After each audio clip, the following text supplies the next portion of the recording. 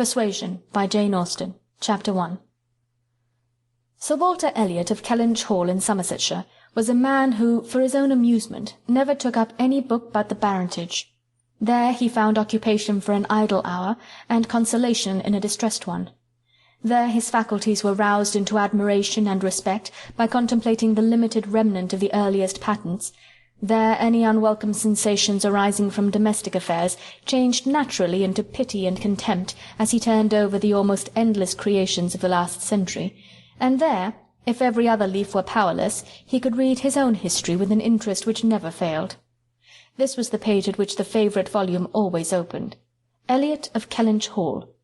Walter Elliot, born March 1st, 1760, married July 15th, 1784, Elizabeth, daughter of James Stevenson, Esquire, of South Park, in the county of Gloucester, by which lady, who died 1800, he has issue Elizabeth, born June 1st, 1785, Anne, born August 9th, 1787, a stillborn son, November 5th, 1789, Mary, born November 20th, 1791. Precisely such had the paragraph originally stood from the printer's hands, but Sir Walter had improved it by adding, for the information of himself and his family, these words, after the date of Mary's birth: "Married December 16th, 1810, Charles, son and heir of Charles Musgrove, Esquire, of Uppercross, in the county of Somerset," and by inserting most accurately the day of the month on which he had lost his wife. Then followed the history and rise of the ancient and respectable family, in the usual terms. How it had been first settled in Cheshire, how mentioned in Dugdale, serving the office of High Sheriff, representing a borough in 3 successive Parliaments, exertions of loyalty and dignity of baronet in the first year of Charles II, with all the Marys and Elizabeths they had married, forming altogether 2 handsome 12mo pages, and concluding with the arms and motto, principal seat Kellinch Hall in the county of Somerset, and Sir Walter's handwriting again in this finale. Heir presumptive William Walter Elliot, Esquire, great-grandson of the second Sir Walter. Vanity was the beginning and the end of Sir Walter Elliot's character, vanity of person and of situation. He had been remarkably handsome in his youth, and at 54 was still a very fine man. Few women could think more of their personal appearance than he did, nor could the valet of any new-made lord be more delighted with the place he held in society. He considered the blessing of beauty as inferior only to the blessing of a baronetcy, and the Sir Walter Elliot who united these gifts was the constant object of his warmest respect and devotion. His good looks and his rank had one fair claim on his attachment, since to them he must have owed a wife of very superior character to anything deserved by his own. Lady Elliot had been an excellent woman, sensible and amiable, whose judgment and conduct, if they might be pardoned the youthful infatuation which made her Lady Elliot, had never required indulgence afterwards.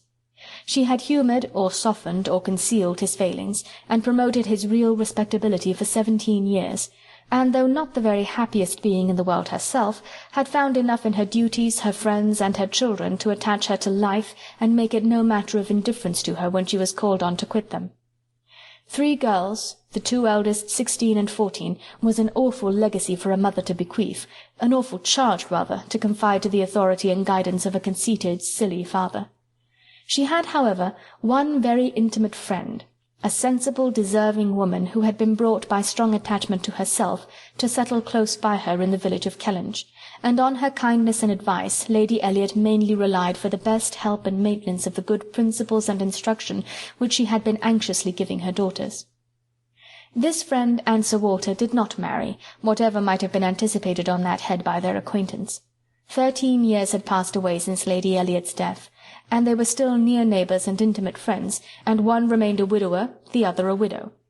That Lady Russell, of steady age and character, and extremely well provided for, should have no thought of a second marriage, needs no apology to the public, which is rather apt to be unreasonably discontented when a woman does marry again than when she does not. But Sir Walter's continuing singleness requires explanation. Be it known, then, that Sir Walter, like a good father, having met with 1 or 2 private disappointments in very unreasonable applications, prided himself on remaining single for his dear daughter's sake.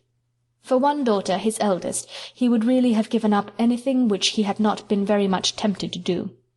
Elizabeth had succeeded at 16 to all that was possible of her mother's rights and consequence, and being very handsome and very like himself, her influence had always been great, and they had got on together most happily. His 2 other children were of very inferior value. Mary had acquired a little artificial importance by becoming Mrs. Charles Musgrove, but Anne, with an elegance of mind and sweetness of character which must have placed her high with any people of real understanding, was nobody with either father or sister. Her word had no weight, her convenience was always to give way. She was only Anne. To Lady Russell, indeed, she was a most dear and highly valued goddaughter, favourite, and friend. Lady Russell loved them all, but it was only in Anne that she could fancy the mother to revive again.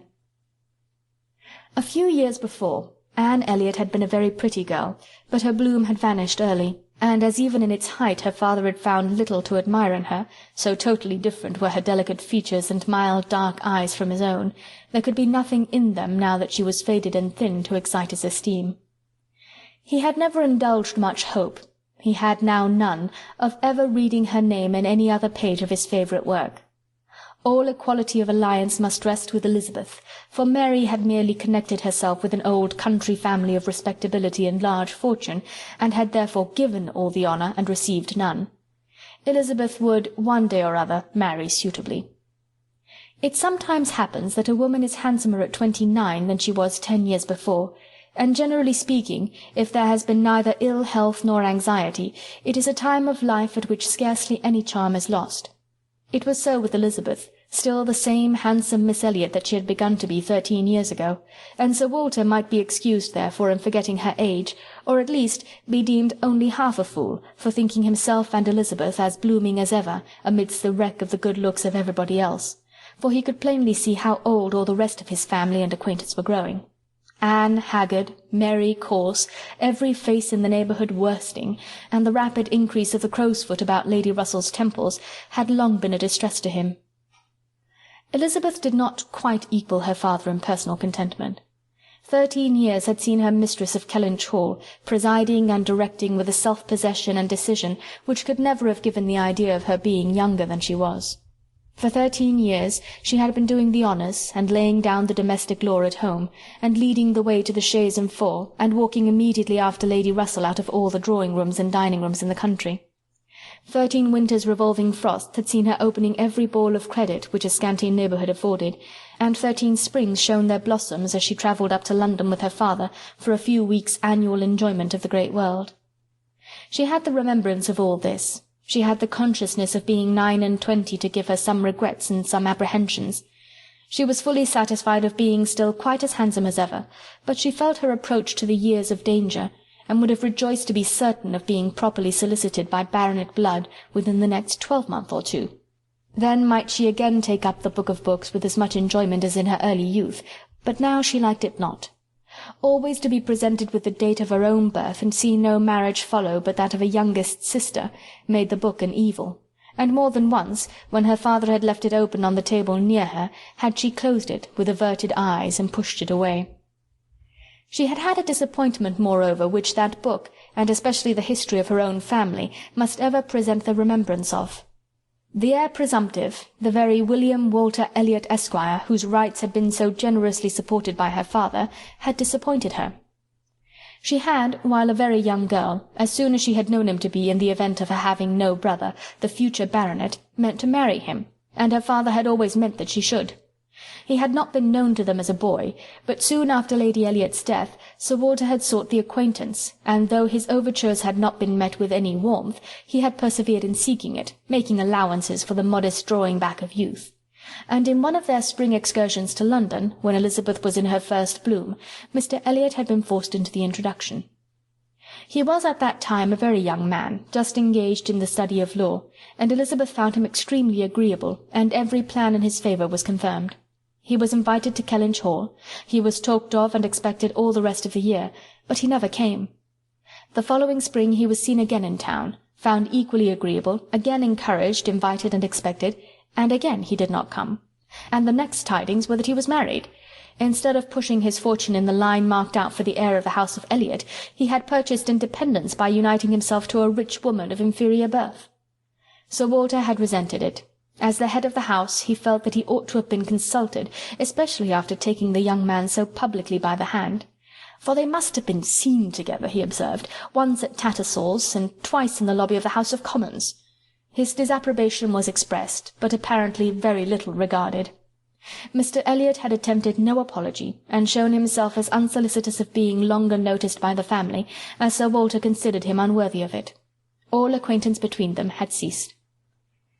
This very awkward history of Mr. Elliot was still, after an interval of several years, felt with anger by Elizabeth, who had liked the man for himself, and still more for being her father's heir, and whose strong family pride could see only in him a proper match for Sir Walter Elliot's eldest daughter. There was not a baronet from A to Z whom her feelings could have so willingly acknowledged as an equal. Yet so miserably had he conducted himself, that though she was at this present time, the summer of 1814, wearing black ribbons for his wife, she could not admit him to be worth thinking of again. The disgrace of his first marriage might, perhaps, as there was no reason to suppose it perpetuated by offspring, have been got over, had he not done worse.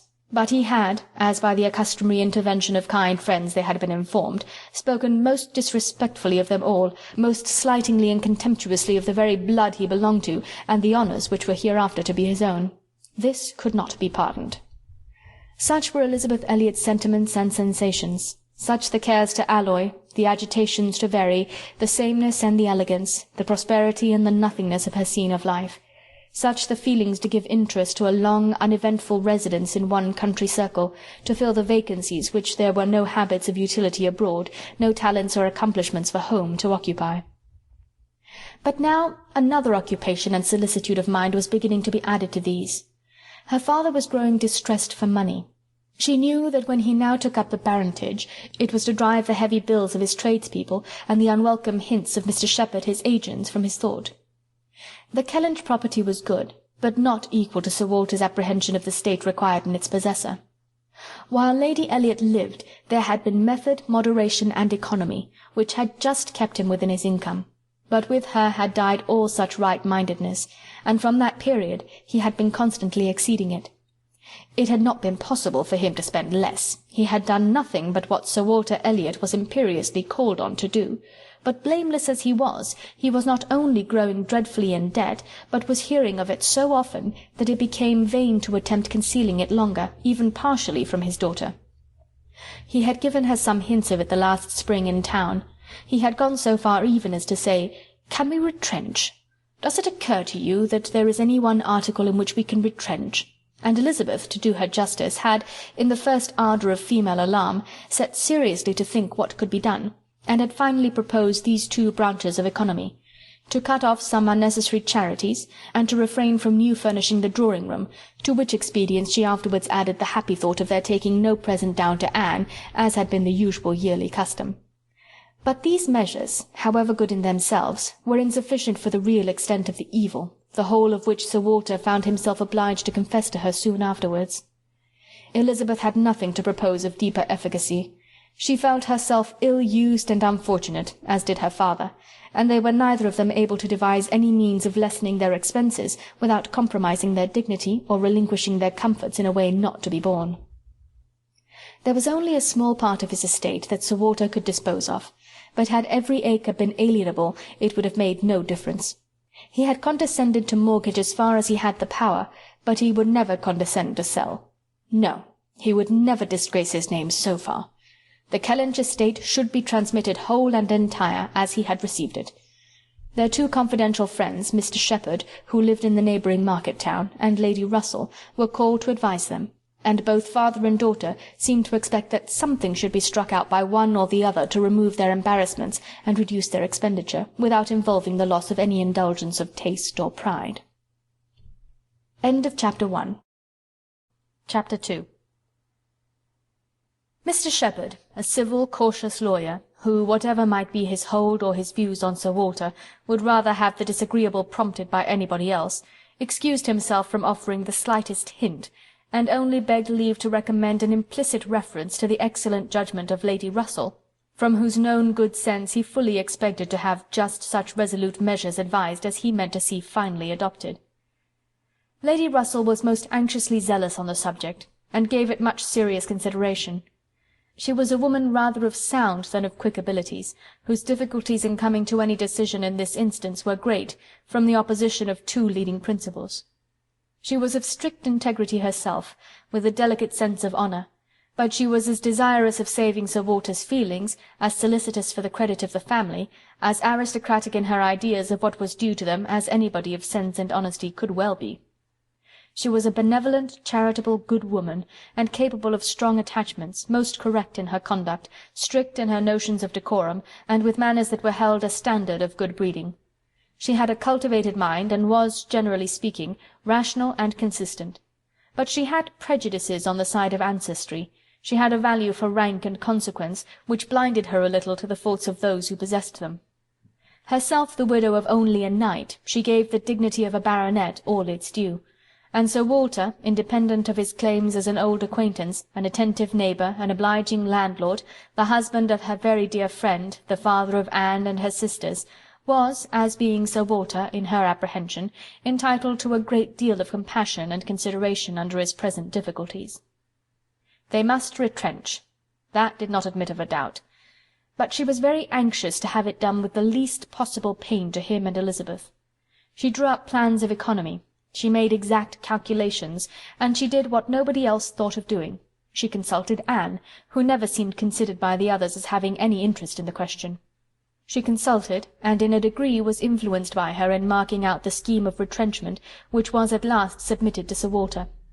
Every emendation of Anne's had been on the side of honesty against importance. She wanted more vigorous measures, a more complete reformation, a quicker release from debt, a much higher tone of indifference for anything but justice and equity. "If we can persuade your father to all this," said Lady Russell, looking over her paper, "much may be done. If he will adopt these regulations, in 7 years he will be clear, and I hope we may be able to convince him and Elizabeth that Kellinch Hall has a respectability in itself which cannot be affected by these reductions, and that the true dignity of Sir Walter Elliot will be very far from lessened in the eyes of sensible people by acting like a man of principle. What will he be doing, in fact, but what very many of our first families have done, or ought to do? There will be nothing singular in his case, and it is singularity which often makes the worst part of our suffering, as it always does of our conduct. I have great hope of prevailing. We must be serious and decided, for after all, the person who has contracted debts must pay them, and though a great deal is due to the feelings of the gentleman, and the head of a house, like your father, there is still more due to the character of an honest man." This was the principle on which Anne wanted her father to be proceeding, his friends to be urging him. She considered it as an act of indispensable duty to clear away the claims of creditors with all the expedition which the most comprehensive retrenchments could secure, and saw no dignity in anything short of it. She wanted it to be prescribed and felt as a duty. She rated Lady Russell's influence highly, and as to the severe degree of self-denial which her own conscience prompted, she believed there might be little more difficulty in persuading them to a complete than to half a reformation. Her knowledge of her father and Elizabeth inclined her to think that the sacrifice of one pair of horses would be hardly less painful than of both, and so on, through the whole list of Lady Russell's too gentle reductions. How Anne's more rigid requisitions might have been taken is of little consequence. Lady Russell's had no success at all. Could not be put up with, were not to be borne. What? Every comfort of life knocked off! Journeys, London, servants, horses, table, contractions and restrictions everywhere! To live no longer with the decencies even of a private gentleman! No, he would sooner quit Kellinch Hall at once than remain in it on such disgraceful terms. Quit Kellinch Hall! The hint was immediately taken up by Mr. Shepherd, whose interest was involved in the reality of Sir Walter's retrenching, and who was perfectly persuaded that nothing would be done without a change of abode. Since the idea had been started in the very quarter which ought to dictate, he had no scruple, he said, in confessing his judgment to be entirely on that side. It did not appear to him that Sir Walter could materially alter his style of living in a house which had such a character of hospitality and ancient dignity to support. In any other place Sir Walter might judge for himself, and would be looked up to as regulating the modes of life in whatever way he might choose to model his household. Sir Walter would quit Kellinch Hall, and after a very few days more of doubt and indecision, the great question of whither he should go was settled, and the first outline of this important change made out. There had been 3 alternatives: London, Bath, or another house in the country. All Anne's wishes had been for the latter. A small house in their own neighbourhood, where they might still have Lady Russell's society, still be near Mary, and still have the pleasure of sometimes seeing the lawns and groves of Kellinch, was the object of her ambition. But the usual fate of Anne attended her, in having something very opposite from her inclination fixed on. She disliked Bath, and did not think it agreed with her, and Bath was to be her home. Sir Walter had at first thought more of London, but Mr. Shepherd felt that he could not be trusted in London, and had been skilful enough to dissuade him from it, and make Bath preferred. It was a much safer place for a gentleman in his predicament. He might there be important at comparatively little expense. Two material advantages of Bath over London had of course been given all their weight. Its more convenient distance from Kellinch, only 50 miles, and Lady Russell spending some part of every winter there, and to the very great satisfaction of Lady Russell, whose first views on the projected change had been for Bath, Sir Walter and Elizabeth were induced to believe that they should lose neither consequence nor enjoyment by settling there. Lady Russell felt obliged to oppose her dear Anne's known wishes. It would be too much to expect Sir Walter to descend into a small house in his own neighbourhood. Anne herself would have found the mortifications of it more than she foresaw, and to Sir Walter's feelings they must have been dreadful. And with regard to Anne's dislike of Bath, she considered it as a prejudice and mistake arising first from the circumstance of her having been 3 years at school there, after her mother's death, and secondly, from her happening to be not in perfectly good spirits the only winter which she had afterwards spent there with herself. Lady Russell was fond of Bath, in short, and disposed to think it must suit them all. And as to her young friend's health, by passing all the warm months with her at Kellinch Lodge, every danger would be avoided.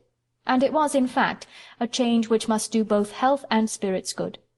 Anne had been too little from home, too little seen. Her spirits were not high. A larger society would improve them. She wanted her to be more known. The undesirableness of any other house in the same neighbourhood for Sir Walter was certainly much strengthened by one part, and a very material part of the scheme, which had been happily engrafted on the beginning. He was not only to quit his home, but to see it in the hands of others, a trial of fortitude which stronger heads than Sir Walter's have found too much. Kellinch Hall was to be let. This, however, was a profound secret, not to be breathed beyond their own circle. Sir Walter could not have borne the degradation of being known to design letting his house. Mr. Shepherd had once mentioned the word advertise, but never dared approach it again. Sir Walter spurned the idea of its being offered in any manner, forbade the slightest hint being dropped of his having such an intention, and it was only on the supposition of his being spontaneously solicited by some most unexceptionable applicant, on his own terms, and as a great favour, that he would let it at all. How quick come the reasons for approving what we like! Lady Russell had another excellent one at hand, for being extremely glad that Sir Walter and his family were to remove from the country. Elizabeth had been lately forming an intimacy which she wished to see interrupted. It was with the daughter of Mr. Shepherd, who had returned, after an unprosperous marriage, to her father's house, with the additional burden of 2 children. She was a clever young woman, who understood the art of pleasing at least, at Kellinch Hall, and who made herself so acceptable to Miss Elliot as to have been already staying there more than once, in spite of all that Lady Russell, who thought it a friendship quite out of place, could hint of caution and reserve. Lady Russell indeed had scarcely any influence with Elizabeth, and seemed to love her rather because she would love her than because Elizabeth deserved it. She had never received from her more than outward attention, nothing beyond the observances of complaisance, had never succeeded in any point which she wanted to carry against previous inclination. She had been repeatedly very earnest in trying to get Anne included in the visit to London, sensibly open to all the injustice and all the discredit of the selfish arrangements which shut her out, and on many lesser occasions had endeavoured to give Elizabeth the advantage of her own better judgment and experience, but always in vain. Elizabeth would go her own way, and never had she pursued it in more decided opposition to Lady Russell than in this selection of Mrs. Clay, turning from the society of so deserving a sister to bestow her affection and confidence on one who ought to have been nothing to her but the object of distant civility. From situation, Mrs. Clay was, in Lady Russell's estimate, a very unequal, and in her character she believed a very dangerous companion, and a removal that would leave Mrs. Clay behind, and bring a choice of more suitable intimates within Miss Elliot's reach, was therefore an object of first-rate importance. Chapter 3. "I must take leave to observe, Sir Walter," said Mr. Shepherd one morning at Kellinch Hall, as he laid down the newspaper, "that the present juncture is much in our favour. This peace will be turning all our rich naval officers ashore. They will be all wanting a home. Could not be a better time, Sir Walter, for having a choice of tenants, very responsible tenants. Many a noble fortune has been made during the war. If a rich admiral were to come in our way, Sir Walter—" "He would be a very lucky man, Shepherd," replied Sir Walter. "That's all I have to remark. A prize indeed would Kellinch Hall be to him. Rather the greatest prize of all, let him have taken ever so many before. Hey, Shepherd?" Mr. Shepherd laughed, as he knew he must, at this wit, and then added, "I presume to observe, Sir Walter, that in the way of business, gentlemen of the navy are well to deal with. I have had a little knowledge of their methods of doing business, and I am free to confess that they have very liberal notions, and are as likely to make desirable tenants as any set of people one should meet with. Therefore, Sir Walter, what I would take leave to suggest is, that if in consequence of any rumours getting abroad of your intention, which must be contemplated as a possible thing, because we know how difficult it is to keep the actions and designs of one part of the world from the notice and curiosity of the other, consequence has its tax. I, John Shepherd, might conceal any family matters that I chose, for nobody would think it worth their while to observe me. But Sir Walter Elliot has eyes upon him, which it may be very difficult to elude, and therefore, thus much I venture upon, that it will not greatly surprise me if, with all our caution, some rumour of the truth should get abroad, in the supposition of which, as I was going to observe, since applications will unquestionably follow, I should think any from our wealthy naval commanders particularly worth attending to, and beg leave to add, that 2 hours will bring me over at any time, to save you the trouble of replying." Sir Walter only nodded, but soon afterwards, rising and pacing the room, he observed sarcastically, "There are few among the gentlemen of the navy, I imagine, who would not be surprised to find themselves in a house of this description." "They would look around them, no doubt, and bless their good fortune," said Mrs. Clay, for Mrs. Clay was present. Her father had driven her over, nothing being of so much use to Mrs. Clay's health as a drive to Kellinch. "But I quite agree with my father in thinking a sailor might be a very desirable tenant.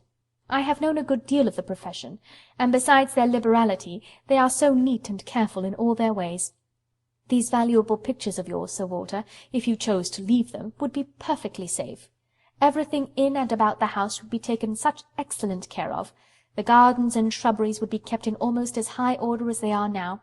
You need not be afraid, Miss Elliot, of your own sweet flower gardens being neglected." "As to all that," rejoined Sir Walter coolly, "supposing I were induced to let my house, I have by no means made up my mind as to the privileges to be annexed to it. I am not particularly disposed to favour a tenant.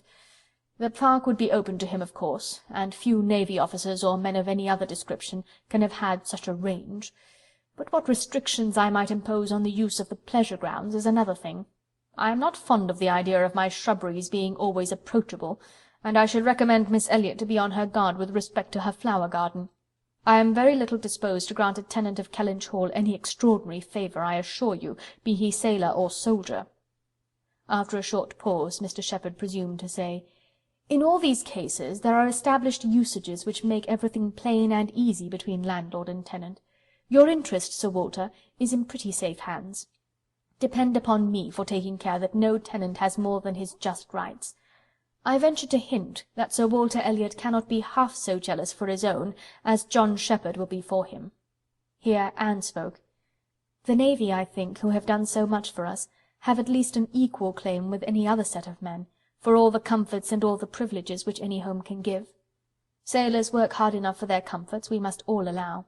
"Very true, very true. What Miss Anne says is very true," was Mr. Shepherd's rejoinder, and "Oh, certainly," was his daughter's. But Sir Walter's remark was, soon afterwards, "The profession has its utility, but I should be sorry to see any friend of mine belonging to it." "Indeed," was the reply, and with a look of surprise. "Yes. It is in 2 points offensive to me. I have 2 strong grounds of objection to it. First, as being the means of bringing persons of obscure birth into undue distinction, and raising men to honours which their fathers and grandfathers never dreamt of. And secondly, as it cuts up a man's youth and vigour most horribly. A sailor grows old sooner than any other man. I have observed it all my life. A man is in greater danger in the navy of being insulted by the rise of one whose father his father might have disdained to speak to, and of becoming prematurely an object of disgust himself, than in any other line. One day last spring in town I was in company with 2 men, striking instances of what I am talking of. Lord St. Ives, whose father we all know to have been a country curate, without bread to eat. I was to give place to Lord St. Ives and a certain Admiral Baldwin, the most deplorable-looking personage you can imagine. His face the colour of mahogany, rough and rugged to the last degree, all lines and wrinkles, 9 grey hairs of a side, and nothing but a dab of powder at the top. "In the name of heaven, who is that old fellow?" said I to a friend of mine who was standing near, Sir Basil Morley. "Old fellow!" cried Sir Basil. "It is Admiral Baldwin. What do you take his age to be?" 60, said I, or perhaps 62. 40, replied Sir Basil, 40 and no more. Picture to yourselves my amazement. I shall not easily forget Admiral Baldwin. I never saw quite so wretched an example of what a seafaring life can do. But to a degree I know it is the same with them all. They are all knocked about, and exposed to every climate and every weather, till they are not fit to be seen. It is a pity they are not knocked on the head at once, before they reach Admiral Baldwin's age." "Nay, Sir Walter," cried Mrs. Clay, "this is being severe indeed. Have a little mercy on the poor men. We are not all born to be handsome. The sea is no beautifier, certainly. Sailors do grow old betimes, I have observed it. They soon lose the look of youth. But then, is not it the same with many other professions, perhaps most others? Soldiers in active service are not at all better off. And even in the quieter professions there is a toil and a labour of the mind, if not of the body, which seldom leaves a man's looks to the natural effect of time. The lawyer plods, quite careworn, the physician is up at all hours, and travelling in all weather, and even the clergyman—" she stopped a moment to consider what might do for the clergyman—"and even the clergyman, you know, is obliged to go into infected rooms, and expose his health and looks to all the injury of a poisonous atmosphere. In fact, as I have been long convinced, though every profession is necessary and honourable in its turn, it is only the lot of those who are not obliged to follow any, who can live in a regular way, in the country, choosing their own hours, following their own pursuits, and living on their own property without the torment of trying for more. It is only their lot, I say, to hold the blessings of health and a good appearance to the utmost. I know no other set of men but what lose something of their personableness when they cease to be quite young." It seemed as if Mr. Shepherd, in this anxiety to bespeak Sir Walter's goodwill towards a naval officer as tenant, had been gifted with foresight, for the very first application for the house was from an Admiral Croft, with whom he shortly afterwards fell into company in attending the quarter sessions at Taunton. And indeed he had received a hint of the Admiral from a London correspondent. By the report which he hastened over to Kellinch to make, Admiral Croft was a native of Somersetshire, who, having acquired a very handsome fortune, was wishing to settle in his own country, and had come down to Taunton in order to look at some advertised places in that immediate neighbourhood, which, however, had not suited him. That accidentally hearing (it was just as he had foretold, Mr. Shepherd observed, Sir Walter's concerns could not be kept a secret), accidentally hearing of the possibility of Kellinch Hall being to let, and understanding his, Mr. Shepherd's, connection with the owner, he had introduced himself to him in order to make particular inquiries, and had, in the course of a pretty long conference, expressed as strong an inclination for the place as a man who knew it only by description could feel, and given Mr. Shepherd, in his explicit account of himself, every proof of his being a most responsible, eligible tenant. "And who is this Admiral Croft?" was Sir Walter's cold, suspicious inquiry. Mr. Shepherd answered for his being of a gentleman's family, and mentioned a place, and Anne, after the little pause which followed, added, "He is a rear admiral of the White. He was in the Trafalgar action, and has been in the East Indies since. He was stationed there, I believe, several years." "Then I take it for granted," observed Sir Walter, "that his face is about as orange as the cuffs and capes of my livery." Mr. Shepherd hastened to assure him that Admiral Croft was a very hale, hearty, well-looking man, a little weather-beaten, to be sure, but not much, and quite the gentleman in all his notions and behaviour, not likely to make the smallest difficulty about terms, only wanted a comfortable home, and to get into it as soon as possible, knew he must pay for his convenience, knew what rent a ready-furnished house of that consequence might fetch, should not have been surprised if Sir Walter had asked more, had inquired about the manor, would be glad of the deputation, certainly, but made no great point of it, said he sometimes took out a gun, but never killed, quite the gentleman. Mr. Shepherd was eloquent on the subject, pointing out all the circumstances of the Admiral's family, which made him particularly desirable as a tenant. He was a married man, and without children, the very state to be wished for. A house was never taken good care of, Mr. Shepherd observed, without a lady. He did not know whether furniture might not be in danger of suffering as much where there was no lady, as where there were many children. A lady without a family was the very best preserver of furniture in the world. He had seen Mrs. Croft too. She was at Taunton with the Admiral, and had been present almost all the time they were talking the matter over. "And a very well-spoken, genteel, shrewd lady she seemed to be," continued he, "asked more questions about the house, and terms, and taxes than the Admiral himself, and seemed more conversant with business, and moreover, Sir Walter, I found she was not quite unconnected in this country, any more than her husband. That is to say, she is sister to a gentleman who did live amongst us once. She told me so herself. Sister to the gentleman who lived a few years back at Monkford. Bless me, what was his name? At this moment I cannot recollect his name, though I have heard it so lately. Penelope, my dear, can you help me to the name of the gentleman who lived at Monkford, Mrs. Croft's brother?" But Mrs. Clay was talking so eagerly with Miss Elliot that she did not hear the appeal. "I have no conception whom you can mean, Shepherd. I remember no gentleman resident at Monkford since the time of old Governor Trent." "Bless me, how very odd! I shall forget my own name soon, I suppose. A name that I am so very well acquainted with. Knew the gentleman so well by sight, seen him 100 times. Came to consult me once, I remember, about a trespass of one of his neighbours. Farmer's man breaking into his orchard, wall torn down, apples stolen, caught in the fact, and afterwards, contrary to my judgment, submitted to an amicable compromise. Very odd indeed." After waiting another moment, "You mean Mr. Wentworth, I suppose," said Anne. Mr. Shepherd was all gratitude. "Wentworth was the very name. Mr. Wentworth was the very man. He had the curacy of Monkford, you know, Sir Walter, some time back, for 2 or 3 years. Came there about the year 5, I take it. You remember him, I am sure." "Wentworth? Oh, aye, Mr. Wentworth, the curate of Monkford. You misled me by the term gentleman. I thought you were speaking of some man of property. Mr. Wentworth was nobody, I remember. Quite unconnected, nothing to do with the Strafford family. One wonders how the names of many of our nobility become so common."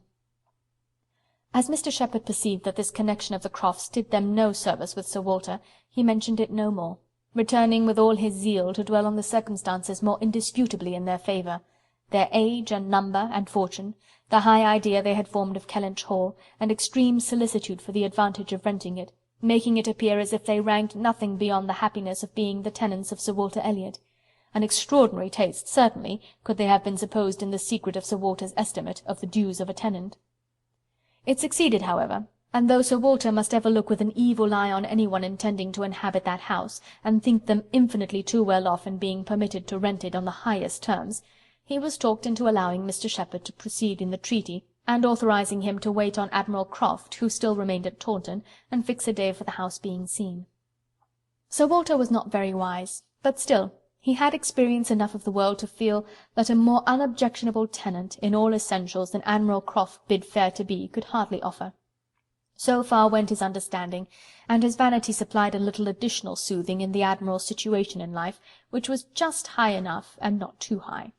"I have let my house to Admiral Croft" would sound extremely well, very much better than to any mere Mr. A Mr., save perhaps some half-dozen in the nation, always needs a note of explanation.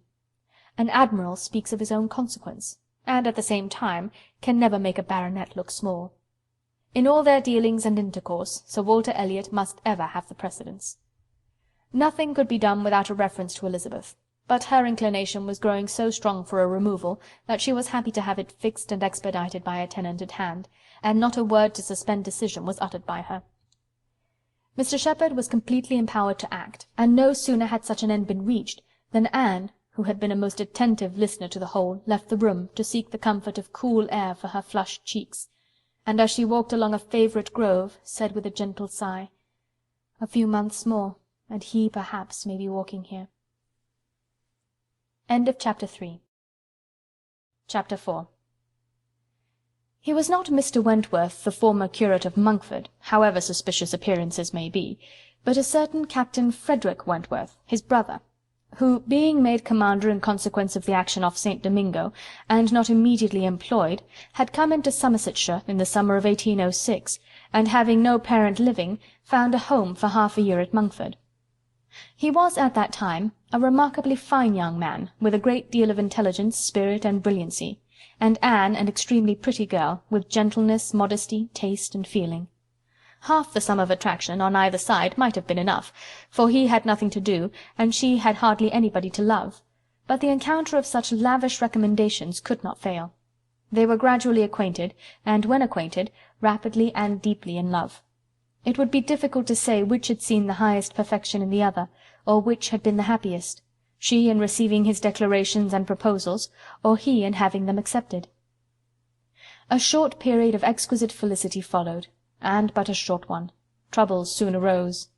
Sir Walter, on being applied to, without actually withholding his consent, or saying it should never be, gave it all the negative of great astonishment, great coldness, great silence, and a professed resolution of doing nothing for his daughter. He thought it a very degrading alliance. And Lady Russell, though with more tempered and pardonable pride, received it as a most unfortunate one.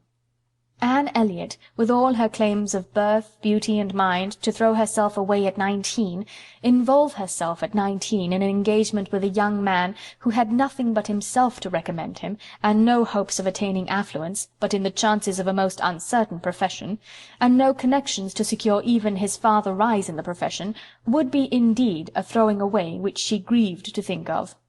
Anne Elliot, so young, known to so few, to be snatched off by a stranger without alliance or fortune, or rather sunk by him into a state of most wearing, anxious, youth-killing dependence. It must not be, if by any fair interference of friendship, any representations from one who had almost a mother's love and mother's rights, it would be prevented.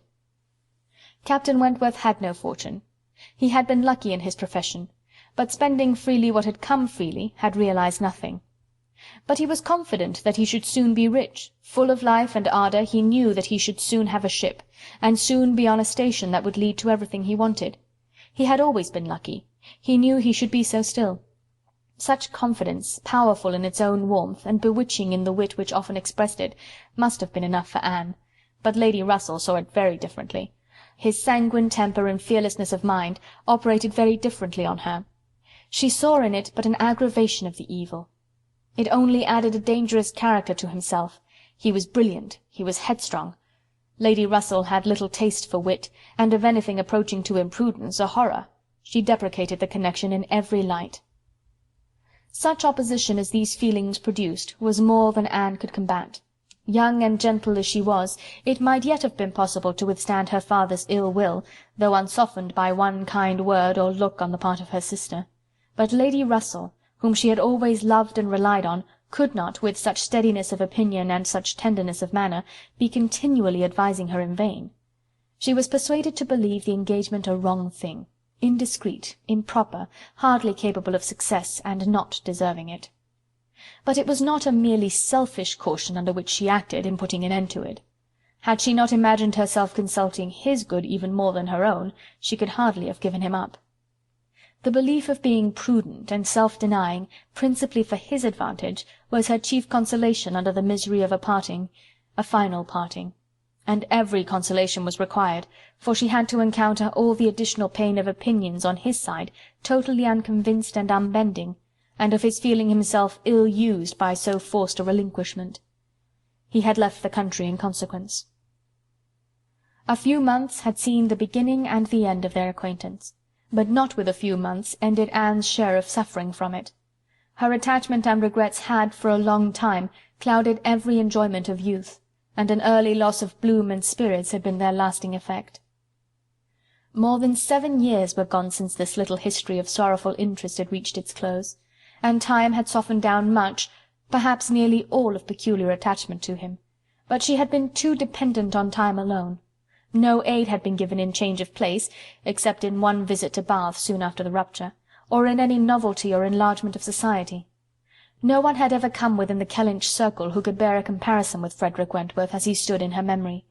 No second attachment, the only thoroughly natural, happy, and sufficient cure, at her time of life, had been possible to the nice tone of her mind, the fastidiousness of her taste, in the small limits of the society around them. She had been solicited, when about 22, to change her name, by the young man who, not long afterwards, found a more willing mind in her younger sister. And Lady Russell had lamented her refusal, for Charles Musgrove was the eldest son of a man whose landed property and general importance were second in that country only to Sir Walter's, and of good character and appearance. And however Lady Russell might have asked yet for something more while Anne was 19, she would have rejoiced to see her at 22 so respectably removed from the partialities and injustice of her father's house, and settled so permanently near herself. But in this case Anne had left nothing for advice to do.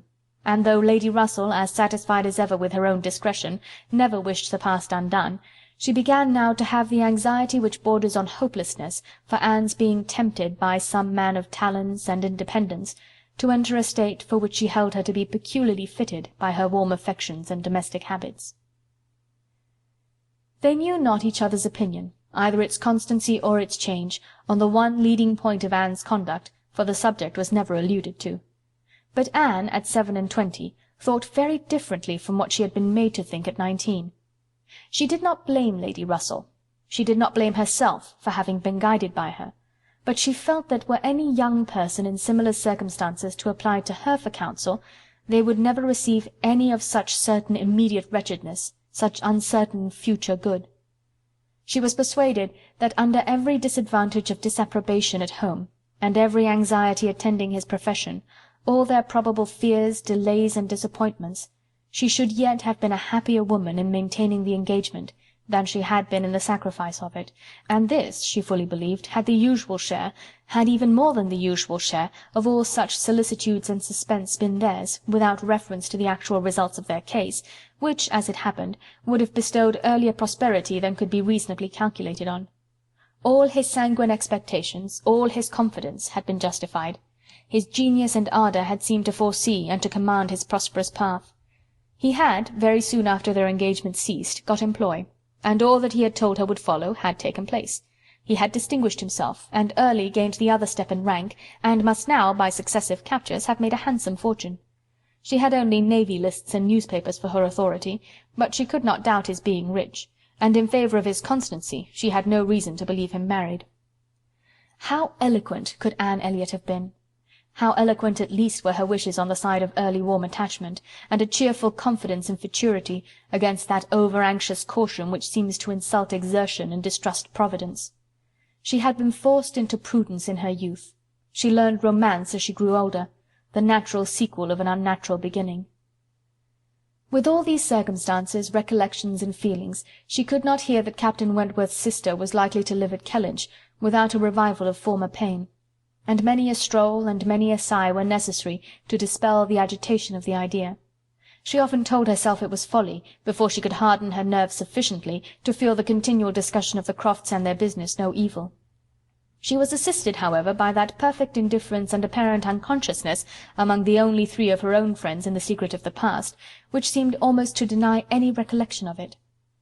She could do justice to the superiority of Lady Russell's motives in this, over those of her father and Elizabeth.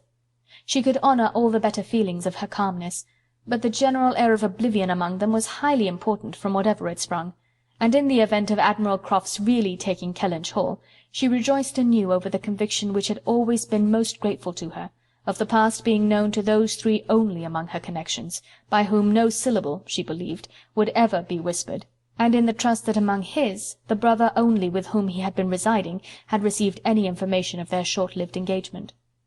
That brother had been long removed from the country, and being a sensible man, and moreover a single man at the time, she had a fond dependence on no human creature's having heard of it from him.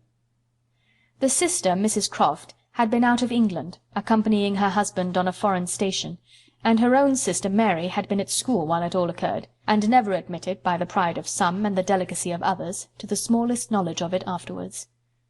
With these supports, she hoped that the acquaintance between herself and the Crofts, which, with Lady Russell still resident in Kellinch, and Mary fixed only 3 miles off, must be anticipated, need not involve any particular awkwardness.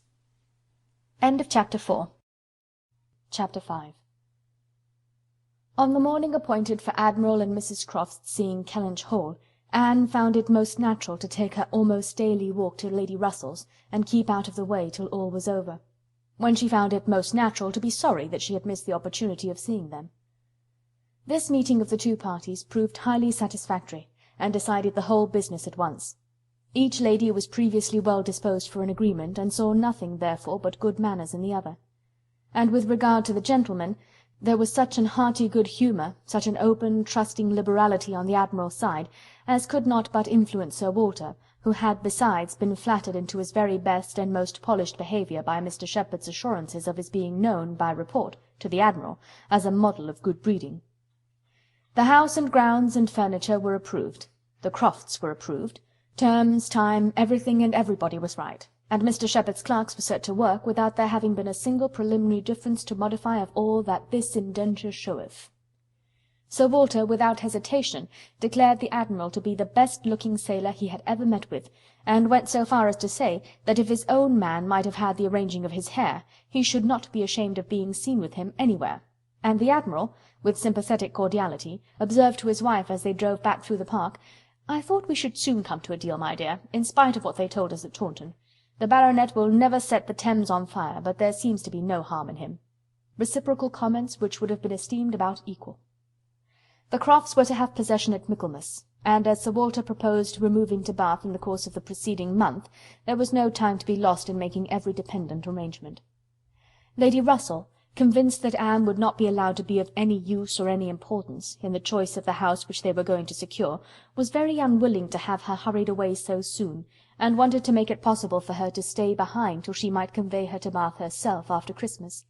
But having engagements of her own which must take her from Kellinch for several weeks, she was unable to give the full invitation she wished, and Anne, though dreading the possible heats of September and all the white glare of Bath, and grieving to forego all the influence so sweet and so sad of the autumnal months in the country, did not think that, everything considered, she wished to remain. It would be most right and most wise, and therefore must involve least suffering to go with the others. Something occurred, however, to give her a different duty. Mary, often a little unwell, and always thinking a great deal of her own complaints, and always in the habit of claiming Anne when anything was the matter, was indisposed, and foreseeing that she should not have a day's health all the autumn, entreated, or rather required her, for it was hardly entreaty, to come to Uppercross Cottage, and bear her company as long as she should want her, instead of going to Bath. "I cannot possibly do without Anne," was Mary's reasoning, and Elizabeth's reply was, that I am sure Anne had better stay, for nobody will want her in Bath. To be claimed as a good, though in an improper style, is at least better than being rejected as no good at all, and Anne, glad to be thought of some use, glad to have anything marked out as a duty, and certainly not sorry to have the scene of it in the country, and her own dear country, readily agreed to stay. This invitation of Mary's removed all Lady Russell's difficulties, and it was consequently soon settled that Anne should not go to Bath till Lady Russell took her, and that all the intervening time should be divided between Uppercross Cottage and Kellinch Lodge. So far all was perfectly right, but Lady Russell was almost startled by the wrong of one part of the Kellinch Hall plan when it burst on her, which was Mrs. Clay's being engaged to go to Bath with Sir Walter and Elizabeth as a most important and valuable assistant to the latter in all the business before her. Lady Russell was extremely sorry that such a measure should have been resorted to at all, wondered, grieved, and feared, and the affront it contained to Anne, in Mrs. Clay's being of so much use while Anne could be of none, was a very sore aggravation. Anne herself was become hardened to such affronts, but she felt the imprudence of the arrangement quite as keenly as Lady Russell.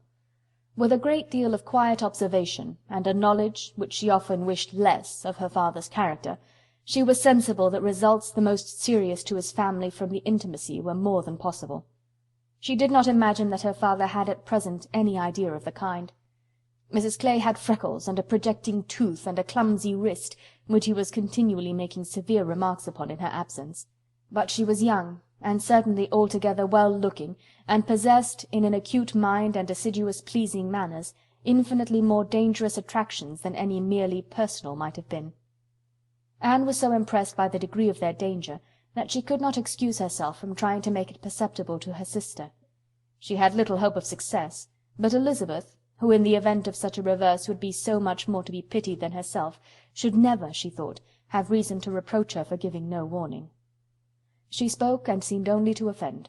Elizabeth could not conceive how such an absurd suspicion should occur to her, and indignantly answered for each party's perfectly knowing their situation. "Mrs. Clay," she said warmly, "never forgets who she is, and as I am rather better acquainted with her sentiments than you can be, I can assure you that upon the subject of marriage they are particularly nice, and that she reprobates all inequality of condition and rank more strongly than most people.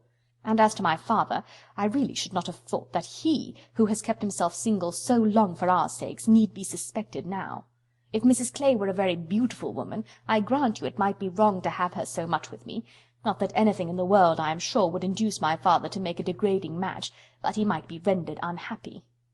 But poor Mrs. Clay, who with all her merits could never have been reckoned tolerably pretty, I really think poor Mrs. Clay may be staying here in perfect safety. One would imagine you had never heard my father speak of her personal misfortunes, though I know you must 50 times. That tooth of hers, and those freckles. Freckles do not disgust me so very much as they do him. I have known a face not materially disfigured by a few, but he abominates them. You must have heard him notice Mrs. Clay's freckles." "There is hardly any personal defect," replied Anne, "which an agreeable manner might not gradually reconcile one to." "I think very differently," answered Elizabeth shortly.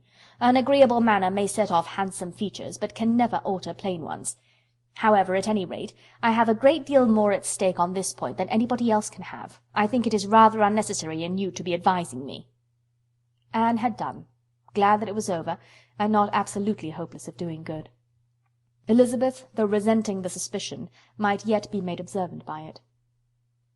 The last office of the 4 carriage horses was to draw Sir Walter, Miss Elliot, and Mrs. Clay to Bath. The party drove off in very good spirits. Sir Walter prepared with condescending bows for all the afflicted tenantry and cottagers who might have had a hint to show themselves, and Anne walked up at the same time in a sort of desolate tranquillity to the lodge, where she was to spend the first week. Her friend was not in better spirits than herself. Lady Russell felt this break-up of the family exceedingly. Their respectability was as dear to her as her own, and a daily intercourse had become precious by habit. It was painful to look upon their deserted grounds, and still worse to anticipate the new hands they were to fall into, and to escape the solitariness and the melancholy of so altered a village, and be out of the way when Admiral and Mrs. Croft first arrived. She had determined to make her own absence from home begin when she must give up Anne. Accordingly, their removal was made together, and Anne was set down at Uppercross Cottage in the first stage of Lady Russell's journey.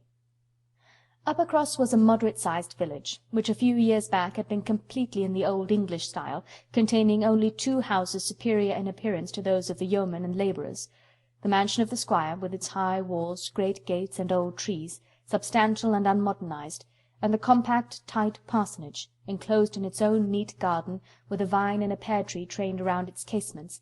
But upon the marriage of the young squire, it had received the improvement of a farmhouse elevated into a cottage for his residence, and Uppercross Cottage, with its verandah, French windows, and other prettiness, was quite as likely to catch the traveller's eye as the more consistent and considerable aspect and premises of the great house, about 1/4 of a mile further on. Here Anne had often been staying. She knew the ways of Uppercross as well as those of Kellinch. The 2 families were so continually meeting, so much in the habit of running in and out of each other's house at all hours, that it was rather a surprise to her to find Mary alone. But being alone, her being unwell and out of spirits, was almost a matter of course. Though better endowed than the elder sister, Mary had not Anne's understanding nor temper. While well and happy and properly attended to, she had great good humour and excellent spirits, but any indisposition sunk her completely. She had no resources for solitude, and inheriting a considerable share of the Elliots' self-importance, was very prone to add to every other distress that of fancying herself neglected and ill-used. In person she was inferior to both sisters, and had, even in her bloom, only reached the dignity of being a fine girl. She was now lying on the faded sofa of the pretty little drawing-room, the once elegant furniture of which had been gradually growing shabby, under the influence of 4 summers and 2 children, and on Anne's appearing greeted her with, "So you are come at last! I began to think I should never see you. I am so ill I can hardly speak. I have not seen a creature the whole morning." "I am sorry to find you unwell," replied Anne. "You sent me such a good account of yourself on Thursday." "Yes, I made the best of it, I always do. But I was very far from well at the time, and I do not think I ever was so ill in my life as I have been all this morning. Very unfit to be alone, I am sure. Suppose I were to be seized of a sudden in some dreadful way, and not be able to ring the bell. So Lady Russell would not get out. I do not think she has been in this house 3 times this summer." Anne said what was proper, and inquired after her husband. "Oh, Charles is out shooting. I have not seen him since 7 o'clock. He would go, though I told him how ill I was. He said he should not stay out long, but he has never come back, and now it is almost 1. I assure you I have not seen a soul this whole long morning." "You have had your little boys with you?" "Yes, as long as I could bear their noise, but they are so unmanageable that they do me more harm than good. Little Charles does not mind a word I say, and Walter is growing quite as bad." "Well, you will soon be better now," replied Anne cheerfully. "You know I always cure you when I come. How are your neighbours at the great house?" "I can give you no account of them. I have not seen one of them to-day except Mr. Musgrove, who just stopped and spoke through the window, but without getting off his horse, and though I told him how ill I was, not one of them have been near me. It did not happen to suit the Miss Musgroves, I suppose, and they never put themselves out of their way." "You will see them yet, perhaps before the morning is gone. It is early." "I never want them, I assure you. They talk and laugh a great deal too much for me. Oh, Anne, I am so very unwell. It was quite unkind of you not to come on Thursday." "My dear Mary, recollect what a comfortable account you sent me of yourself. You wrote in the cheerfullest manner, and said you were perfectly well and in no hurry for me, and that being the case, you must be aware that my wish would be to remain with Lady Russell to the last. And besides what I felt on her account, I have really been so busy, have had so much to do, that I could not very conveniently have left Kellinch sooner." "Dear me! What can you possibly have to do?" "A great many things, I assure you. More than I can recollect in a moment, but I can tell you some. I have been making a duplicate of the catalogue of my father's books and pictures. I have been several times in the garden with Mackenzie, trying to understand and make him understand which of Elizabeth's plants are for Lady Russell. I have had all my own little concerns to arrange, books and music to divide, and all my trunks to repack, from not having understood in time what was intended as to the waggons. And one thing I have had to do, Mary, of a more trying nature, going to almost every house in the parish as a sort of take leave. I was told that they wished it, but all these things took up a great deal of time." "Oh, well," and after a moment's pause, "but you have never asked me one word about our dinner at the Pooles yesterday. Did you go, then? I have made no inquiries, because I concluded you must have been obliged to give up the party." "Oh, yes, I went. I was very well yesterday. Nothing at all the matter with me till this morning. It would have been strange if I had not gone." "I am very glad you were well enough, and I hope you had a pleasant party." "Nothing remarkable. One always knows beforehand what the dinner will be, and who will be there, and it is so very uncomfortable not having a carriage of one's own. Mr. and Mrs. Musgrove took me, and we were so crowded. They are both so very large, and take up so much room, and Mr. Musgrove always sits forward. So there I was, crowded into the back seat with Henrietta and Louisa, and I think it very likely that my illness to-day may be owing to it." A little further perseverance in patience and forced cheerfulness on Anne's side produced nearly a cure on Mary's. She could soon sit upright on the sofa, and began to hope she might be able to leave it by dinner-time. Then, forgetting to think of it, she was at the other end of the room, beautifying a nosegay. Then she ate her cold meat, and then she was well enough to propose a little walk. "Where shall we go?" she said, when they were ready. "I suppose you will not like to call at the great house before they have been to see you." "I have not the smallest objection on that account," replied Anne. "I should never think of standing on such ceremony with people I know so well as Mrs. and the Miss Musgroves." "Oh, but they ought to call upon you as soon as possible. They ought to feel what is due to you as my sister. However, we may as well go and sit with them a little while, and when we have that over we can enjoy our walk." Anne had always thought such a style of intercourse highly imprudent, but she had ceased to endeavour to check it, from believing that, though there were on each side continual subjects of offence, neither family could now do without it. To the great house accordingly they went, to sit the full half-hour in the old-fashioned square parlour, with a small carpet and shining floor, to which the present daughters of the house were gradually giving the proper air of confusion, by a grand pianoforte and a harp, flower-stands, and little tables placed in every direction.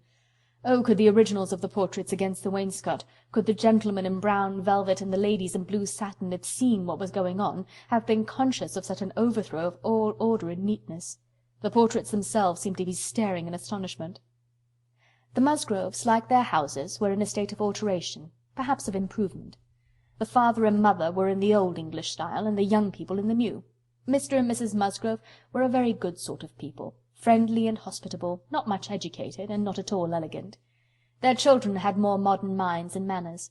There was a numerous family, but the only two grown up, excepting Charles, were Henrietta and Louisa, young ladies of 19 and 20, who had brought from school at Exeter all the usual stock of accomplishments, and were now like thousands of other young ladies, living to be fashionable, happy, and merry. Their dress had every advantage, their faces were rather pretty, their spirits extremely good, their manner unembarrassed and pleasant. They were of consequence at home, and favourites abroad. Anne always contemplated them as some of the happiest creatures of her acquaintance, but still, saved as we all are by some comfortable feeling of superiority from wishing for the possibility of exchange, She would not have given up her own more elegant and cultivated mind for all their enjoyments, and envied them nothing but that seemingly perfect good understanding and agreement together, that good-humoured mutual affection of which she had known so little herself with either of her sisters. They were received with great cordiality. Nothing seemed amiss on the side of the great house family, which was generally, as Anne very well knew, the least to blame. The half-hour was chatted away pleasantly enough, and she was not at all surprised at the end of it to have their walking party joined by both the Miss Musgroves, at Mary's particular invitation. Chapter 6. Anne had not wanted this visit to Uppercross to learn that a removal from one set of people to another, though at a distance of only 3 miles, will often include a total change of conversation, opinion, and idea. She had never been staying there before without being struck by it, or without wishing that other Elliots could have her advantage in seeing how unknown or unconsidered there were the affairs which at Kellinch Hall were treated as of such general publicity and pervading interest. Yet with all this experience she believed that she must now submit to feel that another lesson, in the art of knowing our own nothingness beyond our own circle, was become necessary for her, for certainly, coming as she did with a heart full of the subject which had been completely occupying both houses in Kellinch for many weeks, she had expected rather more curiosity and sympathy than she found in the separate but very similar remark of Mr. and Mrs. Musgrove. "So, Miss Anne, Sir Walter and your sister are gone, and what part of Bath do you think they will settle in?" And this without much waiting for an answer. Or in the young lady's addition of, "I hope we shall be in Bath in the winter. But remember, papa, if we do go we must be in a good situation. None of your Queen Squares for us." Or in the anxious supplement from Mary of, "Upon my word, I shall be pretty well off when you're all gone away to be happy at Bath." She could only resolve to avoid such self-delusion in future, and think with heightened gratitude of the extraordinary blessing of having one such truly sympathizing friend as Lady Russell. The Mr. Musgroves had their own game to guard and to destroy, their own horses, dogs, and newspapers to engage them, and the females were fully occupied in all the other common subjects of housekeeping, neighbours, dress, dancing, and music. She acknowledged it to be very fitting that every little social commonwealth should dictate its own matters of discourse, and hoped ere long to become a not unworthy member of the one she was now transplanted into. With the prospect of spending at least 2 months at Uppercross, it was highly incumbent on her to clothe her imagination, her memory, and all her ideas in as much of Uppercross as is possible. She had no dread of these 2 months. Mary was not so repulsive and unsisterly as Elizabeth, nor so inaccessible to all influence of hers. Neither was there anything among the other component parts of the cottage inimical to comfort. She was always on friendly terms with her brother-in-law, and in the children, who loved her nearly as well and respected her a great deal more than their mother, she had an object of interest, amusement, and wholesome exertion. Charles Musgrove was civil and agreeable. In sense and temper he was undoubtedly superior to his wife, but not of powers or conversation or grace to make the past, as they were connected together, at all a dangerous contemplation. Though at the same time Anne could believe, with Lady Russell, that a more equal mate might have greatly improved him, and that a woman of real understanding might have given more consequence to his character, and more usefulness, rationality, and elegance to his habits and pursuits. As it was, he did nothing with much zeal but sport, and his time was otherwise trifled away without benefit from books or anything else. He had very good spirits, which never seemed much affected by his wife's occasional lowness, bore with her unreasonableness sometimes to Anne's admiration, and upon the whole, though there was very often a little disagreement, in which she had sometimes more share than she wished, being appealed to by both parties, they might pass for a happy couple. They were always perfectly agreed in the want of more money, and a strong inclination for a handsome present from his father, but here, as on most topics, he had the superiority, for while Mary thought it a great shame that such a present was not made, he always contended for his father's having many other uses for his money, and a right to spend it as he liked. As to the management of their children, his theory was much better than his wife's, and his practice not so bad. "I could manage them very well if it were not for Mary's interference," was what Anne often heard him say, and had a good deal of faith in. But when listening in turn to Mary's reproach of "Charles spoils the children so that I cannot get them into any order," she never had the smallest temptation to say, "Very true." One of her least agreeable circumstances of her residence there was her being treated with too much confidence by all parties, and being too much in the secret of the complaints of each house. Known to have some influence with her sister, she was continually requested, or at least receiving hints to exert it, beyond what was practicable. "I wish you could persuade Mary not to be always fancying herself ill," was Charles's language, and in an unhappy mood thus spoke Mary: "I do believe if Charles were to see me dying, he should not think there was anything the matter with me.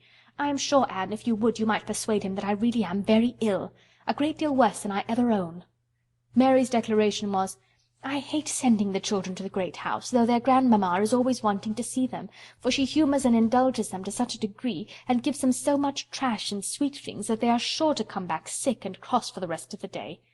And Mrs. Musgrove took the first opportunity of being alone with Anne to say: "Oh, Miss Anne, I cannot help wishing Mrs. Charles had a little of your method with those children. They are quite different creatures with you, but to be sure in general they are so spoilt. It is a pity you cannot put your sister in the way of managing them. They are as fine healthy children as ever were seen, poor little dears, without partiality, but Mrs. Charles knows no more how they should be treated. Bless me, how troublesome they are sometimes! I assure you, Miss Anne, it prevents my wishing to see them at our house so often as I otherwise should. I believe Mrs. Charles is not quite pleased with my not inviting them oftener, but you know it is very bad to have children with one that one is obligated to be checking every moment, don't do this and don't do that, or that one can only keep in tolerable order by more cake than is good for them." She had this communication, moreover, from Mary: "Mrs. Musgrove thinks all her servants so steady that it would be high treason to call it in question, but I am sure, without exaggeration, that our upper housemaid and laundry-maid, instead of being in their business, are gadding about the village all day long. I meet them wherever I go, and I declare I never go twice into the nursery without seeing something of them. If Jemima were not the trustiest, steadiest creature in the world, it would be enough to spoil her, for she tells me they are always tempting her to take a walk with them." And on Mrs. Musgrove's side it was: "I make a rule of never interfering in any of my daughter-in-law's concerns, for I know it would not do. But I shall tell you, Miss Anne, because you may be able to set things to rights, that I have no very good opinion of Mrs. Charles's nursery-maid. I hear strange stories of her. She is always upon the gad, and from my own knowledge I can declare she is such a fine dressing lady that she is enough to ruin any servant she comes near. Mrs. Charles quite swears by her, I know, but I just give you this hint, that you may be upon the watch, because if you see anything amiss, you need not be afraid of mentioning it." Again it was Mary's complaint that Mrs. Musgrove was very apt not to give her the precedence that was her due when they dined at the great house with other families, and she did not see any reason why she was to be considered so much at home as to lose her place.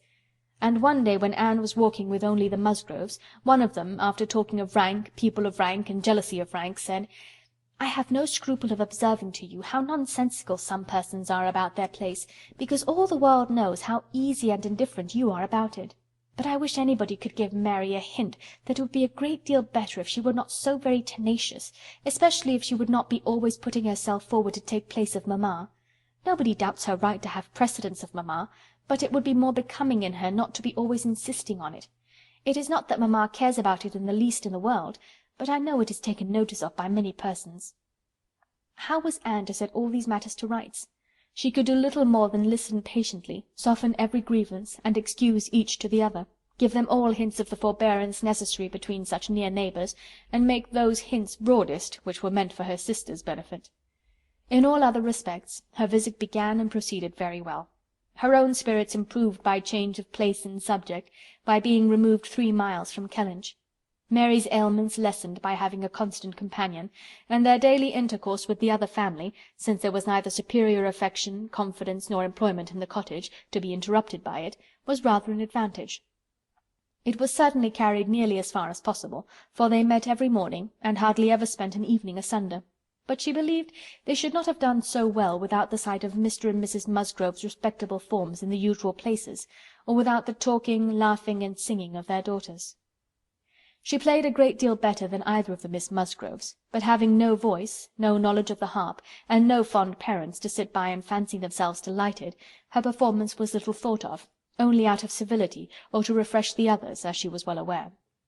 She knew that when she played she was giving pleasure only to herself, but this was no new sensation. Excepting one short period in her life, she had never, since the age of 14, never since the loss of her dear mother, known the happiness of being listened to or encouraged by any just appreciation or real taste. In music she had always been used to feel alone in the world, and Mr. and Mrs. Musgrove's fond partiality for their own daughter's performance, and total indifference to any other person's, gave her much more pleasure for their sakes than mortification for her own. The party at the great house was sometimes increased by other company. The neighbourhood was not large, but the Musgroves were visited by everybody, and had more dinner parties and more callers, more visitors by invitation and by chance, than any other family. They were more completely popular. The girls were wild for dancing, and the evenings ended occasionally in an unpremeditated little ball. There was a family of cousins within a walk of Uppercross, in less affluent circumstances, who depended on the Musgroves for all their pleasures. They would come at any time, and help play at anything, or dance anywhere, and Anne, very much preferring the office of musician to a more active post, played country dances to them by the hour together, a kindness which always recommended her musical powers to the notice of Mr. and Mrs. Musgrove more than anything else, and often drew this compliment: "Well done, Miss Anne, very well done indeed. Lord bless me, how those little fingers of yours fly about!" So passed the first 3 weeks. Michaelmas came, and now Anne's heart must be in Kellinch again. A beloved home made over to others. All the precious rooms and furniture, groves and prospects, beginning to own other eyes and other limbs. She could not think of much else on the 29th of September, and she had this sympathetic touch in the evening from Mary, who, on having occasion to note down the day of the month, exclaimed: "Dear me! Is not this the day the Crofts were to come to Kellinch? I am glad I did not think of it before. How low it makes me!" The Crofts took possession with true naval alertness, and were to be visited. Mary deplored the necessity for herself. Nobody knew how much she should suffer. She should put it off as long as she could, but was not easy until she had talked Charles into driving her over on an early day, and was in a very animated, comfortable state of imaginary agitation when she came back. Anne had very sincerely rejoiced in there being no means of her going. She wished, however, to see the Crofts, and was glad to be within when the visit was returned. They came. The master of the house was not at home, but the two sisters were together, and as it chanced that Mrs. Croft fell to the share of Anne, while the Admiral sat by Mary, and made himself very agreeable by his good-humoured notice of her little boys, she was well able to watch for a likeness, and if it failed her in the features, to catch it in the voice, or in the turn of sentiment and expression. Mrs. Croft, though neither tall nor fat, had a squareness, uprightness, and vigour of form, which gave importance to her person. She had bright dark eyes, good teeth, and altogether an agreeable face, though her reddened and weather-beaten complexion, the consequence of her having been almost as much at sea as her husband, made her seem to have lived some years longer in the world than her real 38. Her manners were open, easy, and decided, like one who had no distrust of herself, and no doubts of what to do, without any approach to coarseness, however, or any want of good humour. Anne gave her credit indeed for feelings of great consideration towards herself in all that related to Kellinch, and it pleased her, especially as she had satisfied herself in the very first half-minute, in the instant even of introduction, that there was not the smallest symptom of any knowledge or suspicion on Mrs. Croft's side to give a bias of any sort. She was quite easy on that head, and consequently full of strength and courage, till for a moment electrified by Mrs. Croft's suddenly saying: "It was you, and not your sister, I find, that my brother had the pleasure of being acquainted with when he was in this country." Anne hoped she had outlived the age of blushing, but the age of emotion she certainly had not. "Perhaps you may not have heard that he is married," added Mrs. Croft. She could now answer as she ought, and was happy to feel, when Mrs. Croft's next words explained it to be Mr. Wentworth of whom she spoke, that she had said nothing which might not do for either brother. She immediately felt how reasonable it was that Mrs. Croft should be thinking and speaking of Edward, and not of Frederick, and with shame at her own forgetfulness, applied herself to the knowledge of their former neighbour's present state with proper interest. The rest was all tranquillity, till, just as they were moving, she heard the Admiral say to Mary: "We're expecting a brother of Mrs. Croft's here soon. I dare say you know him by name." He was cut short by the eager attacks of the little boys, clinging to him like an old friend, and declaring he should not go, and being too much engrossed by proposals of carrying them away in his coat pockets, etc., to have another moment for finishing or recollecting what he had begun, Anne was left to persuade herself, as well as she could, that the same brother must still be in question. She could not, however, reach such a degree of certainty as not to be anxious to hear whether anything had been said on the subject at the other house, where the Crofts had previously been calling. The folks of the great house were to spend the evening of this day at the cottage, and it being now too late in the year for such visits to be made on foot, the coach was beginning to be listened for, when the youngest Miss Musgrove walked in. That she was coming to apologize, and that they should have to spend the evening by themselves, was the first black idea, and Mary was quite ready to be affronted, when Louisa made all right by saying that she only came on foot to leave more room for the harp, which was bringing in the carriage. "And I will tell you our reason," she added, "and all about it. I am come on to give you notice that papa and mamma are out of spirits this evening, especially mamma. She is thinking so much of poor Richard, and we agreed it would be best to have the harp, for it seems to amuse her more than the pianoforte. I will tell you why she is out of spirits. When the Crofts called this morning— they called here afterwards, did not they? They happened to say that her brother, Captain Wentworth, is just returned to England, or paid off, or something, and is coming to see them almost directly. And most unluckily it came into mamma's head when they were gone, that Wentworth, or something very like it, was the name of poor Richard's captain at one time. I do not know when or where, but a great while before he died, poor fellow. And upon looking over his letters and things, she found it was so, and is perfectly sure that this must be the very man, and her head is quite full of it and of poor Richard. So we must be as merry as we can, that she may not be dwelling upon such gloomy things." The real circumstances of this pathetic piece of family history were, that the Musgroves had had the ill fortune of a very troublesome, hopeless son, and the good fortune to lose him before he reached his 20th year; that he had been sent to sea because he was stupid and unmanageable on shore; that he had been very little cared for at any time by his family, though quite as much as he deserved; seldom heard of, and scarcely at all regretted when the intelligence of his death abroad had worked its way to Uppercross 2 years before. He had, in fact, though his sisters were now doing all they could for him by calling him poor Richard, been nothing better than a thick-headed, unfeeling, unprofitable Dick Musgrove, who had never done anything to entitle himself to more than the abbreviation of his name, living or dead.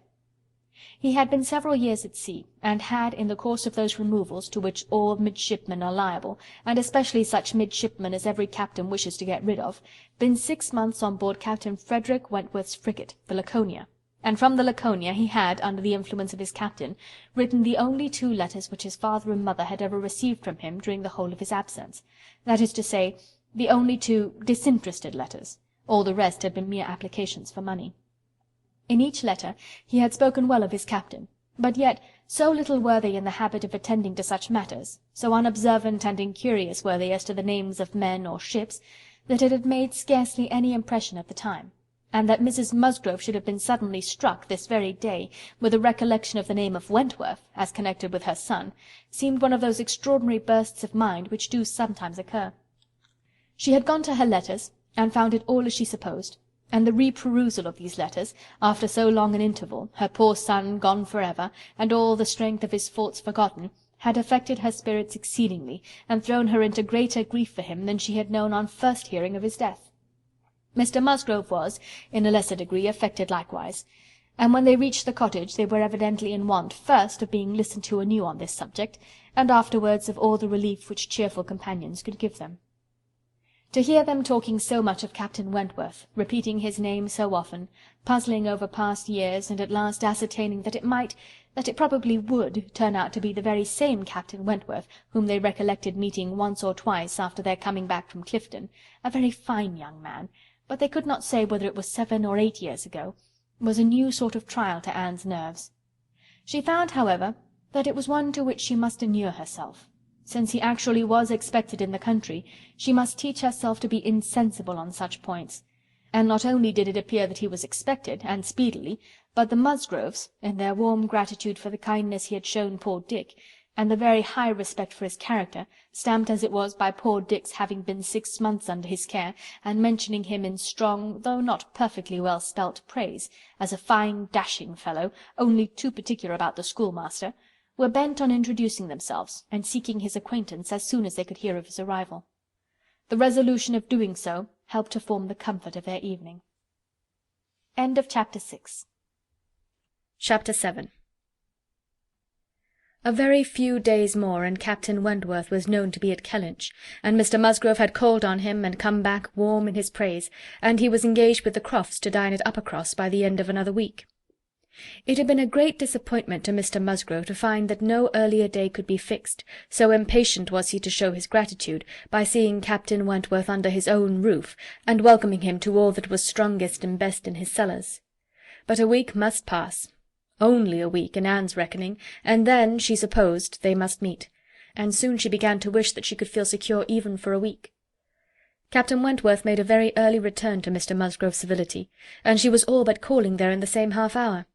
She and Mary were actually setting forward for the great house where, as she afterwards learnt, they must inevitably have found him, when they were stopped by the eldest boy's being at that moment brought home in consequence of a bad fall. The child's situation put the visit entirely aside, but she could not hear of her escape with indifference, even in the midst of the serious anxiety which they afterwards felt on his account. His collar-bone was found to be dislocated, and such injury received in the back as roused the most alarming ideas. It was an afternoon of distress, and Anne had everything to do at once, the apothecary to send for, the father to have pursued and informed, the mother to support and keep from hysterics, the servants to control, the youngest child to banish, and the poor suffering one to attend and soothe. Besides sending, as soon as she recollected it, proper notice to the other house, which brought her an accession rather of frightened inquiring companions than of very useful assistants. Her brother's return was the first comfort. He could take best care of his wife, and the second blessing was the arrival of the apothecary. Till he came and had examined the child, their apprehensions were the worse for being vague. They suspected great injury, but knew not where. But now the collar-bone was soon replaced, and though Mr. Robinson felt, and rubbed, and looked grave, and spoke low words to both the father and the aunt, still they were all to hope the best, and be able to part and eat their dinner in tolerable ease of mind. And then it was, just before they parted, that the two young aunts were able so far to digress from their nephew's state as to give the information of Captain Wentworth's visit, staying 5 minutes behind their father and mother, to endeavour to express how perfectly delighted they were with him, how much handsomer, how infinitely more agreeable they thought him than any individual among their male acquaintance who had been at all a favourite before. How glad they had been to hear papa invite him to stay dinner, how sorry when he said it was quite out of his power, and how glad again when he had promised in reply to papa and mamma's farther pressing invitations to come and dine with them on the morrow, actually on the morrow, and he had promised it in so pleasant a manner, as if he felt all the motive of their attention just as he ought. And, in short, he had looked and said everything with such exquisite grace that they could assure them all their heads were both turned by him, and off they ran, quite as full of glee as of love, and apparently more full of Captain Wentworth than of little Charles.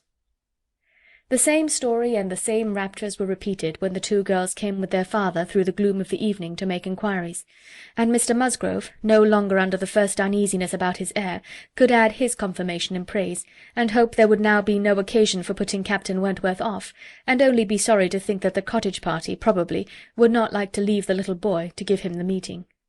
Oh, no. As to leaving the little boy, both father and mother were in much too strong and recent alarm to bear the thought, and Anne, in the joy of the escape, could not help adding her warm protestations to theirs. Charles Musgrove indeed afterwards showed more of inclination. The child was going on so well, and he wished so much to be introduced to Captain Wentworth, that perhaps he might join them in the evening. He would not dine from home, but he might walk in for half an hour. But in this he was eagerly opposed by his wife, with, "Oh, no, indeed, Charles, I cannot bear to have you go away. Only think if anything should happen." The child had a good night, and was going on well the next day.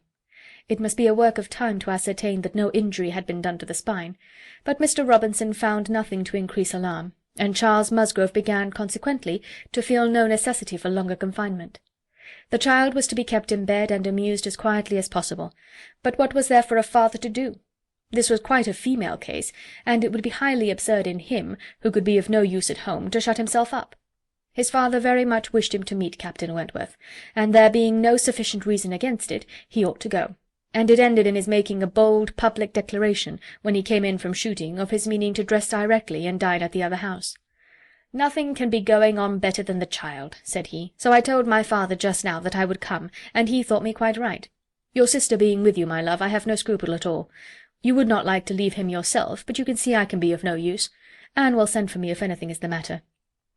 Husbands and wives generally understand when opposition will be vain. Mary knew from Charles's manner of speaking that he was quite determined on going, and that it would be of no use to tease him. She said nothing, therefore, till he was out of the room, but as soon as there was only Anne to hear, "So you and I are to be left to shift by ourselves, with this poor sick child, and not a creature coming near us all evening. I knew how it would be. This is always my luck. If there is anything disagreeable going on, men are always sure to get out of it, and Charles is as bad as any of them. Very unfeeling, I must say. It is very unfeeling of him to be running away from his poor little boy. Talks of his being going on so well. How does he know that he is going on well, or that there may not be a sudden change half an hour hence? I did not think Charles would have been so unfeeling. So here he is to go away and enjoy himself, and because I am the poor mother, I am not allowed to stir. And yet I am sure I am more unfit than anybody else to be about the child. My being the mother is the very reason why my feelings should not be tried. I am not at all equal to it. You saw how hysterical I was yesterday." "But that was only the effect of the suddenness of your alarm, of the shock. You will not be hysterical again. I dare say we shall have nothing to distress us. I perfectly understand Mr. Robinson's directions, and have no fears. And indeed, Mary, I cannot wonder at your husband. Nursing does not belong to a man. It is not his province. A sick child is always the mother's property. Her own feelings generally make it so." "I hope I am as fond of my child as any mother, but I do not know that I am of any more use in the sick-room than Charles, for I cannot be always scolding and teasing the poor child when it is ill, and you saw this morning that if I told him to keep quiet he was sure to begin kicking about. I have not nerves for the sort of thing." "But could you be comfortable yourself to be spending the whole evening away from the poor boy?" "Yes, you see his papa can, and why should not I? Jemima is so careful, and she could send us word every hour how he was. I really think Charles might as well have told his father we would all come. I am not more alarmed about little Charles now than he is. I was dreadfully alarmed yesterday, but the case is very different to-day." "Well, if you do not think it too late to give notice for yourself, suppose you were to go, as well as your husband. Leave little Charles to my care. Mr. and Mrs. Musgrove cannot think it wrong while I remain with him." "Are you serious?" cried Mary, her eyes brightening. "Dear me, that's a very good thought, very good indeed. To be sure I may just as well go as not, for I am of no use at home, am I? And it only harasses me. You, who have not a mother's feelings, are a great deal the properest person. You can make little Charles do anything. He always minds you at a word. It will be a great deal better than leaving him only with Jemima. Oh, I shall certainly go. I am sure I ought if I can, quite as much as Charles, for they want me excessively to be acquainted with Captain Wentworth, and I know you do not mind being left alone. An excellent thought of yours indeed, Anne. I will go and tell Charles and get ready directly. You can send for us, you know, at a moment's notice if anything is the matter, but I dare say there will be nothing to alarm you. I should not go, you may be sure, if I did not feel quite at ease about my dear child." The next moment she was tapping at her husband's dressing-room door, and as Anne followed her upstairs, she was in time for the whole conversation, which began with Mary saying, in a tone of great exultation, "I mean to go with you, Charles, for I am of no more use at home than you are. If I were to shut myself up for ever with the child, I should not be able to persuade him to do anything he did not like. Anne will stay. Anne undertakes to stay at home and take care of him. It is Anne's own proposal. And so I shall go with you, which will be a great deal better, for I have not dined at the other house since Tuesday." "This is very kind of Anne," was her husband's answer, "and I should be very glad to have you go, but it seems rather hard that she should be left at home by herself to nurse our sick child." Anne was now at hand to take up her own cause, and the sincerity of her manner being soon sufficient to convince him, where conviction was at least very agreeable, he had no further scruples as to her being left to dine alone, though he still wanted her to join them in the evening, when the child might be at rest for the night, and kindly urged her to let him come and fetch her, but she was quite unpersuadable. And, this being the case, she had ere long the pleasure of seeing them set off together in high spirits. They were gone, she hoped, to be happy, however oddly constructed such happiness might seem. As for herself, she was left with as many sensations of comfort as were, perhaps, ever likely to be hers. She knew herself to be of the first utility to the child, and what was it to her if Frederick Wentworth were only half a mile distant, making himself agreeable to others? She would have liked to know how he felt as to a meeting. Perhaps indifferent, if indifference could exist under such circumstances. He must be either indifferent or unwilling. Had he wished ever to see her again, he need not have waited till this time. He would have done what she could not but believe that in his place she should have done long ago, when events had early been giving him the independence which alone had been wanting. Her brother and sister came back delighted with their new acquaintance and their visit in general. There had been music, singing, talking, laughing, all that was most agreeable, charming manners in Captain Wentworth, no shyness or reserve. They seemed all to know each other perfectly, and he was coming the very next morning to shoot with Charles. He was to come to breakfast, but not at the cottage, though that had been proposed at first. But then he had been pressed to come to the great house instead, and he seemed afraid of being in Mrs. Charles Musgrove's way on account of the child, and therefore somehow, they hardly knew how, it ended in Charles's being to meet him to breakfast at his father's. Anne understood it. He wished to avoid seeing her. He had inquired after her, she found, slightly, as might suit a former slight acquaintance, seeming to acknowledge such as she had acknowledged, actuated perhaps by the same view of escaping introduction when they were to meet. The morning hours of the cottage were always later than those of the other house, and on the morrow the difference was so great that Mary and Anne were not more than beginning breakfast when Charles came in to say that they were just setting off, that he was come for his dogs, that his sisters were following with Captain Wentworth, his sisters meaning to visit Mary and the child, and Captain Wentworth proposing also to wait on her for a few minutes, if not inconvenient, and though Charles had answered for the child's being in no such state as could make it inconvenient, Captain Wentworth would not be satisfied without his running on to give notice. Mary, very much gratified by this attention, was delighted to receive him, while 1,000 feelings rushed on Anne, of which this was the most consoling, that it would soon be over. And it was soon over. In 2 minutes after Charles's preparation the others appeared. They were in the drawing-room. Her eye half met Captain Wentworth's, a bow, a curtsy passed. She heard his voice, he talked to Mary, said all that was right, said something to the Miss Musgroves, enough to mark an easy footing. The room seemed full of persons and voices, but a few minutes ended it. Charles showed himself at the window, all was ready, their visitor had bowed and was gone. The Miss Musgroves were gone too, suddenly resolving to walk to the end of the village with the sportsmen. The room was cleared, and Anne might finish her breakfast as she could. "It is over," she repeated to herself again and again, in nervous gratitude. "The worst is over." Mary talked, but she could not attend. She had seen him. They had met. They had been once more in the same room. Soon, however, she began to reason with herself, and tried to be feeling less. 8 years, almost 8 years, had passed since all had been given up. How absurd to be resuming the agitation which such an interval had banished into distance and indistinctness! What might not 8 years do? Events of every description, changes, alienations, removals, all must be comprised in it, and oblivion of the past. How natural! How certain, too! It included nearly 1/3 part of her own life. Alas, with all her reasoning, she found that, to retentive feelings, 8 years may be little more than nothing. Now how were his sentiments to be read?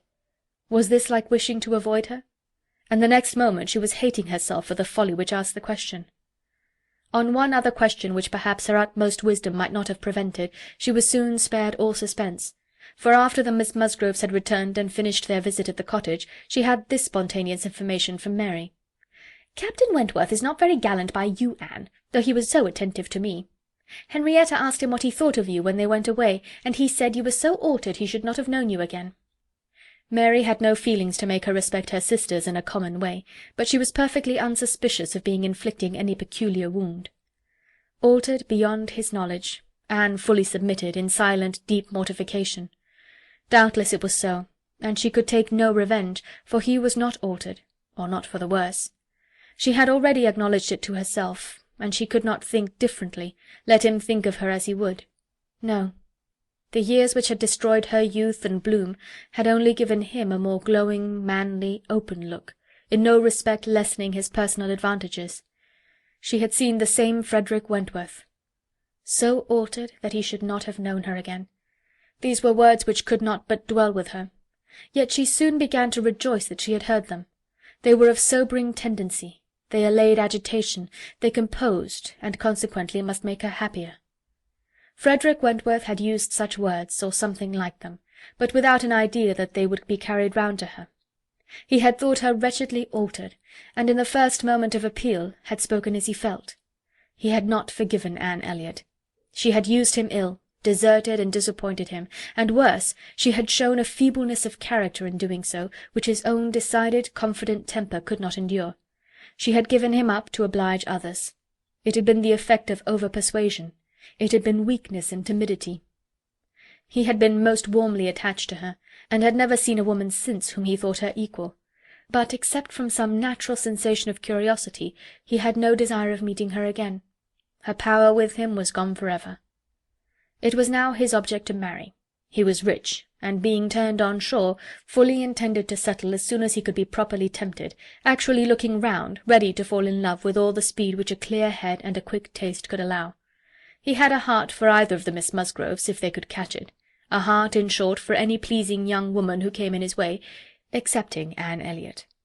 This was his only secret exception when he said to his sister, in answer to her suppositions, "Yes, here I am, Sophia, quite ready to make a foolish match.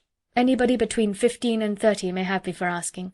A little beauty and a few smiles and a few compliments to the navy, and I am a lost man.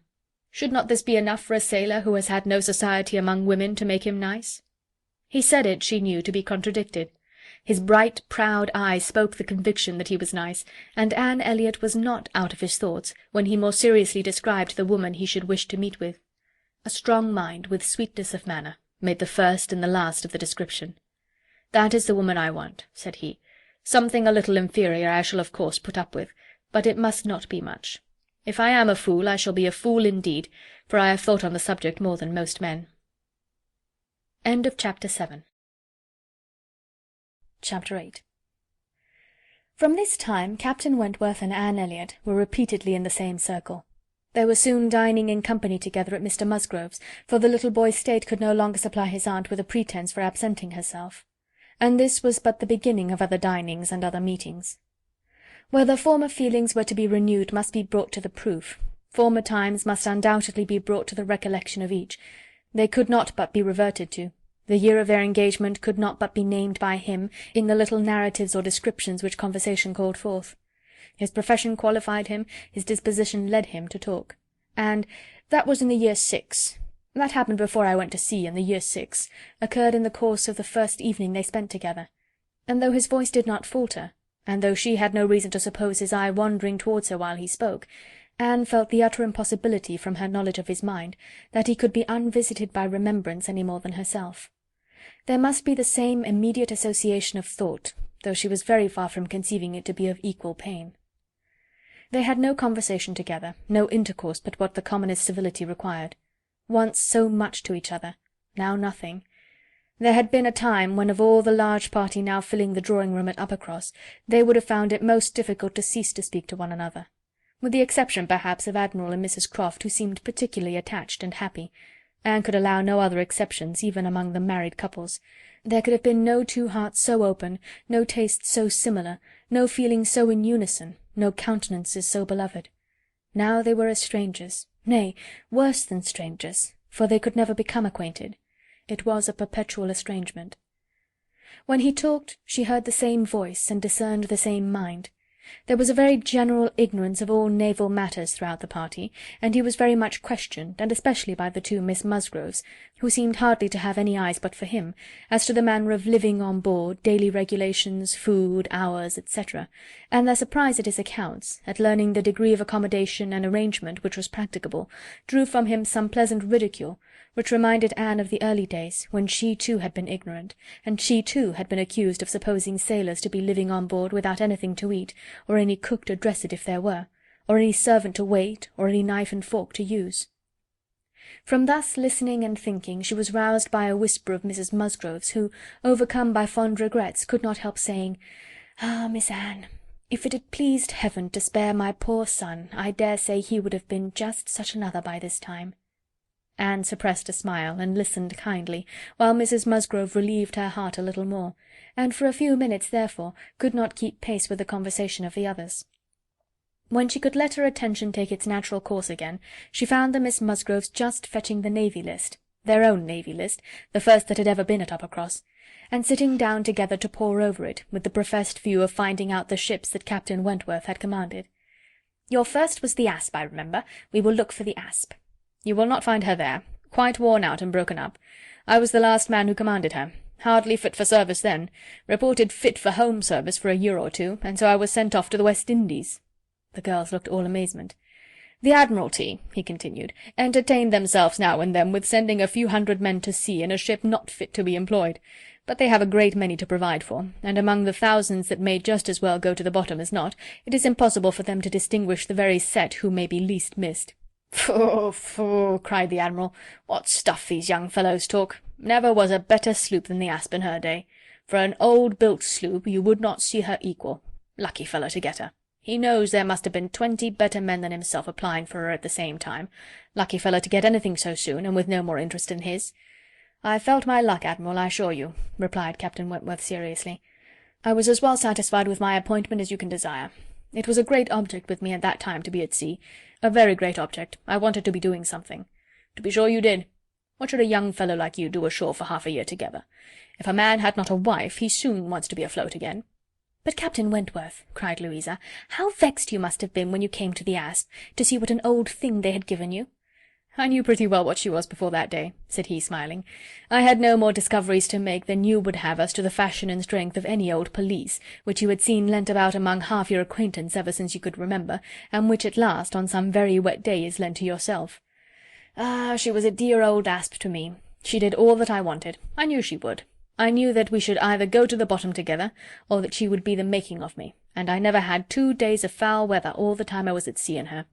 And after taking privateers enough to be very entertaining, I had the good luck in my passage home the next autumn to fall in with the very French frigate I wanted.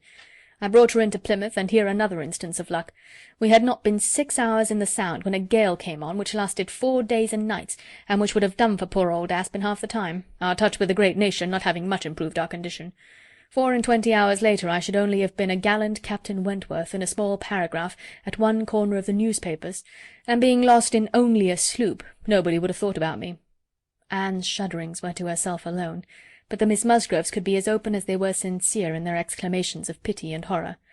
"And so then, I suppose," said Mrs. Musgrove in a low voice, as if thinking aloud, "so then he went away to the Laconia, and there he met with our poor boy.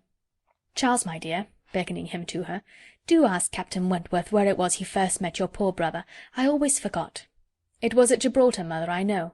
Dick had been left ill at Gibraltar with a recommendation from his former captain to Captain Wentworth." "Oh, but, Charles, tell Captain Wentworth he need not be afraid of mentioning poor Dick before me, for it would be rather a pleasure to hear him talked of by such a good friend." Charles, being somewhat more mindful of the probabilities of the case, only nodded in reply and walked away. The girls were now hunting for the Laconia, and Captain Wentworth could not deny himself the pleasure of taking the precious volume into his own hands to save them the trouble, and once more read aloud the little statement of her name and rate and present non-commissioned class, observing over it that she too had been one of the best friends man ever had. "Ah, those were pleasant days when I had the Laconia. How fast I made money in her! A friend of mine and I had such a lovely cruise together off the Western Islands. Poor Harville, sister, you know how much he wanted money, worse than myself. He had a wife. Excellent fellow. I shall never forget his happiness. He felt it all, so much for her sake. I wished for him again the next summer, when I had still the same luck in the Mediterranean." "And I am sure, sir," said Mrs. Musgrove, "it was a lucky day for us when you were put captain into that ship. We shall never forget what you did." Her feelings made her speak low, and Captain Wentworth, hearing only in part, and probably not having Dick Musgrove at all near his thoughts, looked rather in suspense, and as if waiting for more. "My brother," whispered one of the girls. "Mamma is thinking of poor Richard."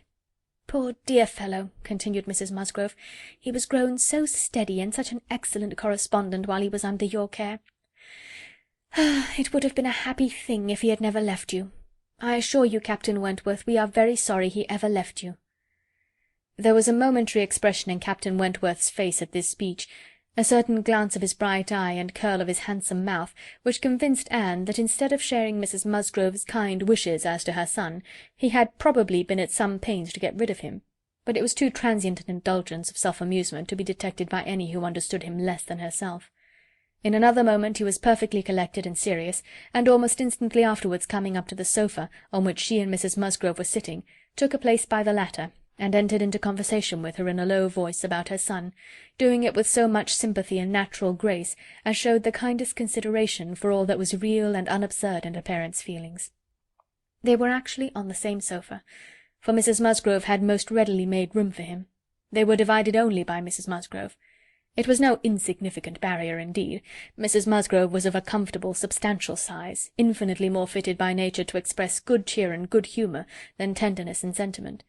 And while her agitations of Anne's slender form and pensive face may be considered as very completely screened, Captain Wentworth should be allowed some credit for the self-command with which he attended to her large fat sighings over the destiny of a son whom alive nobody had cared for.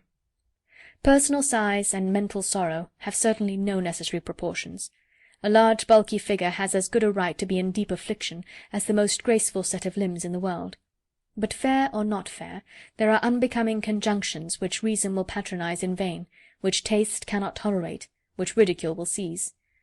The Admiral, after taking 2 or 3 refreshing turns about the room with his hands behind him, being called to order by his wife, now came up to Captain Wentworth, and without any observation of what he might be interrupting, thinking only of his own thoughts, began with, "If you had been a week later at Lisbon last spring, Frederick, you would have been asked to give a passage to Lady Mary Grierson and her daughters. Should I? I am glad I was not a week later, then." The Admiral abused him for his want of gallantry. He defended himself, though, professing that he would never willingly admit any ladies on board a ship of his, excepting for a ball or a visit which a few hours might comprehend. "But if I know myself," said he, "this is from no want of gallantry towards them. It is rather from feeling how impossible it is, with all one's efforts and all one's sacrifices, to make the accommodations on board such as women ought to have. There can be no want of gallantry, Admiral, in rating the claims of women to every personal comfort high, and this is what I do. I hate to hear of women on board, or to see them on board, and no ship under my command shall ever convey a family of ladies anywhere if I can help it." This brought his sister upon him. "Oh, Frederick! But I cannot believe it of you. All idle refinement. Women may be as comfortable on board as in the best house in England. I believe I have lived as much on board as most women, and I know nothing superior to the accommodations of a man-of-war. I declare I have not a comfort or an indulgence about me even at Kellinch Hall," with a kind bow to Anne, "beyond what I always had in most of the ships I have lived in, and they have been 5 altogether." "Nothing to the purpose," replied her brother. "You were living with your husband, and you were the only woman on board. But you yourself brought Mrs. Harville, her sister, her cousin, and 3 children round from Portsmouth to Plymouth. Where was this superfine, extraordinary sort of gallantry of yours then?" "All merged in my friendship, Sophia. I would assist any brother officer's wife that I could, and I would bring anything of Harville's from the end of the world if he wanted it. But do not imagine that I did not feel it an evil in itself. Depend upon it, they were all perfectly comfortable. I might not like them the better for that, perhaps. Such a number of women and children have no right to be comfortable on board. My dear Frederick, you are talking quite idly.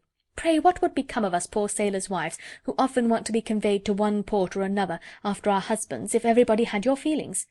My feelings, you see, did not prevent my taking Mrs. Harville and all her family to Plymouth. But I hate to hear you talking so like a fine gentleman, and as if women were all fine ladies instead of rational creatures. We none of us expect to be in smooth water all our days." "Ah, my dear," said the Admiral, "when he had got a wife he will sing a different tune. When he is married, if we have the good luck to live to another war, we shall see him do as you and I and a great many others have done. We shall have him very thankful to anybody that will bring him his wife." "Ay, that we shall." "Now I have done," cried Captain Wentworth. "When once married people begin to attack me with, 'Oh, you will think very differently when you are married,' I can only say, 'No, I shall not,' and they say again, 'Yes, you will,' and there is an end of it." He got up and moved away. "What a great traveller you must have been, ma'am," said Mrs. Musgrove to Mrs. Croft. "Pretty well, ma'am, in the 15 years of my marriage, though many women have done more. I have crossed the Atlantic 4 times, and have been once to the East Indies and back again, and only once, besides being in different places about home, Cork and Lisbon and Gibraltar. But I never went beyond the Straits, and never was in the West Indies. We do not call Bermuda or Bahama, you know, the West Indies." Mrs. Musgrove had not a word to say in dissent. She could not accuse herself of ever having called them anything in the whole course of her life. "And I do assure you, ma'am," pursued Mrs. Croft, "that nothing can exceed the accommodations of a man-of-war. I speak, you know, of the higher rates. When you come to a frigate, of course, you are more confined, though any reasonable woman may be perfectly happy in one of them, and I can safely say that the happiest part of my life has been spent on board a ship. While we were together, you know, there was nothing to be feared. Thank God, I have always been blessed with excellent health, and no climate disagrees with me. A little disordered always the first 24 hours of going to sea, but never knew what sickness was afterwards. The only time I ever really suffered in body or mind, the only time I ever fancied myself unwell, or had any ideas of danger, was the winter that I passed by myself at Deal, when the Admiral, Captain Croft then, was in the North Seas.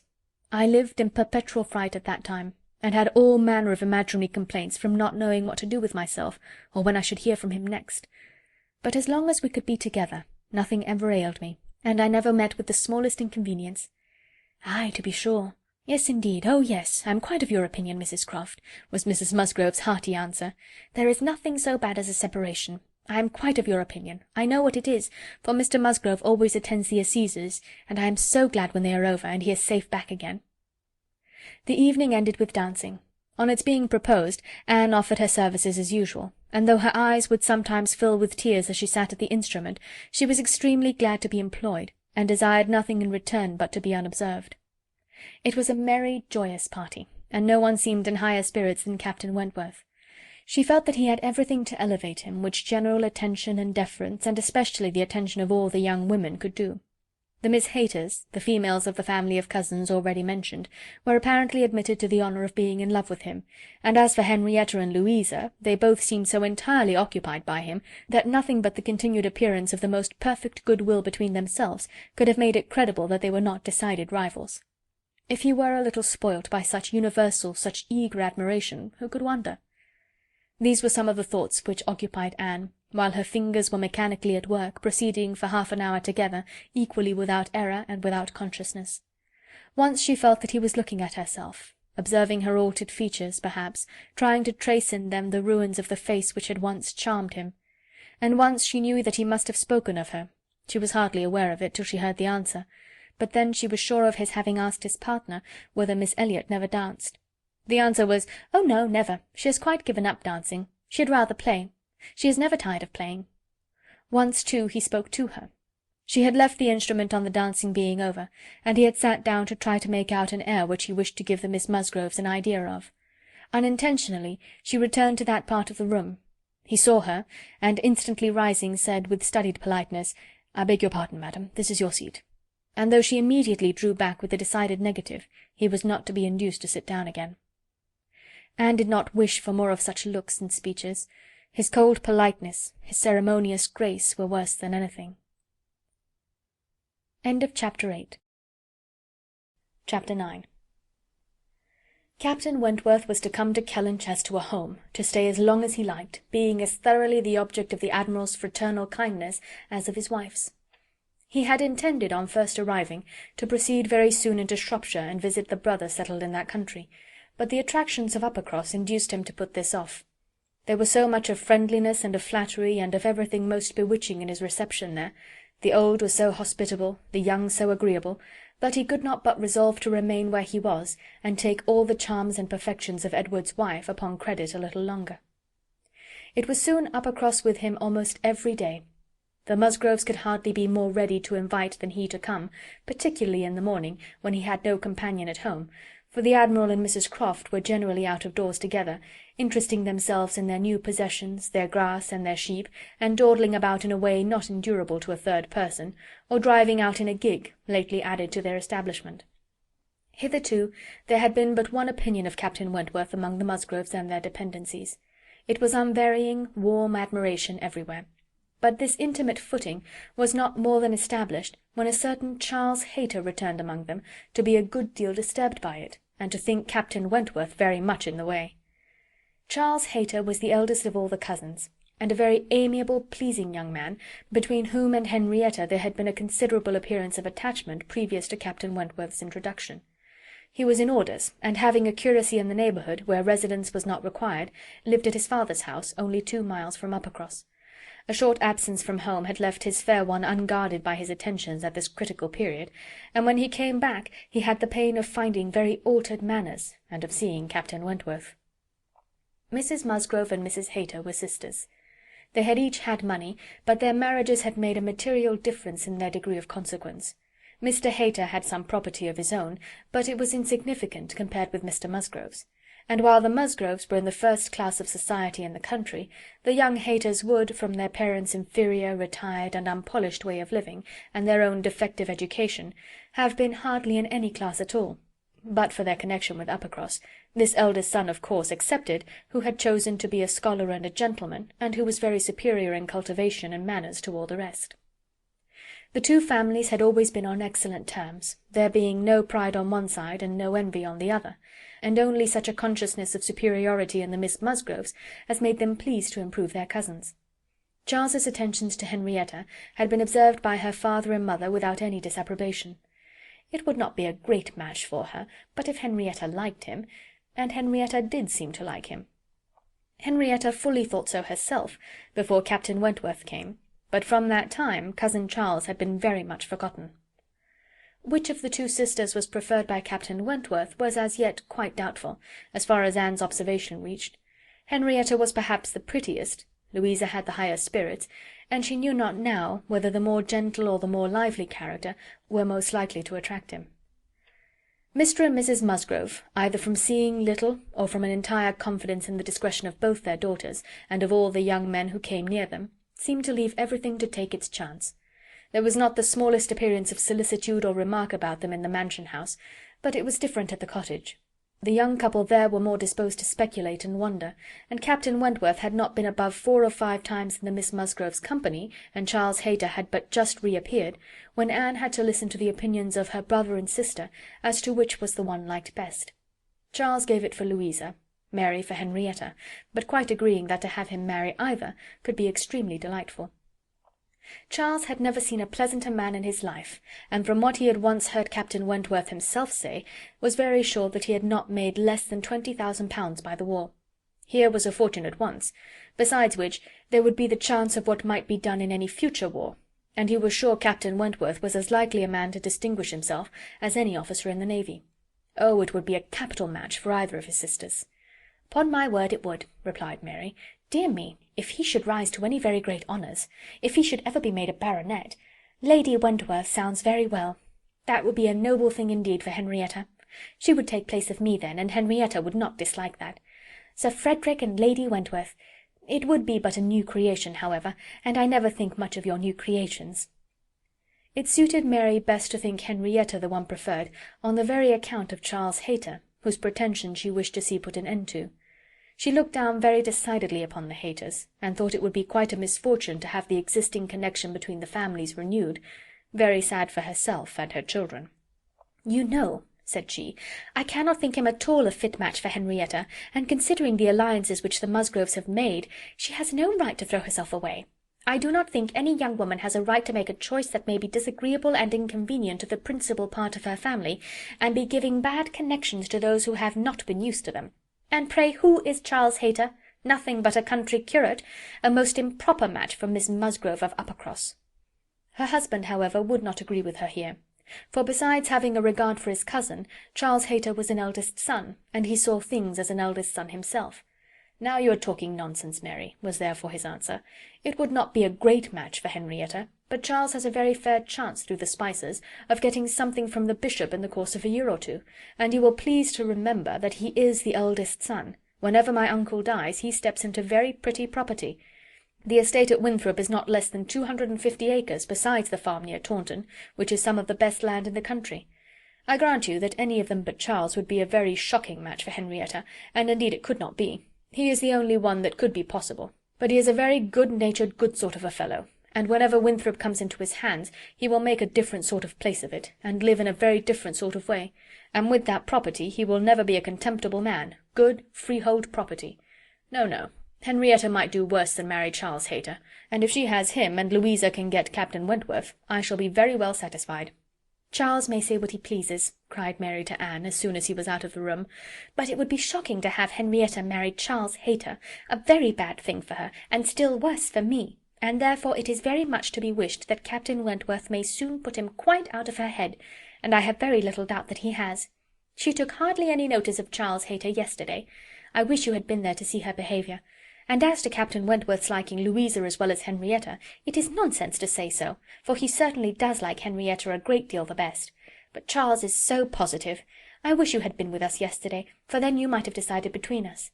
And I am sure you would have thought as I did, unless you had been determined to give it against me." A dinner at Mr. Musgrove's had been the occasion when all these things should have been seen by Anne, but she had stayed at home, under the mixed plea of a headache of her own, and some return of indisposition in little Charles. She had thought only of avoiding Captain Wentworth, but an escape from being appealed to as an umpire was now added to the advantages of a quiet evening. As to Captain Wentworth's views, she deemed it of more consequence that he should know his own mind early enough not to be endangering the happiness of either sister, or impeaching his own honour, than that he should prefer Henrietta to Louisa, or Louisa to Henrietta. Either of them would, in all probability, make him an affectionate, good-humoured wife. With regard to Charles Hayter, she had delicacy which must be pained by any lightness of conduct in a well-meaning young woman, and a heart to sympathize in any of the sufferings it occasioned. But if Henrietta found herself mistaken in the nature of her feelings, the alternation could not be understood too soon. Charles Hayter had met with much to disquiet and mortify him in his cousin's behaviour. She had too old a regard for him to be so wholly estranged as might in 2 meetings extinguish every past hope, and leave him nothing to do but to keep away from Uppercross. But there was such a change as became very alarming when such a man as Captain Wentworth was to be regarded as the probable cause. He had been absent only 2 Sundays, and when they parted had left her interested, even to the height of his wishes, in his prospect of soon quitting his present curacy and obtaining that of Uppercross instead. It had then seemed the object nearest her heart that Dr. Shirley, the rector, who for more than 40 years had been zealously discharging all the duties of his office, but was now growing too infirm for many of them, should be quite fixed on engaging a curate, should make his curacy quite as good as he could afford, and should give Charles Hayter the promise of it. The advantage of his having come only to Uppercross, instead of going 6 miles another way, of his having, in every respect, a better curacy, of his belonging to their dear Dr. Shirley, and of dear good Dr. Shirley's being relieved from the duty which he could no longer get through without most injurious fatigue, had been a great deal, even to Louisa, but had been almost everything to Henrietta. When he came back, alas! the zeal of the business was gone by. Louisa could not listen at all to his account of a conversation which he had just held with Dr. Shirley. She was at a window, looking out for Captain Wentworth, and even Henrietta had at best only a divided attention to give, and seemed to have forgotten all the former doubt and solicitude of the negotiation. "Well, I am very glad indeed, but I always thought you would have it. I always thought you sure. It did not appear to me that, in short, you know Dr. Shirley must have a curate, and you had secured his promise. Is he coming, Louisa?" One morning, very soon after the dinner at the Musgroves, at which Anne had not been present, Captain Wentworth walked into the drawing-room at the cottage, where were only herself and the little invalid Charles, who was lying on the sofa. The surprise of finding himself almost alone with Anne Elliot deprived his manners of their usual composure. He started, and could only say, "I thought the Miss Musgroves had been here. Mrs. Musgrove told me I should find them here," before he walked to the window to recollect himself, and feel how he ought to behave. "They are upstairs with my sister. They will be down in a few moments, I dare say," had been Anne's reply, in all the confusion that was natural, and if the child had not called her to come and do something for him, she would have been out of the room the next moment, and released Captain Wentworth as well as herself. He continued at the window, and after calmly and politely saying, "I hope the little boy is better," was silent. She was obliged to kneel down by the sofa, and remain there to satisfy her patient, and thus they continued a few minutes, when, to her very great satisfaction, she heard some other person crossing the little vestibule. She hoped, on turning her head, to see the master of the house, but it proved to be one much less calculated for making matters easy, Charles Hayter, probably not at all better pleased by the sight of Captain Wentworth than Captain Wentworth had been by the sight of Anne. She only attempted to say, "How do you do? Will you not sit down? The others will be here presently." Captain Wentworth, however, came from his window, apparently not ill-disposed for conversation, but Charles Hayter soon put an end to his attempts by seating himself near the table and taking up the newspaper, and Captain Wentworth returned to his window. Another minute brought another addition. The younger boy, a remarkable stout forward child of 2 years old, having got the door opened for him by some one without, made his determined appearance among them, and went straight to the sofa to see what was going on, and put in his claim to anything good that might be giving away. There being nothing to eat, he could only have some play, and as his aunt would not let him tease his sick brother, he began to fasten himself upon her, as she knelt, in such a way that, busy as she was about Charles, she could not shake him off. She spoke to him, ordered, entreated, and insisted in vain. Once she did contrive to push him away, but the boy had the greater pleasure in getting upon her back again directly. "Walter," said she, "get down this moment. You are extremely troublesome. I am very angry with you." "Walter," cried Charles Hayter, "why do you not do as you are bid? Do not you hear your aunt speak? Come to me, Walter. Come to cousin Charles." But not a bit did Walter stir. In another moment, however, she found herself in the state of being released from him. Some one was taking him from her, though he had bent down her head so much that his little sturdy hands were unfastened from around her neck, and he was resolutely borne away before she knew that Captain Wentworth had done it. Her sensations on the discovery made her perfectly speechless. She could not even thank him. She could only hang over little Charles with most disordered feelings. His kindness in stepping forward to her relief, the manner, the silence in which it had passed, the little particulars of the circumstance, with the conviction, soon forced on her by the noise he was studiously making with the child, that he meant to avoid hearing her thanks, and rather sought to testify that her conversation was the least of his wants, produced such a confusion of varying but very painful agitation as she could not recover from, till, enabled by the entrance of Mary and the Miss Musgroves to make over her little patient to their cares, and leave the room. She could not stay. It might have been an opportunity of watching the loves and jealousies of the four, they were now all together, but she could stay for none of it. It was evident that Charles Hayter was not well inclined towards Captain Wentworth. She had a strong impression of his having said, in a vexed tone of voice after Captain Wentworth's interference, "You ought to have minded me, Walter. I told you not to tease your aunt," and could comprehend his regretting that Captain Wentworth should do what he ought to have done himself. But neither Charles Hayter's feelings, nor anybody's feelings, could interest her till she had a little better arranged her own. She was ashamed of herself, quite ashamed of being so nervous, so overcome by such a trifle.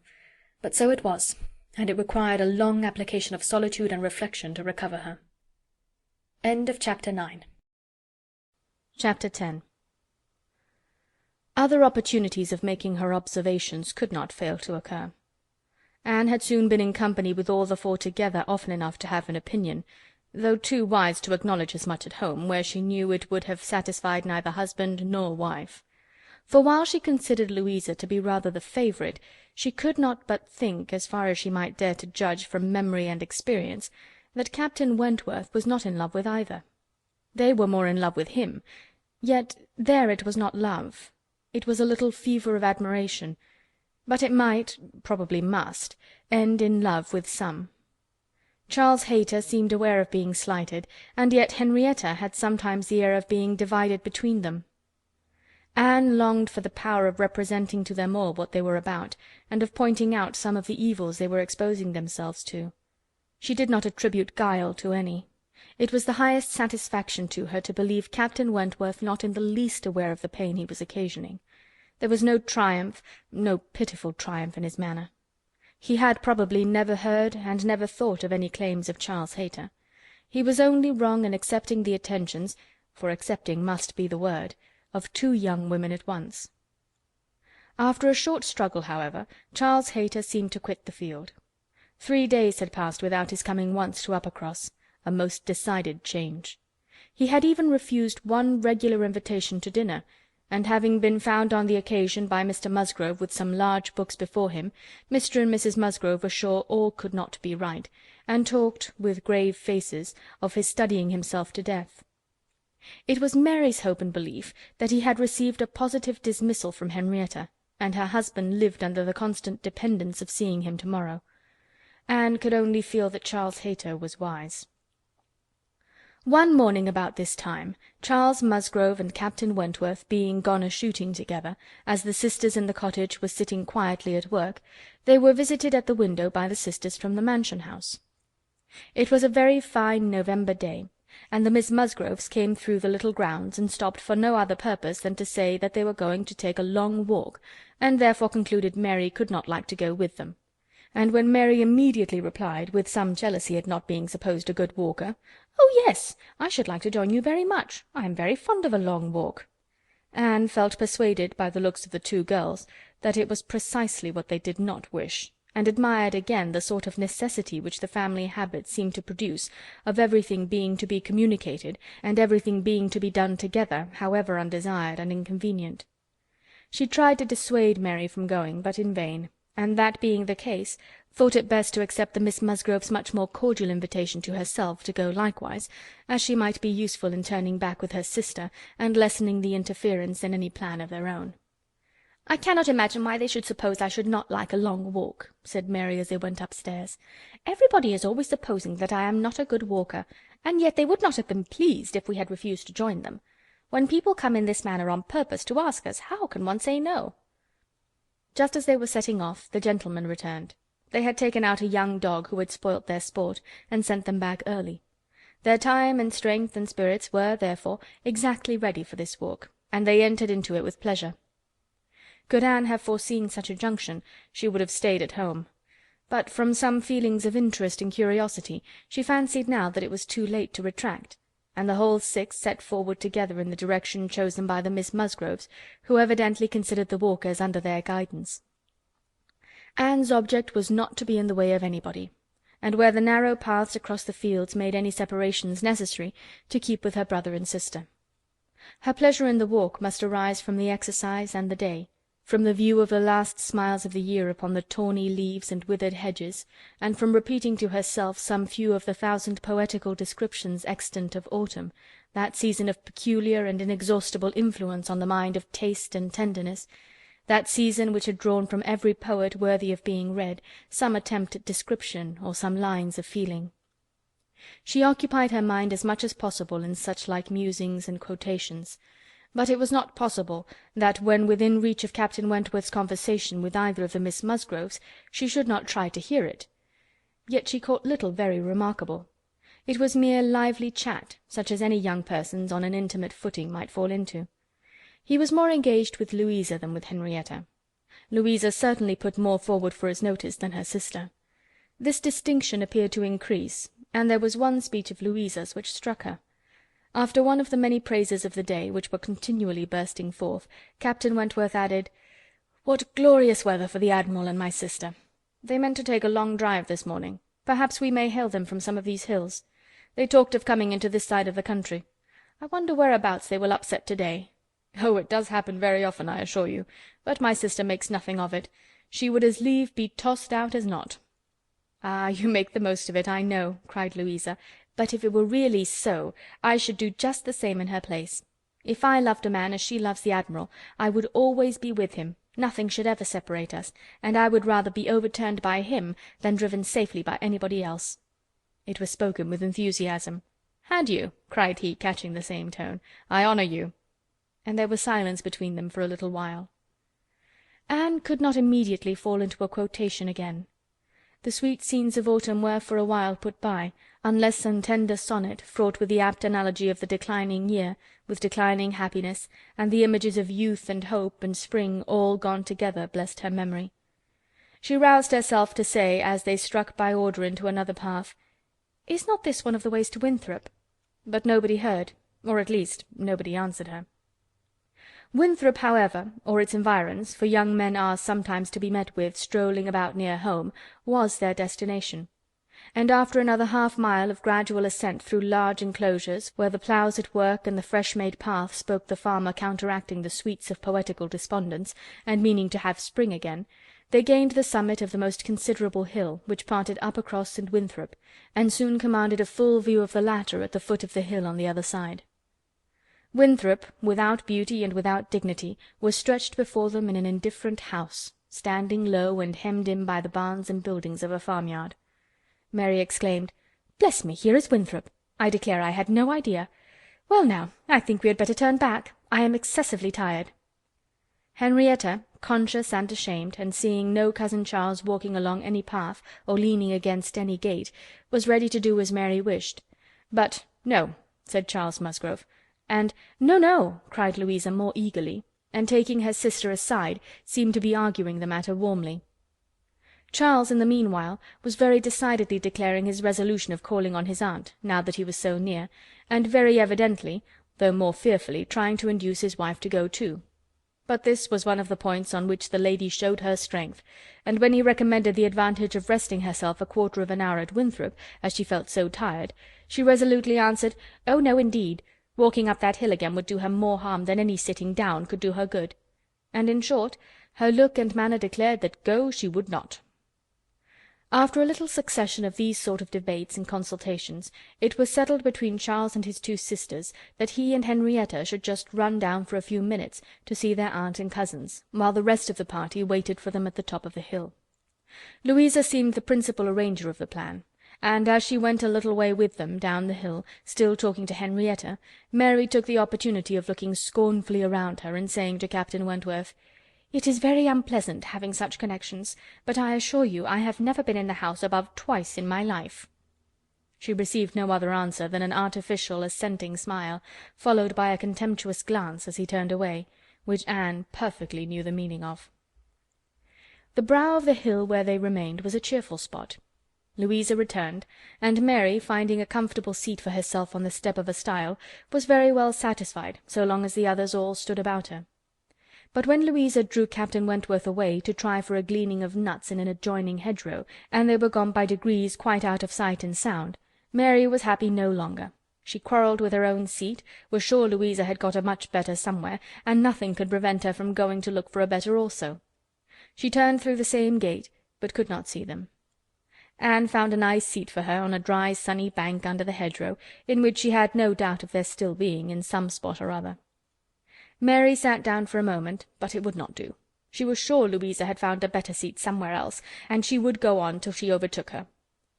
Anne, really tired herself, was glad to sit down, and she very soon heard Captain Wentworth and Louisa in the hedgerow behind her, as if making their way back along the rough, wild sort of channel down the centre. They were speaking as they drew near. Louisa's voice was the first distinguished. She seemed to be in the middle of some eager speech. What Anne first heard was, "And so I made her go. I could not bear that she should be frightened from the visit by such nonsense. What, would I be turned back from doing a thing that I had determined to do, and that I knew to be right, by the airs and interference of such a person, or of any person, I may say? No, I have no idea of being so easily persuaded. When I have made up my mind, I have made it, and Henrietta seemed entirely to have made up hers to call at Winthrop to-day, and yet she was as near giving it up out of nonsensical complaisance." "She would have turned back, then, but for you?" "She would indeed. I am almost ashamed to say it." "Happy for her to have such a mind as yours at hand. After the hints you gave just now, which did but confirm my own observations the last time I was in company with him, I need not affect to have no comprehension of what is going on. I see that more than a mere dutiful morning visit to your aunt was in question, and woe betide him, and her too, when it comes to things of consequence, when they are placed in circumstances requiring fortitude and strength of mind, if she have not resolution enough to resist idle interference in such a trifle as this. Your sister is an amiable creature, but yours is the character of decision and firmness, I see. If you value her conduct or happiness, infuse as much of your own spirit into her as you can. But this, no doubt, you have always been doing. It is the worst evil of too yielding and indecisive a character, that no influence over it can be depended on. You are never sure of a good impression being durable. Everybody may sway it. Let those who would be happy be firm. Here is a nut," said he, catching one down from an upper bough, "to exemplify. A beautiful glossy nut, which, blessed with original strength, has outlived all the storms of autumn. Not a puncture, not a weak spot anywhere. This nut," he continued, with playful solemnity, "while so many of his brethren have fallen and been trodden under foot, is still in possession of all the happiness that a hazel-nut can be supposed capable of." Then, returning to his former earnest tone, "My first wish, for all whom I am interested in, is that they should be firm. If Louisa Musgrove would be beautiful and happy in her November of life, she will cherish all her present powers of mind." He had done, and was unanswered. It would have surprised Anne if Louisa could have readily answered such a speech. Words of such interest, spoken with such serious warmth. She could imagine what Louisa was feeling. For herself, she feared to move, lest she should be seen. While she remained, a bush of low rambling holly protected her, and they were moving on. Before they were beyond her hearing, however, Louisa spoke again. "Mary is good-natured enough in many respects," said she, "but she does sometimes provoke me excessively by her nonsense and pride, the Elliot pride. She has a great deal too much of the Elliot pride. We do so wish that Charles had married Anne instead. I suppose you know he wanted to marry Anne?" After a moment's pause, Captain Wentworth said, "Do you mean that she refused him?" "Oh, yes, certainly." "When did that happen?" "I do not exactly know, for Henrietta and I were at school at the time, but I believe about a year before he married Mary. I wish she had accepted him. We should all have liked her a great deal better, and papa and mamma always think it was her great friend Lady Russell's doing that she did not. They think Charles might not be learned and bookish enough to please Lady Russell, and that therefore she persuaded Anne to refuse him." The sounds were retreating, and Anne distinguished no more. Her own emotions still kept her fixed. She had much to recover from before she could move. The listener's proverbial fate was not absolutely hers. She had heard no evil of herself, but she had heard a great deal of very painful import. She saw how her own character was considered by Captain Wentworth, and there had been just that degree of feeling and curiosity about her in his manner which must give her extreme agitation. As soon as she could, she went after Mary, and having found and walked back with her to their former station by the stile, felt some comfort in their whole party being immediately afterwards collected and once more in motion together. Her spirits wanted the solitude and silence which only numbers could give. Charles and Henrietta returned, bringing, as may be conjectured, Charles Hayter with them. The minutiae of the business Anne could not attempt to understand. Even Captain Wentworth did not seem admitted to perfect confidence here, but that there had been a withdrawing on the gentlemen's side, and a relenting on the ladies', and that they were now very glad to be together again, did not admit a doubt. Henrietta looked a little ashamed, but very well pleased. Charles Hayter exceedingly happy. And they were devoted to each other almost from the first instant of their all setting forward for Uppercross. Everything now marked out Louisa for Captain Wentworth. Nothing could be plainer. And where many divisions were necessary, or even where they were not, they walked side by side nearly as much as the other two. In a long strip of meadow-land, where there was ample space for all, they were thus divided, forming 3 distinct parties. And to that party of the 3 which boasted least animation and least complaisance, Anne necessarily belonged. She joined Charles and Mary, and was tired enough to be very glad of Charles's other arm. But Charles, though in very good humour with her, was out of temper with his wife. Mary had shown herself disobliging to him, and was now to reap the consequence, which consequence was his dropping her arm almost every moment to cut off the heads of some nettles in the hedge with his switch. And when Mary began to complain of it, and lament herself being ill used, according to custom, in being on the hedge side, while Anne was never incommoded on the other, he dropped the arms of both, to hunt after a weasel which he had momentary glance of, and they could hardly get him along at all. This long meadow bordered a lane which their footpath at the end of it was to cross, and when the party had all reached the gate of exit, the carriage advancing in the same direction which had been some time heard, was just coming up, and proved to be Admiral Croft's gig. He and his wife had taken their intended drive, and were returning home. Upon hearing how long a walk the young people had engaged in, they kindly offered a seat to any lady who might be particularly tired. It would save her a full mile, and they were going through Uppercross. The invitation was general, and generally declined. The Miss Musgroves were not at all tired, and Mary was either offended by not being asked before any of the others, or what Louisa called the Elliot pride could not endure to make a third in a one-horse chaise. The walking party had crossed the lane, and were surmounting an opposite stile, and the Admiral was putting his horse in motion again, when Captain Wentworth cleared the hedge in a moment to say something to his sister. This something might be guessed by its effects. "Miss Elliot, I am sure you are tired," cried Mrs Croft. "Do let us have the pleasure of taking you home. Here is excellent room for 3, I assure you. If we were all like you, I believe we might sit 4. You must, indeed you must." Anne was still in the lane, and though instinctively beginning to decline, she was not allowed to proceed. The Admiral's kind urgency came in support of his wife's. They would not be refused. They compressed themselves into the smallest possible space to leave her a corner, and Captain Wentworth, without saying a word, turned to her and quietly obliged her to be assisted into the carriage. Yes, he had done it. She was in the carriage, and felt that he had placed her there, that his will and his hands had done it, that she owed it to his perception of her fatigue, and his resolution to give her rest. She was very much affected by the view of his disposition towards her which all these things made apparent. This little circumstance seemed the completion of all that had gone before. She understood him. He could not forgive her, but he could not be unfeeling. Though condemning her for the past, and considering it with high and unjust resentment, though perfectly careless of her, and though becoming attached to another, still he could not see her suffer without the desire of giving her relief. It was a remainder of former sentiment. It was an impulse of pure, though unacknowledged friendship.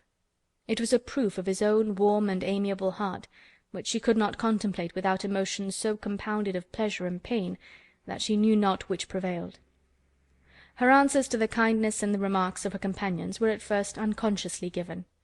They had travelled half their way along the rough lane before she was quite awake to what they said. She then found them talking of Frederick.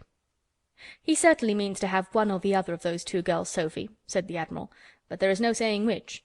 He has been running after them too long enough, one would think, to make up his mind. Ay, this comes of the peace. If there were war now, he would have settled it long ago. We sailors, Miss Elliot, cannot afford to make long courtships in time of war. How many days was it, my dear, between the first time of my seeing you and our sitting down together in our lodgings at North Yarmouth?" "We had better not talk about it, my dear," replied Mrs Croft pleasantly, "for if Miss Elliot were to hear how soon we came to an understanding, she would never be persuaded that we could be happy together. I had known you by character, however, long before. Well, and I had heard of you as a very pretty girl, and what were we to wait for besides? I do not like having such things so long in hand.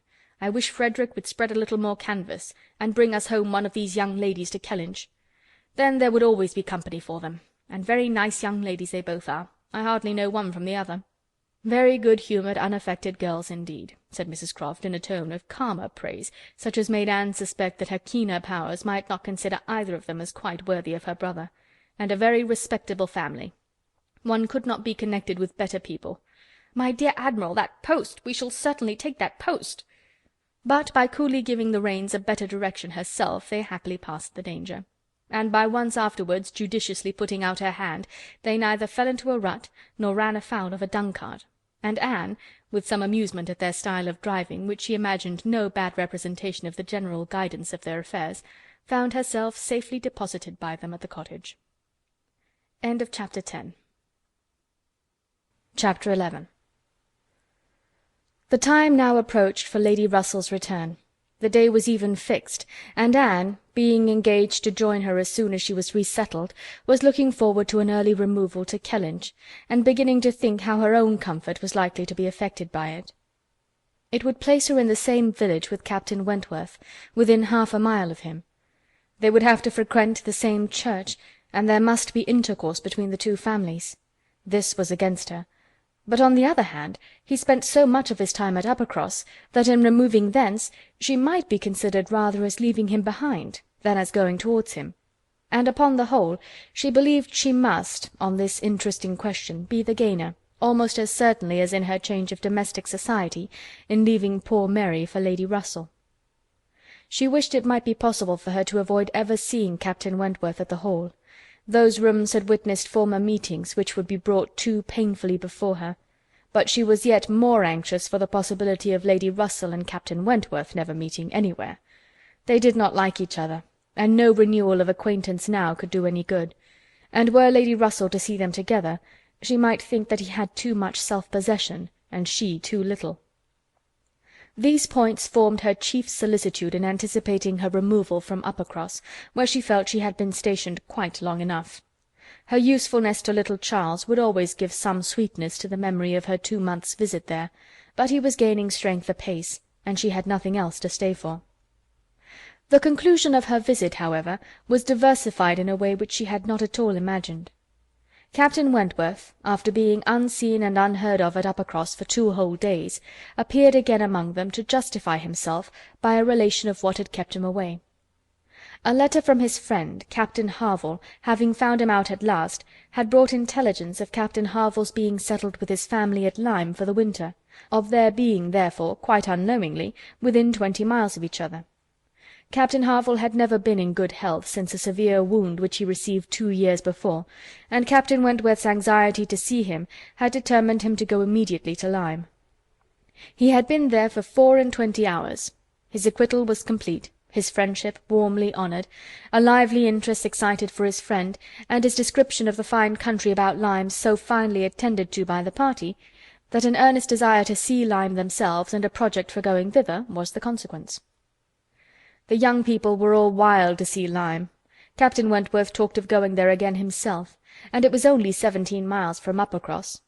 Though November, the weather was by no means bad, and in short, Louisa, who was the most eager of the eager, having formed the resolution to go, and besides the pleasure of doing as she liked, being now armed with the idea of merit in maintaining her own way, bore down all the wishes of her father and mother for putting it off till summer, and to Lyme they were to go.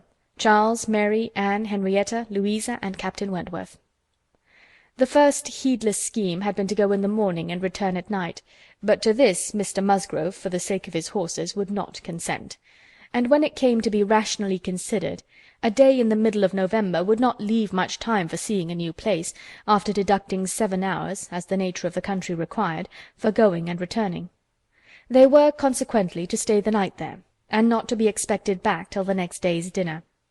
This was felt to be a considerable amendment, and though they all met at the great house at rather an early breakfast hour, and set off very punctually, it was so much past noon before the 2 carriages, Mr. Musgrove's coach containing the 4 ladies, and Charles's curricle in which he drove Captain Wentworth, were descending the long hill into Lyme, and entering upon the still steeper street of the town itself, that it was very evident they would not have more than time for looking about them before the light and warmth of the day were gone. After securing accommodations and ordering a dinner at one of the inns, the next thing to be done was unquestionably to walk directly down to the sea. They were come too late in the year for any amusement or variety which Lyme, as a public place, might offer. The rooms were shut up, the lodgers almost all gone, scarcely any family but of the residents left, and, as there is nothing to admire in the buildings themselves, the remarkable situation of the town, the principal street almost hurrying into the water, the walk to the Cobb skirting round the pleasant little bay, which, in the season, is animated with bathing-machines and company, the Cobb itself, its old wonders and new improvements, with the very beautiful line of cliffs stretching out to the east of the town, are what the stranger's eye will seek.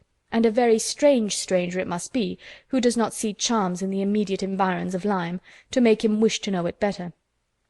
The scenes in its neighbourhood, Charmouth with its high grounds and extensive sweeps of country, and still more, its sweet retired bay, backed by dark cliffs, where fragments of low rock among the sands make it the happiest spot for watching the flow of the tide, for sitting in unwearied contemplation, the woody varieties of the cheerful village of Uplyme, and above all, Pinny, with its green chasms between romantic rocks, where the scattered forest trees and orchards of luxuriant growth declare that many a generation must have passed away since the first partial falling of the cliff prepared the ground for such a state, where a scene so wonderful and so lovely is exhibited as may more than equal any of the resembling scenes of the far-famed Isle of Wight. These places must be visited, and visited again, to make the worth of Lyme understood. The party from Uppercross, passing down by the now deserted and melancholy-looking rooms, and still descending, soon found themselves on the seashore, and lingering only, as all must linger and gaze on a first return to the sea, who ever deserved to look on it at all, proceeded towards the Cobb, equally their object in itself and on Captain Wentworth's account, for in a small house near the foot of an old pier of unknown date were the Harvilles settled. Captain Wentworth turned in to call on his friend. The others walked on, and he was to join them on the Cobb. They were by no means tired of wondering and admiring, and not even Louisa seemed to feel that they had parted with Captain Wentworth long, when they saw him coming after them with 3 companions, all well known already by description to be Captain and Mrs. Harville, and a Captain Benwick, who was staying with them. Captain Benwick had some time ago been first lieutenant of the Laconia, and the account which Captain Wentworth had given of him on his return from Lyme before, his warm praise of him as an excellent young man, and an officer whom he had always valued highly, which must have stamped him well in the esteem of every listener, had been followed by a little history of his private life, which rendered him perfectly interesting in the eyes of all the ladies. He had been engaged to Captain Harville's sister, and was now mourning her loss. They had been a year or 2 waiting for fortune and promotion. Fortune came, his prize money as lieutenant being great. Promotion too came at last, but Fanny Harville did not live to know it. She had died the preceding summer while he was at sea. Captain Wentworth believed it impossible for man to be more attached to a woman than poor Benwick had been to Fanny Harville, or to be more deeply afflicted under the dreadful change.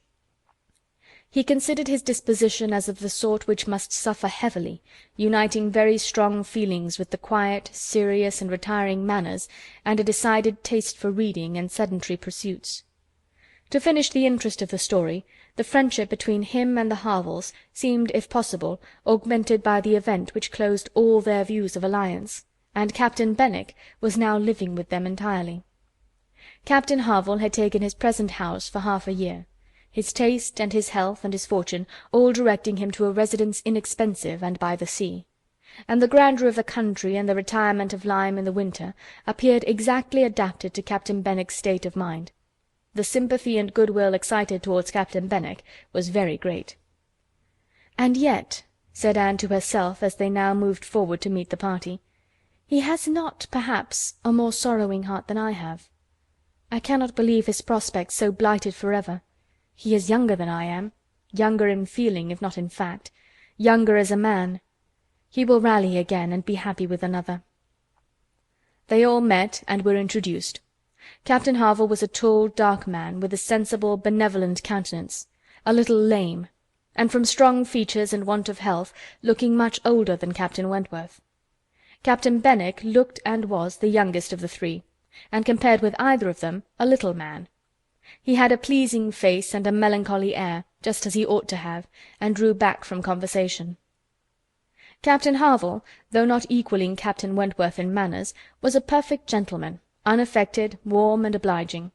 Mrs. Harville was a degree less polished than her husband, seemed, however, to have the same good feelings, and nothing could be more pleasant than their desire of considering the whole party as friends of their own, because the friends of Captain Wentworth, or more kindly hospitable than their entreaties for their all promising to dine with them. The dinner already ordered at the inn was at last, though unwillingly, accepted as an excuse. But they seemed almost hurt that Captain Wentworth should have brought any such party to Lyme, without considering it as a thing of course that they should dine with them. There was so much attachment to Captain Wentworth in all this, and such a bewitching charm in a degree of hospitality so uncommon, so unlike the usual style of give-and-take invitations and dinners of formality and display, that Anne felt her spirits not likely to be benefited by an increasing acquaintance among his brother officers. "These would have been all my friends," was her thought, and she had to struggle against a great tendency to lowness. On quitting the Cobb, they all went indoors with their new friends, and found rooms so small as none but those who invite from the heart could think capable of accommodating so many.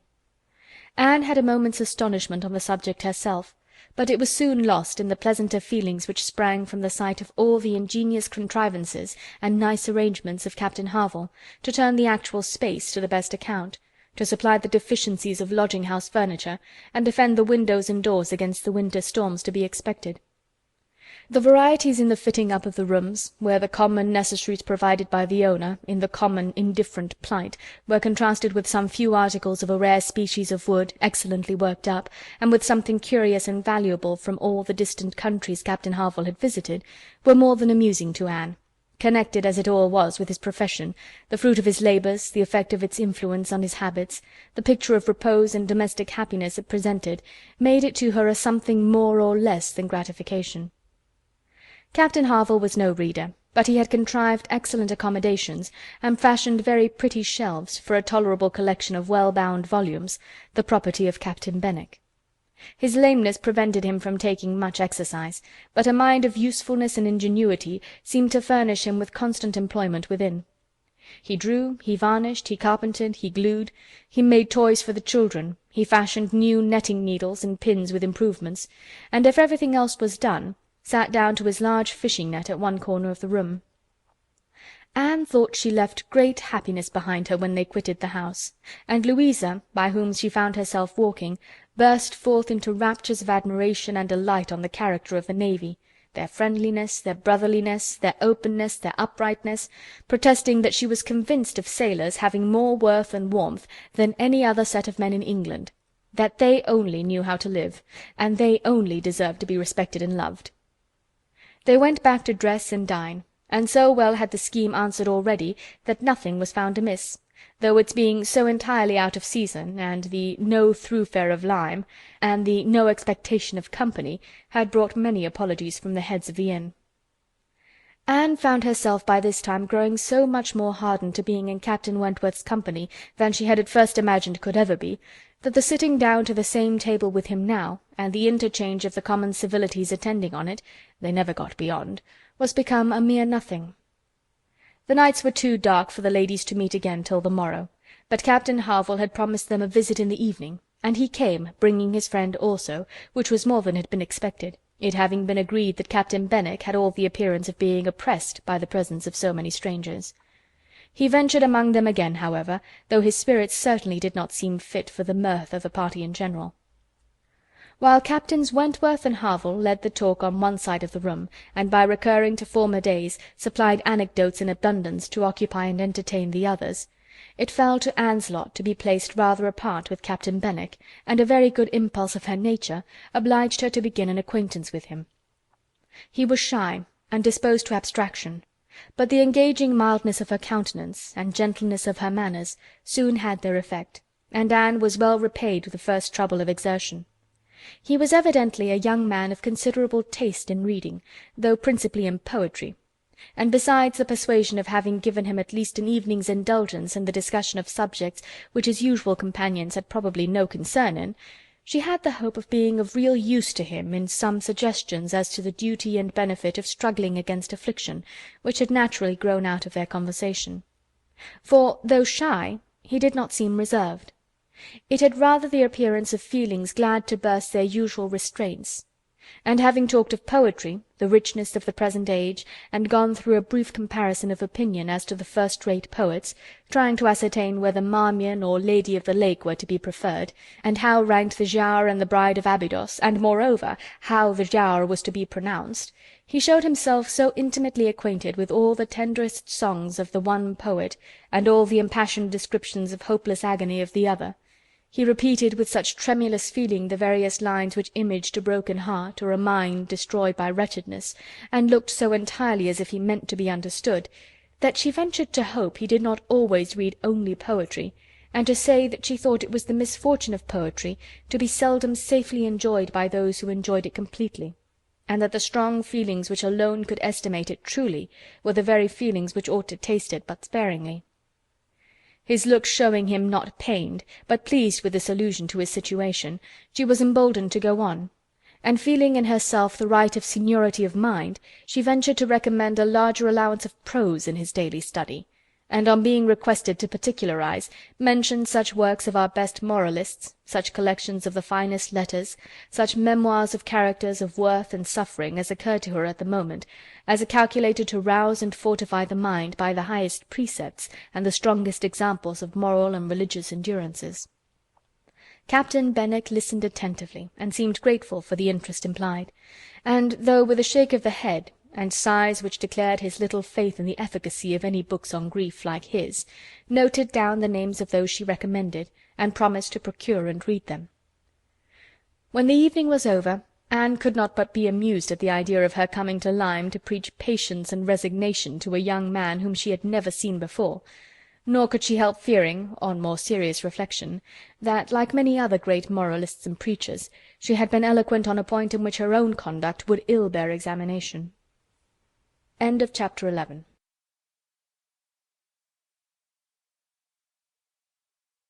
Chapter 12, Part 1. Anne and Henrietta, finding themselves the earliest of the party the next morning, agreed to stroll down to the sea before breakfast. They went to the sands, to watch the flowing of the tide, which a fine south-easterly breeze was bringing in with all the grandeur which so flat a shore admitted. They praised the morning, gloried in the sea, sympathized in the delight of the fresh-feeling breeze, and were silent, till Henrietta suddenly began again with, "Oh, yes, I am quite convinced that, with very few exceptions, the sea air always does good. There can be no doubt of its having been of the greatest service to Dr. Shirley after his illness last spring 12-month. He declares himself that coming to Lyme for a month did him more good than all the medicine he took, and that being by the sea always makes him feel young again. Now I cannot help thinking it a pity that he does not live entirely by the sea. I do think he had better leave Uppercross entirely and fix at Lyme. Do not you, Anne? Do not you agree with me that it is the best thing he could do both for himself and Mrs. Shirley?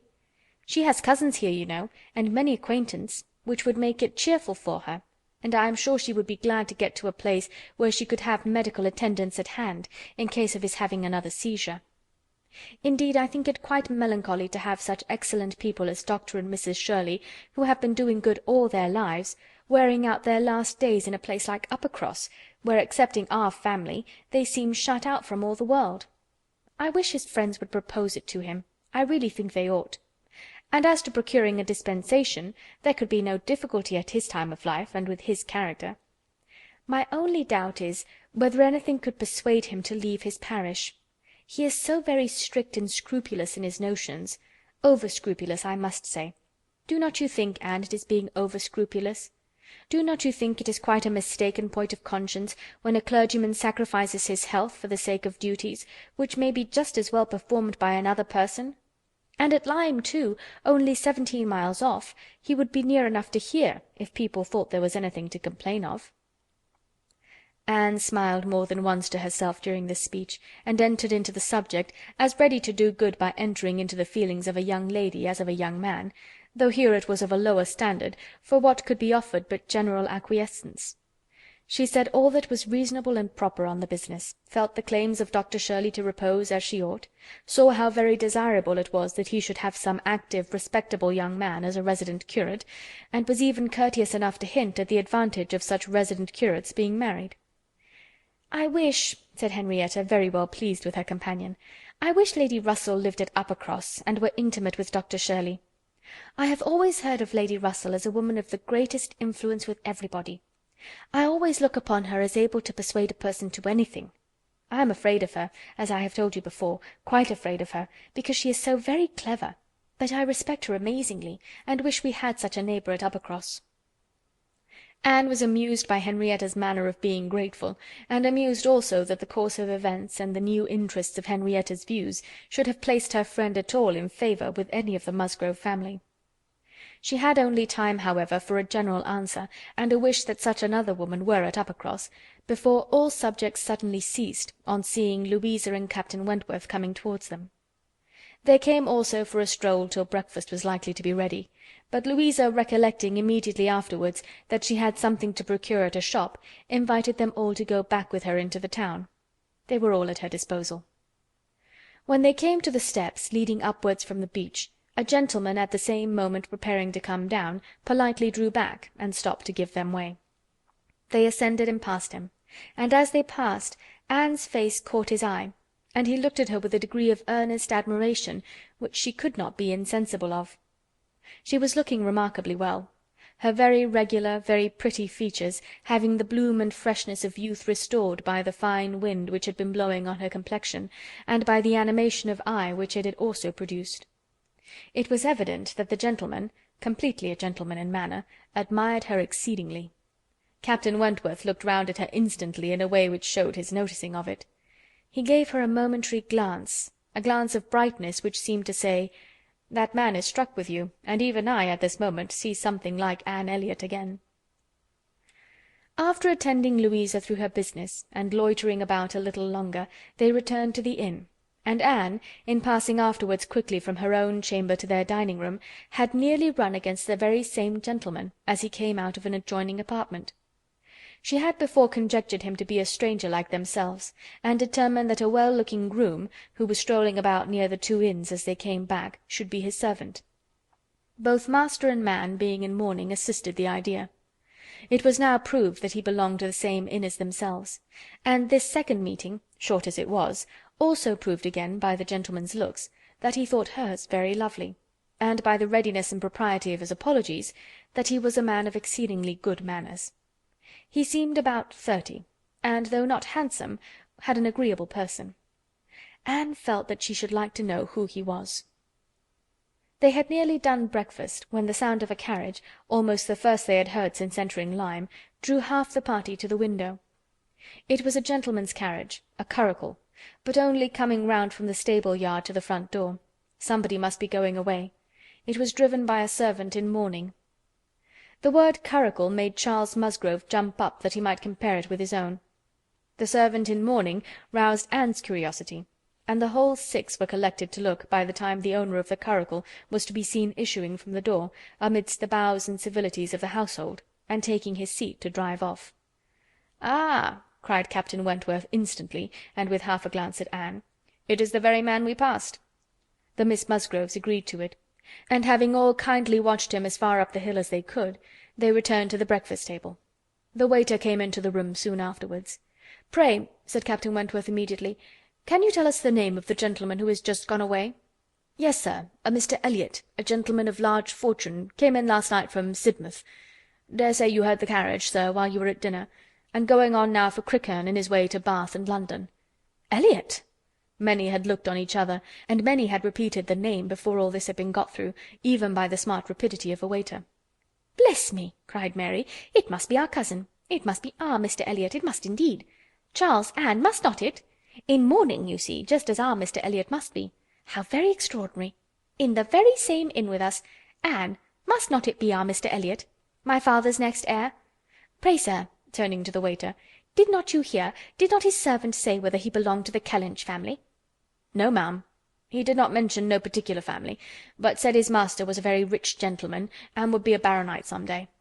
"There, you see!" cried Mary in an ecstasy. Just as I said. Heir to Sir Walter Elliot. I was sure that would come out, if it was so. Depend upon it, that is a circumstance which his servants take care to publish wherever he goes. But, Anne, only conceive how extraordinary. I wish I had looked at him more. I wish we had been aware in time who it was, that he might have been introduced to us.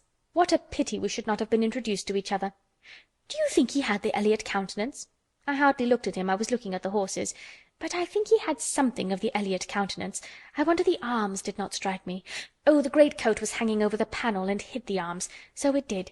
Otherwise I am sure I should have observed them, and the livery too. If the servant had not been in mourning, one should have known him by the livery. "Putting all these very extraordinary circumstances together," said Captain Wentworth, "we must consider it to be the arrangement of Providence that you should not be introduced to your cousin."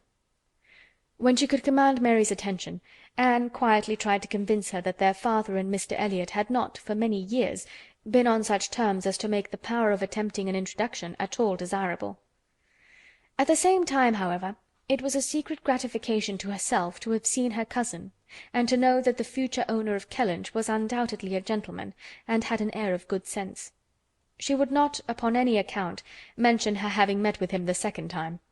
Luckily Mary did not attend to their having passed close by him in their earlier walk, but she would have felt quite ill-used by Anne's having actually run against him in the passage, and received his very polite excuses, while she had never been near him at all. No, that cousinly little interview must remain a perfect secret.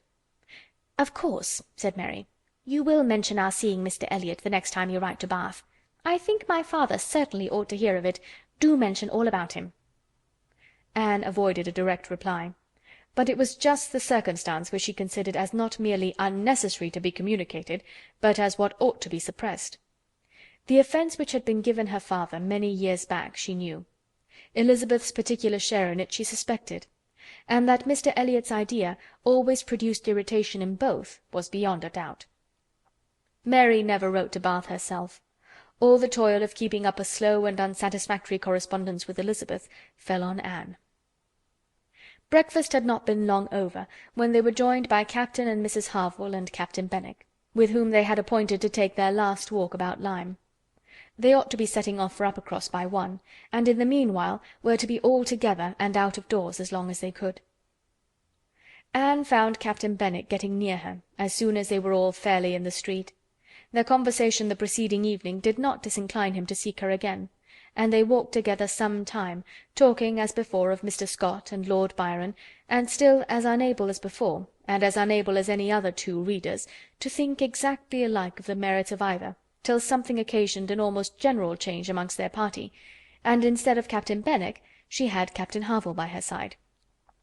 "Miss Elliot," said he, speaking rather low, "you have done a good deed in making that poor fellow talk so much. I wish he could have such company oftener.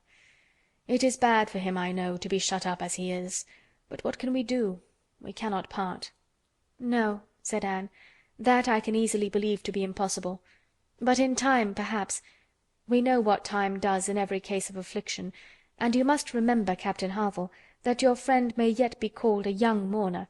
Only last summer, I understand." "Ay, true enough," with a deep sigh. "Only June." "And not known to him, perhaps, so soon?" "Not till the first week of August, when he came home from the Cape, just made into the Grappler. I was at Plymouth, dreading to hear of him. He sent in letters, but the Grappler was under orders for Portsmouth. There the news must follow him, but who was to tell it? Not I. I would as soon have been run up to the yardarm. Nobody could do it but that good fellow," pointing to Captain Wentworth. "The Laconia had come into Plymouth the week before. No danger of her being sent to sea again. He stood his chance for the rest, wrote up for leave of absence, but without waiting the return, travelled night and day till he got to Portsmouth, rowed off to the Grappler that instant, and never left the poor fellow for a week. That's what he did, and nobody else could have saved poor James. You may think, Miss Elliot, whether he is dear to us." Anne did think on the question with perfect decision, and said as much in reply as her own feeling could accomplish, or as his seemed able to bear, for he was too much affected to renew the subject, and when he spoke again it was of something totally different. Mrs. Harville's giving it as her opinion that her husband would have quite enough walking by the time he reached home, determined the direction of all the party in what was to be their last walk. They would accompany them to their door, and then return and set off themselves. By all their calculations there was just time for this. But as they drew near the Cobb, there was such a general wish to walk along it once more, all were so inclined, and Louisa soon grew so determined, that the difference of a quarter of an hour, it was found, would be no difference at all. So with all the kind leave-taking, and all the kind interchange of invitations and promises which may be imagined, they departed from Captain and Mrs. Harville at their own door, and still accompanied by Captain Benwick, who seemed to cling to them to the last, proceeded to make the proper adieus to the Cobb.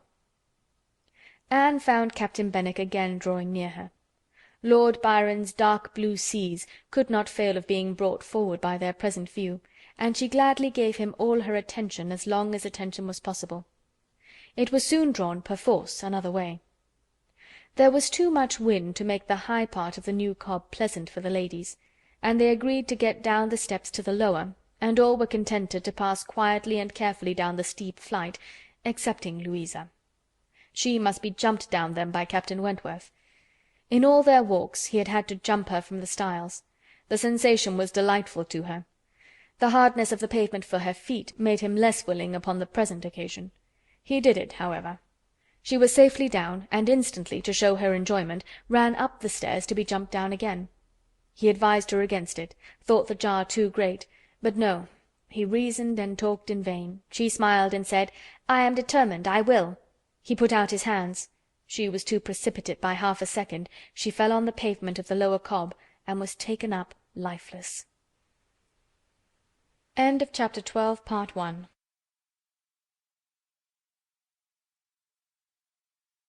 Chapter 12, Part 2. There was no wound, no blood, no visible bruise, but her eyes were closed, she breathed not, her face was like death. The horror of the moment to all who stood around. Captain Wentworth, who had caught her up, knelt with her in his arms, looking on her with a face as pallid as her own, in an agony of silence. "She is dead! She is dead!" screamed Mary, catching hold of her husband, and contributing with his own horror to make him immovable. And in another moment Henrietta, sinking under the conviction, lost her senses too, and would have fallen on the steps but for Captain Benwick and Anne, who caught and supported her between them. "Is there no one to help me?" were the first words which burst from Captain Wentworth in a tone of despair, and as if all his own strength were gone. Go to him," cried Anne. "For heaven's sake, go to him. I can support her myself. Leave me and go to him. Rub her hands, rub her temples. Here are salts. Take them, take them." Captain Benwick obeyed, and Charles at the same moment disengaging himself from his wife, they were both with him, and Louisa was raised up and supported more firmly between them, and everything was done that Anne had prompted, but in vain, while Captain Wentworth, staggering against the wall for his support, exclaimed in the bitterest agony, "Oh God, her father and mother!" "A surgeon!" said Anne. He caught the word. It seemed to rouse him at once, and saying only, "True, true, a surgeon this instant," was darting away, when Anne eagerly suggested, "Captain Benwick! Would it not be better for Captain Benwick? He knows where a surgeon is to be found." Everyone capable of thinking felt the advantage of the idea, and in a moment, it was all done in rapid moments, Captain Benwick had resigned the poor corpse-like figure entirely to the brothers' care, and was off for the town with the utmost rapidity. As to the wretched party left behind, it could scarcely be said which of the three who were completely rational was suffering most, Captain Wentworth, Anne, or Charles, who, really a very affectionate brother, hung over Louisa with sobs of grief, and could only turn his eyes from one sister to see the other in a state as insensible, or to witness the hysterical agitations of his wife, calling on him for help which he could not give. Anne, attending with all the strength and zeal and thought which instinct supplied to Henrietta, still tried at intervals to suggest comfort to the others, tried to quiet Mary, to animate Charles, to assuage the feelings of Captain Wentworth. Both seemed to look to her for directions. "Anne! Anne!" cried Charles, "what is to be done next? What in heaven's name is to be done next?" Captain Wentworth's eyes were also turned towards her. "Had she not better be carried to the inn?" "Yes, I am sure. Carry her gently to the inn." "Yes, yes, to the inn," repeated Captain Wentworth, comparatively collected, and eager to be doing something. "I will carry her myself. Musgrove, take care of the others." By this time the report of the accident had spread among the workmen and boatmen about the Cobb, and many were collected near them, to be useful if wanted, at any rate to enjoy the sight of a dead young lady, nay, 2 dead young ladies, for it proved twice as fine as the first report. To some of the best-looking of these good people Henrietta was consigned, for though partially revived, she was quite helpless, and in this manner, Anne walking by her side, and Charles attending to his wife, they set forward, treading back with feelings unutterable the ground which so lately, so very lately, and so light of heart they had passed along. They were not off the Cobb before the Harvilles met them. Captain Benwick had been seen flying by their house with a countenance which showed something to be wrong, and they had set off immediately, informed and directed as they passed towards the spot. Shocked as Captain Harville was, he brought senses and nerves that could be instantly useful, and a look between him and his wife decided what was to be done. She must be taken to their house, all must go to their house, and await the surgeon's arrival there. They would not listen to scruples. He was obeyed. They were all beneath his roof, and while Louisa, under Mrs. Harville's direction, was conveyed upstairs and given possession of her own bed, assistance, cordials, restoratives, was applied by her husband to all who needed them. Louisa had once opened her eyes, but soon closed them again, without apparent consciousness. This had been proof of life, however, of service to her sister, and Henrietta, though perfectly incapable of being in the same room with Louisa, was kept, by the agitation of hope and fear, from a return of her own insensibility. Mary, too, was growing calmer. The surgeon was with them almost before it had seemed possible. They were sick with horror while he examined, but he was not hopeless. The head had received a severe contusion, but he had seen greater injuries recovered from. He was by no means hopeless. He spoke cheerfully. That he did not regard it as a desperate case, that he did not say a few hours must end it, was at first felt beyond the hope of most, and the ecstasy of such a reprieve, the rejoicing, deep and silent, after a few fervent ejaculations of gratitude to heaven had been offered, may be conceived. The tone, the look with which "Thank God" was uttered by Captain Wentworth, Anne was sure could never be forgotten by her, nor the sight of him afterwards, as he sat near a table, leaning over it with folded arms and face concealed, as if overpowered by the various feelings of his soul, and trying, by prayer and reflection, to calm them. Louisa's limbs had escaped. There was no injury but to the head. It now became necessary for the party to consider what was best to be done as to their general situation. They were now able to speak to each other and consult. That Louisa must remain where she was, however distressing to her friends to be involving the Harvilles in such trouble, did not admit of doubt. Her removal was impossible. The Harvilles silenced all scruples, and as much as they could, all gratitude. They had looked forward and arranged everything before the others began to reflect. Captain Benwick must give up his room to them, and get another bed elsewhere, and the whole was settled. They were only concerned that the house could accommodate no more, and yet perhaps, by putting the children away in the maid's room, or swinging a cot somewhere, they could hardly bear to think of not finding room for 2 or 3 besides, supposing they might wish to stay. Though with regard to any attendance on Miss Musgrove, there need not be the least uneasiness in leaving her to Mrs. Harville's care entirely. Mrs. Harville was a very experienced nurse, and her nursery maid, who had lived with her long, and gone about with her everywhere, was just such another. Between these two she could want no possible attendance by day or night. And all this was said with a truth and sincerity of feeling irresistible. Charles, Henrietta, and Captain Wentworth were the 3 in consultation, and for a little while it was only an interchange of perplexity and terror. Uppercross, the necessity of someone's going to Uppercross, the news to be conveyed, how it could be broken to Mr. and Mrs. Musgrove, the lateness of the morning, an hour already gone since they ought to have been off, the impossibility of being in tolerable time. At first they were capable of nothing more to the purpose than such exclamations. But after a while, Captain Wentworth, exerting himself, said, "We must be decided, and without the loss of another minute. Every minute is valuable. Some one must resolve on being off for Uppercross instantly.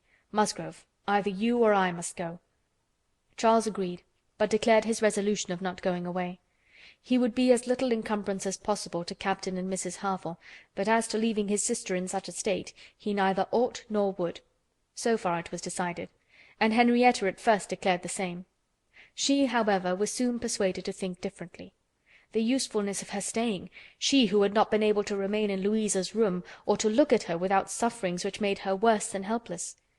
She was forced to acknowledge that she could do no good, yet was still unwilling to be away, till, touched by the thought of her father and mother, she gave it up. She consented. She was anxious to be at home.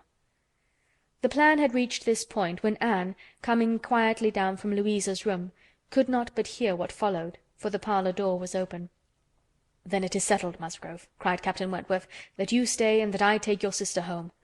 But as to the rest, as to the others, if one stays to assist Mrs. Harville, I think it need be only one.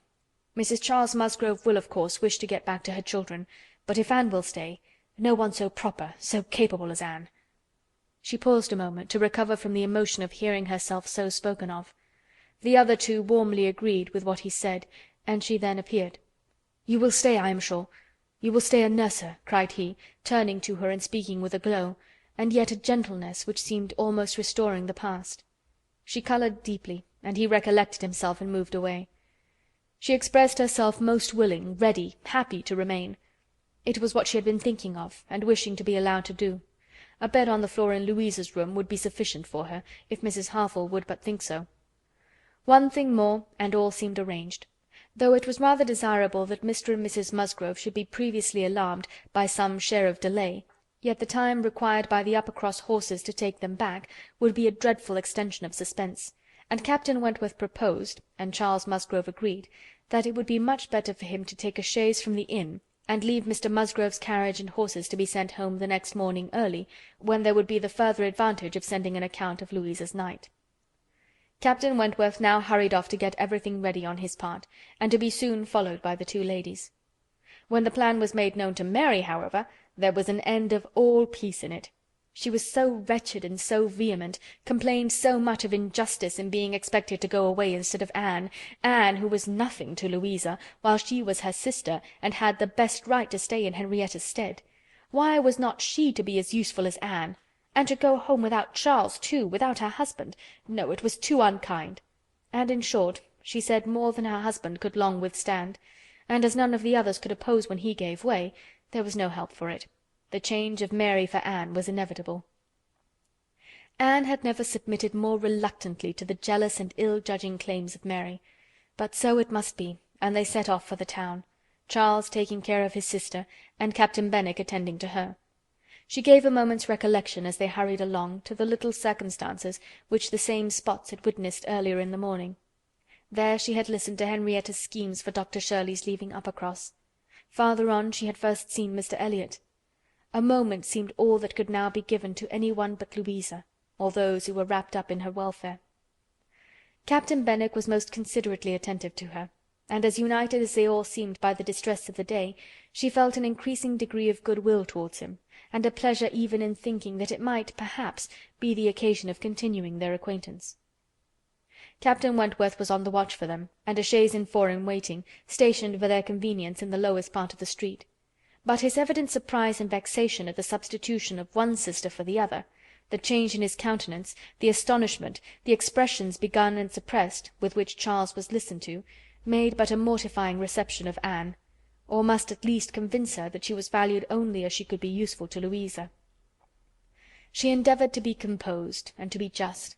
Without emulating the feelings of an Emma towards her Henry, she would have attended on Louisa with a zeal above the common claims of regard, for his sake, and she hoped he would not long be so unjust as to suppose she would shrink unnecessarily from the office of a friend. In the meanwhile she was in the carriage. He had handed them both in, and placed himself between them, and in this manner, under these circumstances, full of astonishment and emotion to Anne, she quitted Lyme. How long the stage would pass, how it was to affect their manners, what was to be their sort of intercourse, she could not foresee. It was all quite natural, however. He was devoted to Henrietta, always turning towards her, and when he spoke at all, always with the view of supporting her hopes and raising her spirits. In general, his voice and manner were studiously calm. To spare Henrietta from agitation seemed the governing principle. Once only, when she had been grieving over the last ill-judged, ill-fated walk to the Cobb, bitterly lamenting that it had ever been thought of, he burst forth, as if wholly overcome. "Don't talk of it, don't talk of it!" he cried. "Oh God, that I had not given way to her at the fatal moment! Had I done as I ought! But so eager and so resolute! Dear sweet Louisa!" Anne wondered whether it ever occurred to him now to question the justness of his own previous opinion as to the universal felicity and advantage of firmness of character, and whether it might not strike him that, like all other qualities of the mind, it should have its proportions and limits. She thought it could scarcely escape him to feel that a persuadable temper might sometimes be as much in favour of happiness as a very resolute character.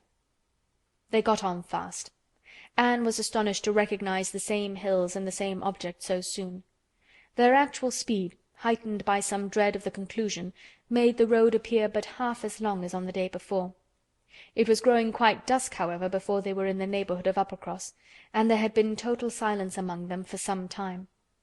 Henrietta leaning back in the corner, with a shawl over her face, giving the hope of her having cried herself to sleep.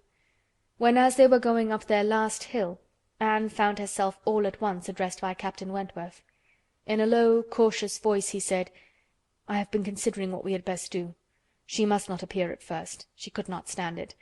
I have been thinking whether you had not better remain in the carriage with her, while I go in and break it to Mr. and Mrs. Musgrove. Do you think this is a good plan?" She did. He was satisfied, and said no more. But the remembrance of the appeal remained a pleasure to her, as a proof of friendship, and of deference for her judgment a great pleasure. And when it became a sort of parting proof, its value did not lessen.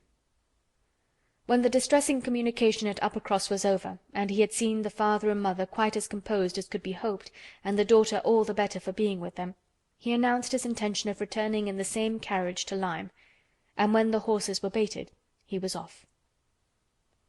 End of Chapter 12, Part 2. Chapter 13. The remainder of Anne's time at Uppercross, comprehending only 2 days, was spent entirely at the mansion house, and she had the satisfaction of knowing herself extremely useful there, both as an immediate companion and as assisting in all those arrangements for the future which, in Mr. and Mrs. Musgrove's distressed state of spirits, would have been difficulties. They had an early account from Lyme the next morning. Louisa was much the same. No symptoms worse than before had appeared. Charles came a few hours afterwards to bring a later and more particular account. He was tolerably cheerful. A speedy cure must not be hoped, but everything was going on as well as the nature of the case admitted. In speaking of the Harvilles, he seemed unable to satisfy his own sense of their kindness, especially of Mrs. Harville's exertions as a nurse. She really left nothing for Mary to do. He and Mary had been persuaded to go early to their inn last night. Mary had been hysterical again this morning.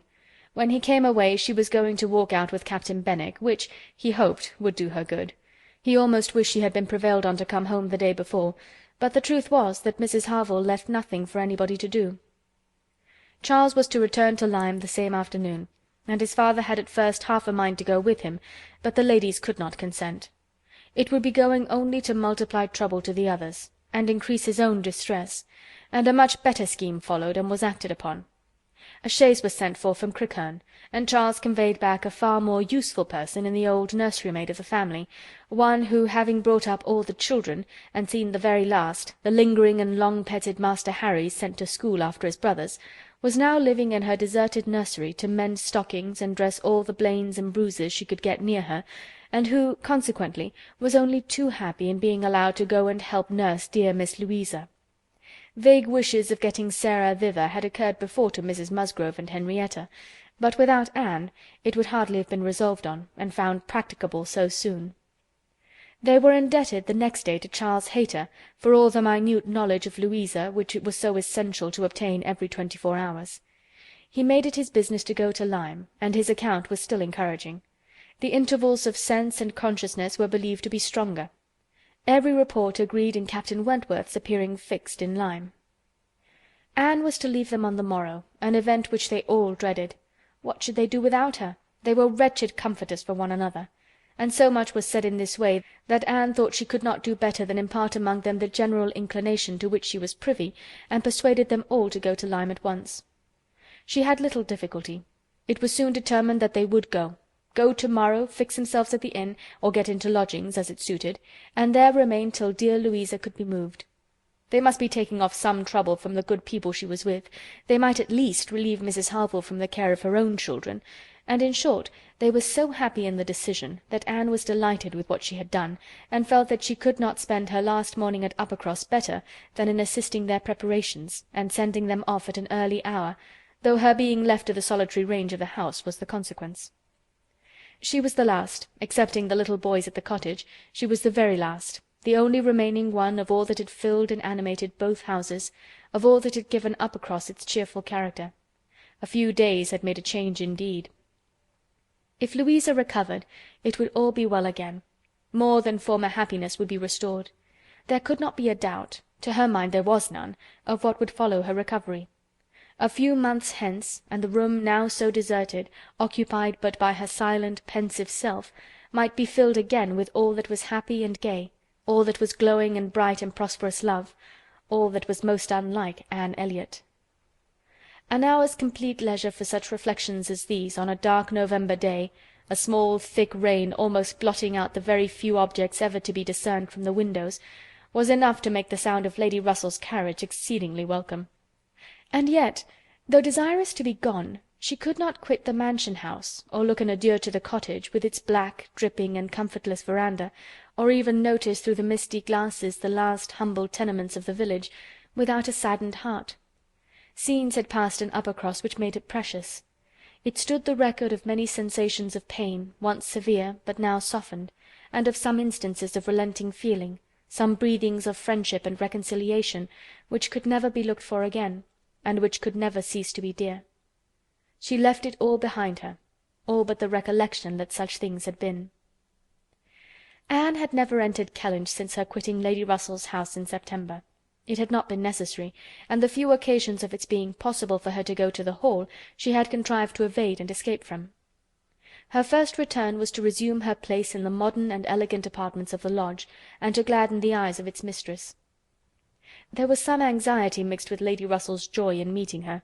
She knew who had been frequenting Uppercross, but happily either Anne was improved in plumpness and looks, or Lady Russell fancied her so, and Anne, in receiving her compliments on the occasion, had the amusement of connecting them with the silent admiration of her cousin, and of hoping that she was to be blessed with a second spring of youth and beauty. When they came to converse, she was soon sensible of some mental change. The subjects of which her heart had been full on leaving Kellinch, and which she had felt slighted and been compelled to smother among the Musgroves, were now become but of secondary interest. She had lately lost sight even of her father and sister and Bath.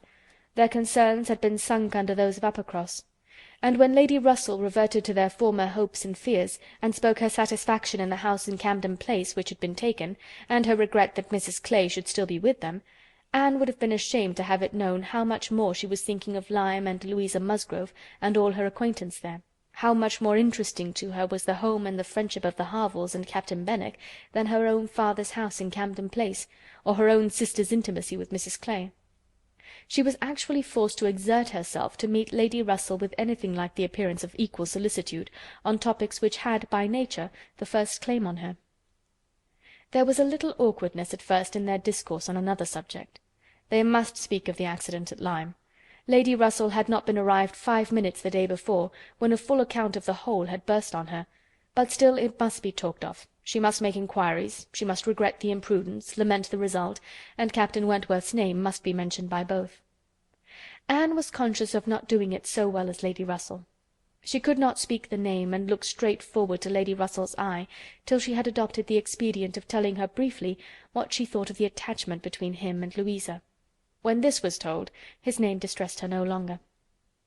Lady Russell had only to listen composedly and wish them happy, but internally her heart revelled in angry pleasure, in pleased contempt, that the man who at 23 had seemed to understand somewhat of the value of an Anne Elliot should, 8 years afterwards, be charmed by a Louisa Musgrove.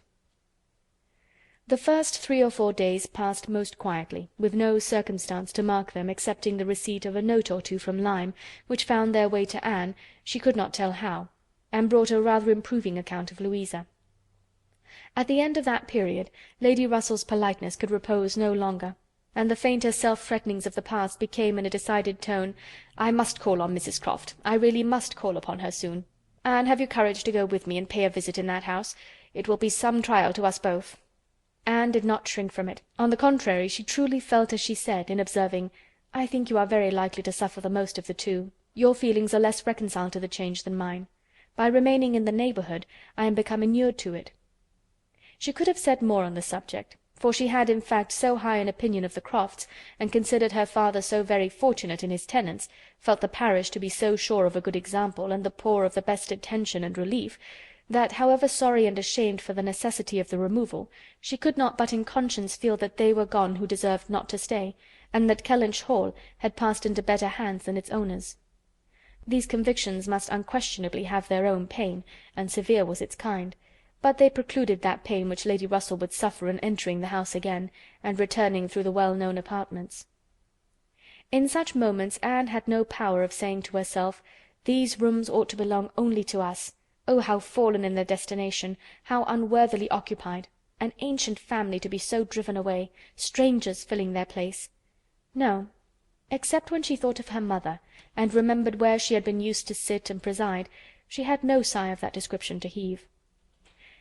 Mrs Croft always met her with a kindness which gave her the pleasure of fancying herself a favourite, and on the present occasion, receiving her in that house, there was particular attention. The sad accident at Lyme was soon the prevailing topic, and on comparing their latest accounts of the invalid, it appeared that each lady dated her intelligence from the same hour of yestermorn.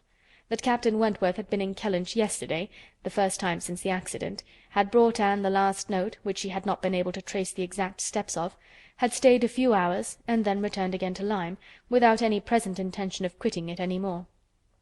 He had inquired after her, she found, particularly, had expressed his hope of Miss Elliot's not being the worse for her exertions, and had spoken of those exertions as great. This was handsome, and gave her more pleasure than almost anything else could have done.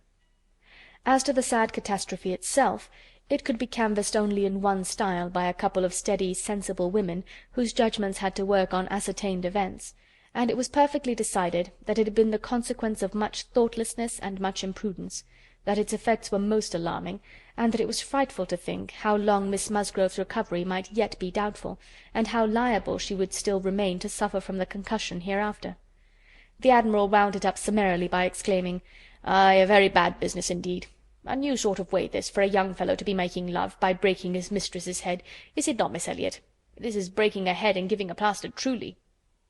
Admiral Croft's manners were not quite of the tone to suit Lady Russell, but they delighted Anne. His goodness of heart and simplicity of character were irresistible. "Now this must be very bad for you," said he, suddenly rousing from a little reverie, "to be coming and finding us here. I had not recollected it before, I declare, but it must be very bad. But now, do not stand upon ceremony. Get up and go over all the rooms in the house, if you like it." "Another time, sir, I thank you, not now." "Well, whenever it suits you. You can slip in from the shrubbery at any time, and there you will find we keep our umbrellas hanging up by that door. A good place, is it not? But," checking himself, "you will not think it a good place, for yours were always kept in the butler's room." "Aye, so it always is, I believe. One man's ways may be as good as another's, but we all like our own best. And so you must judge for yourself whether it would be better for you to go about the house or not." Anne, finding she might decline, did so very gratefully. "We have made very few changes either," continued the Admiral, after thinking a moment. "Very few. We told you about the laundry door at Uppercross. That has been a very great improvement. The wonder was how any family upon earth could bear with the inconvenience of its opening as it did so long. You will tell Sir Walter what we have done, and that Mr. Shepherd thinks it the greatest improvement the house ever had. Indeed, I must do ourselves the justice to say that the few alterations we have made have been all very much for the better. My wife should have the credit of them, however. I have done very little besides sending away some of the large looking-glasses from my dressing-room, which was your father's. A very good man, and very much the gentleman, I am sure, but I should think, Miss Elliot," looking with serious reflection, "I should think he must be rather a dressy man for his time of life. Such a number of looking-glasses! Oh Lord, there was no getting away from oneself. So I got Sophie to lend me a hand, and we soon shifted their quarters. And now I am quite snug, with my little shaving-glass in one corner, and another great thing that I never go near." Anne, amused in spite of herself, was rather distressed for an answer, and the Admiral, fearing he might not have been civil enough, took up the subject again to say, "The next time you write to your good father, Miss Elliot, pray give him my compliments and Mrs. Croft's, and say that we are settled here quite to our liking, and have no fault at all to find with the place. The breakfast-room chimney smokes a little, I grant you, but it is only when the wind is due north and blows hard, which may not happen 3 times a winter. and take it altogether, now that we have been into most of the houses hereabouts and can judge, there is not one that we like better than this. Pray say so, with my compliments. He will be glad to hear it." Lady Russell and Mrs Croft were very well pleased with each other, but the acquaintance which this visit began was fated not to proceed far at present, for when it was returned, the Crofts announced themselves to be going away for a few weeks, to visit their connections in the north of the country, and probably might not be at home again before Lady Russell would be removing to Bath.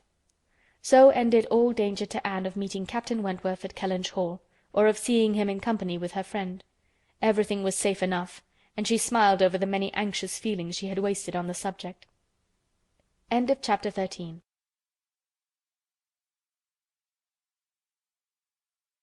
Chapter 14. Though Charles and Mary had remained at Lyme much longer after Mr. and Mrs. Musgrove's going than Anne conceived they could have been at all wanted, they were yet the first of the family to be at home again, and as soon as possible after their return to Uppercross they drove over to the lodge. They had left Louisa beginning to sit up, but her head, though clear, was exceedingly weak, and her nerves susceptible to the highest extreme of tenderness, and though she might be pronounced to be altogether doing very well, it was still impossible to say when she might be able to bear the removal home, and her father and mother, who must return in time to receive their younger children for the Christmas holidays, had hardly a hope of being allowed to bring her with them. They had all been in lodgings together. Mrs. Musgrove had got Mrs. Harville's children away as much as she could, every possible supply from Uppercross had been furnished to lighten the inconvenience to the Harvilles, while the Harvilles had been wanting them to come to dinner every day, and in short, it seemed to have been only a struggle on each side as to which should be most disinterested and hospitable. Mary had had her evils, but upon the whole, as was evident by her staying so long, she had found more to enjoy than to suffer. Charles Hayter had been at Lyme oftener than suited her, and when they had dined with the Harvilles there had been only a maid-servant to wait, and at first Mrs. Harville had always given Mrs. Musgrove precedence, but then she had received so very handsome an apology from her on finding out whose daughter she was, and there had been so much going on every day, there had been so many walks between their lodgings and the Harvilles, and she had got books from the library and changed them so often, that the balance had certainly been much in favour of Lyme. She had been taken to Charmouth too, and she had bathed and she had gone to church, and there were a great many more people to look at in the church at Lyme than at Uppercross, and all this, joined to the sense of being so very useful, had made really an agreeable fortnight. Anne inquired after Captain Benwick. Mary's face was clouded directly. Charles laughed. "Oh, Captain Benwick is very well, I believe, but he is a very odd young man. I do not know what he would be at. We asked him to come home with us for a day or two. Charles undertook to give him some shooting, and he seemed quite delighted, and for my part I thought it was all settled, when behold, on Tuesday night he made a very awkward sort of excuse. He never shot, and he had been quite misunderstood, and he had promised this, and he had promised that, and the end of it was, I found, that he did not mean to come. I suppose he was afraid of finding it dull, but upon my word I should have thought we were lively enough at the cottage for such a heartbroken man as Captain Benwick." Charles laughed again and said, "Now, Mary, you know very well how it really was. It was all your doing," turning to Anne. "He fancied that if he went with us he should find you close by. He fancied everybody to be living in Uppercross, and when he discovered that Lady Russell lived 3 miles off, his heart failed him, and he had not courage to come. That is the fact, upon my honour. Mary knows it is." But Mary did not give in to it very graciously, whether from not considering Captain Benwick entitled by birth and situation to be in love with an Elliot, or from not wanting to believe Anne a greater attraction to Uppercross than herself, must be left to be guessed. Anne's good-will, however, was not to be lessened by what she heard. She boldly acknowledged herself flattered, and continued her inquiries. "Oh, he talks of you," cried Charles, "in such terms—" Mary interrupted him. "I declare, Charles, I never heard him mention Anne twice all the time I was there. I declare, Anne, he never talks of you at all." "No," admitted Charles, "I do not know that he ever does, in a general way. But, however, it is a very clear thing that he admires you exceedingly. His head is full of some books that he is reading upon your recommendation, and he wants to talk to you about them. He has found out something or other in one of them which he thinks—oh, I cannot pretend to remember it, but it was something very fine. I overheard him telling Henrietta all about it, and then Miss Elliot was spoken of in the highest terms. Now, Mary, I declare it was so. I heard it myself, and you were in the other room. Elegance, sweetness, beauty. Oh, there was no end of Miss Elliot's charms. "And I am sure," cried Mary warmly, "it was a very little to his credit if he did. Miss Harville only died last June. Such a heart is very little worth having, is it, Lady Russell? I am sure you will agree with me." "I must see Captain Benwick before I decide," said Lady Russell, smiling. "And that you are very likely to do very soon, I can tell you, ma'am," said Charles. "Though he had not nerves for coming away with us and setting off again afterwards to pay a formal visit here, he will make his way over to Kellinch one day by himself, you may depend on it. I told him the distance and the road, and I told him of the churches being so very well worth seeing, for as he has a taste for those sort of things, I thought that would be a good excuse, and he listened with all his understanding and soul, and I am sure from his manner that you will have him calling here soon. So I give you notice, Lady Russell." "Any acquaintance of Anne's will always be welcome to me," was Lady Russell's kind answer. "Oh, as to being Anne's acquaintance," said Mary, "I think he is rather my acquaintance, for I have been seeing him every day this last fortnight." "Well, as your joint acquaintance, then, I shall be very happy to see Captain Benwick." "You will not find anything very agreeable in him, I assure you, ma'am. He is one of the dullest young men that ever lived. He has walked with me sometimes from one end of the sands to the other without saying a word.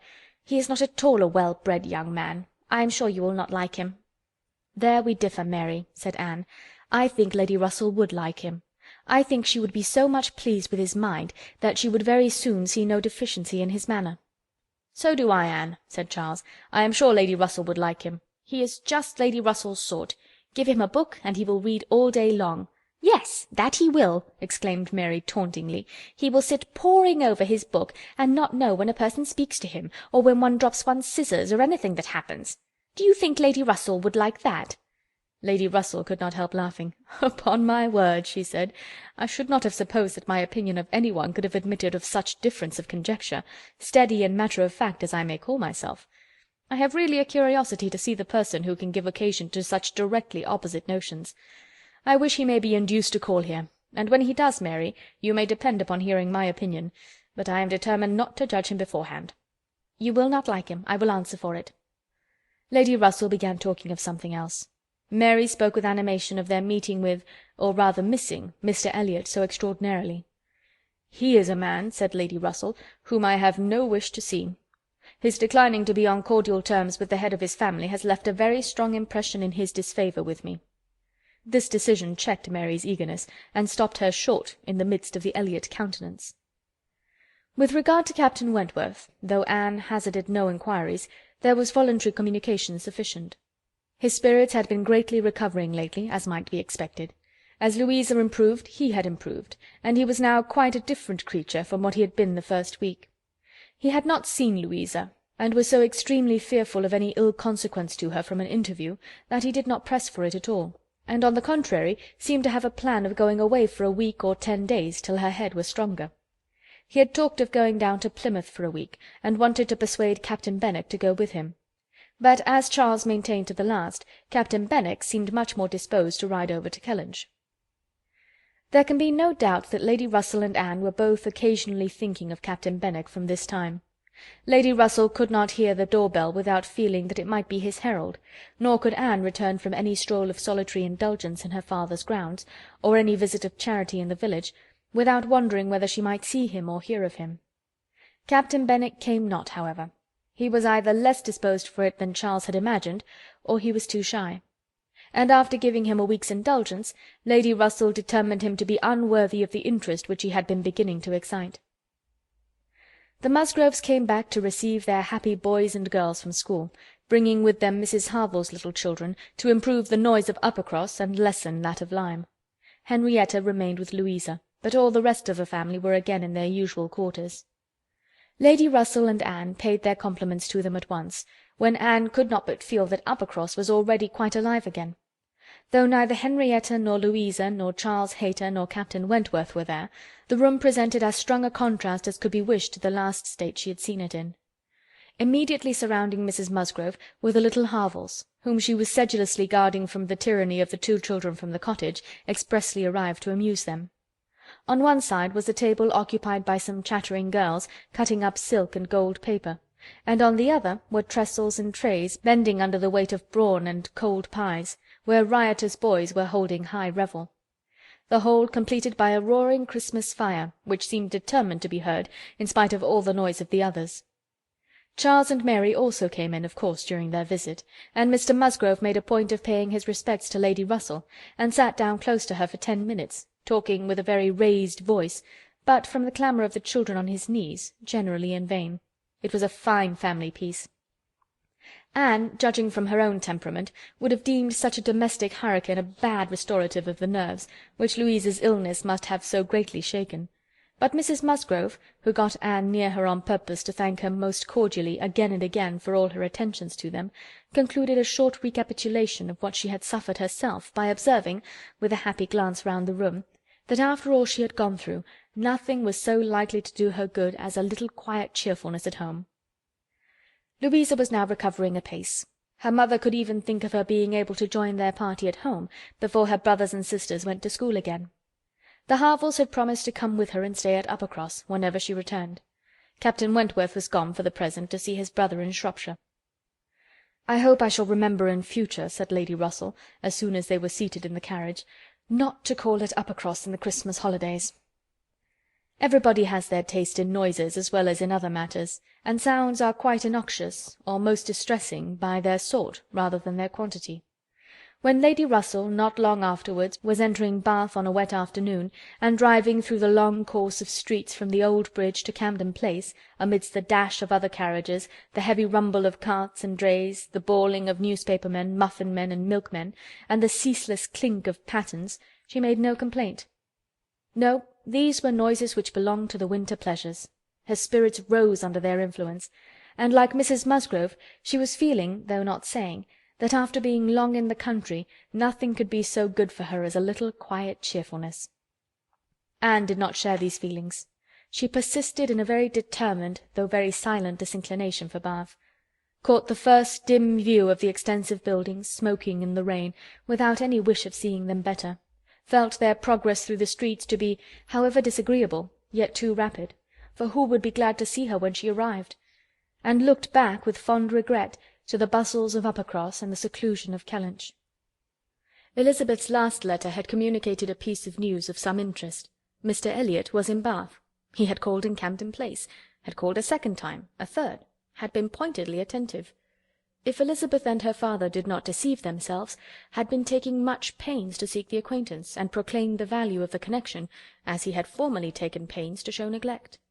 This was very wonderful if it were true, and Lady Russell was in a state of very agreeable curiosity and perplexity about Mr. Elliot, already recanting the sentiment she had so lately expressed to Mary, of his being a man whom she had no wish to see.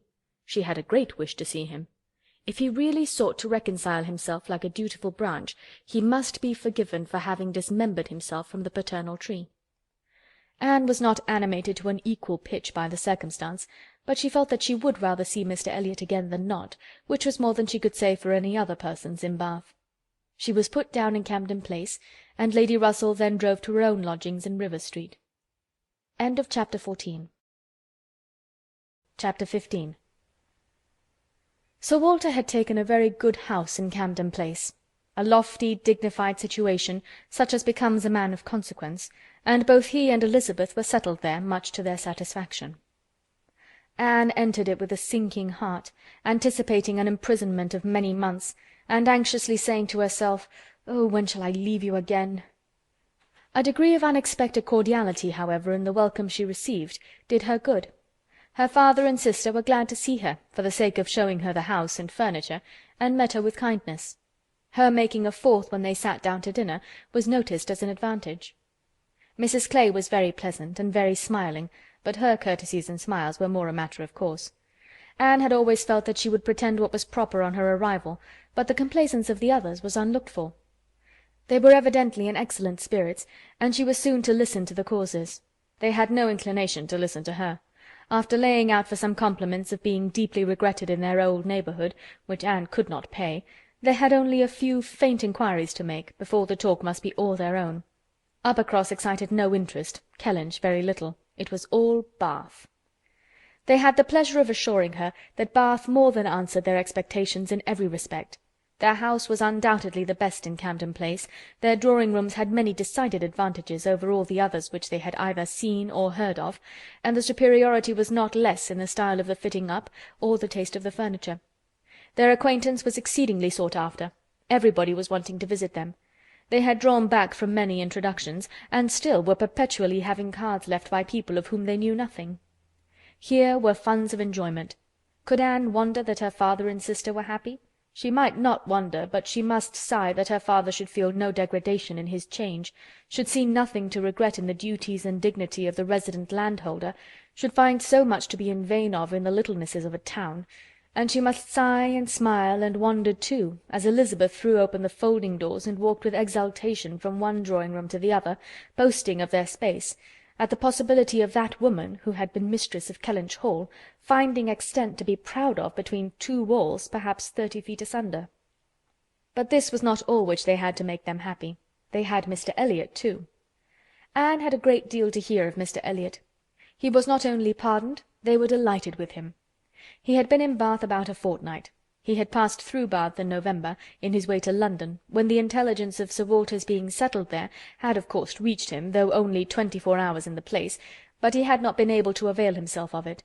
But he had now been a fortnight in Bath, and his first object on arriving had been to leave his card in Camden Place, following it up by such assiduous endeavours to meet, and when they did meet, by such great openness of conduct, such readiness to apologize for the past, such solicitude to be received as a relation again, that their former good understanding was completely re-established. They had not a fault to find in him. He had explained away all the appearance of neglect on his own side. It had originated in misapprehension entirely. He had never had any idea of throwing himself off. He had feared that he was thrown off, but knew not why, and delicacy had kept him silent. Upon the hint of having spoken disrespectfully or carelessly of the family and the family honours, he was quite indignant. He, who had ever boasted of being an Elliot, and whose feelings as to connection were only too strict to suit the unfeudal tone of the present day. He was astonished indeed, but his character and general conduct must refute it.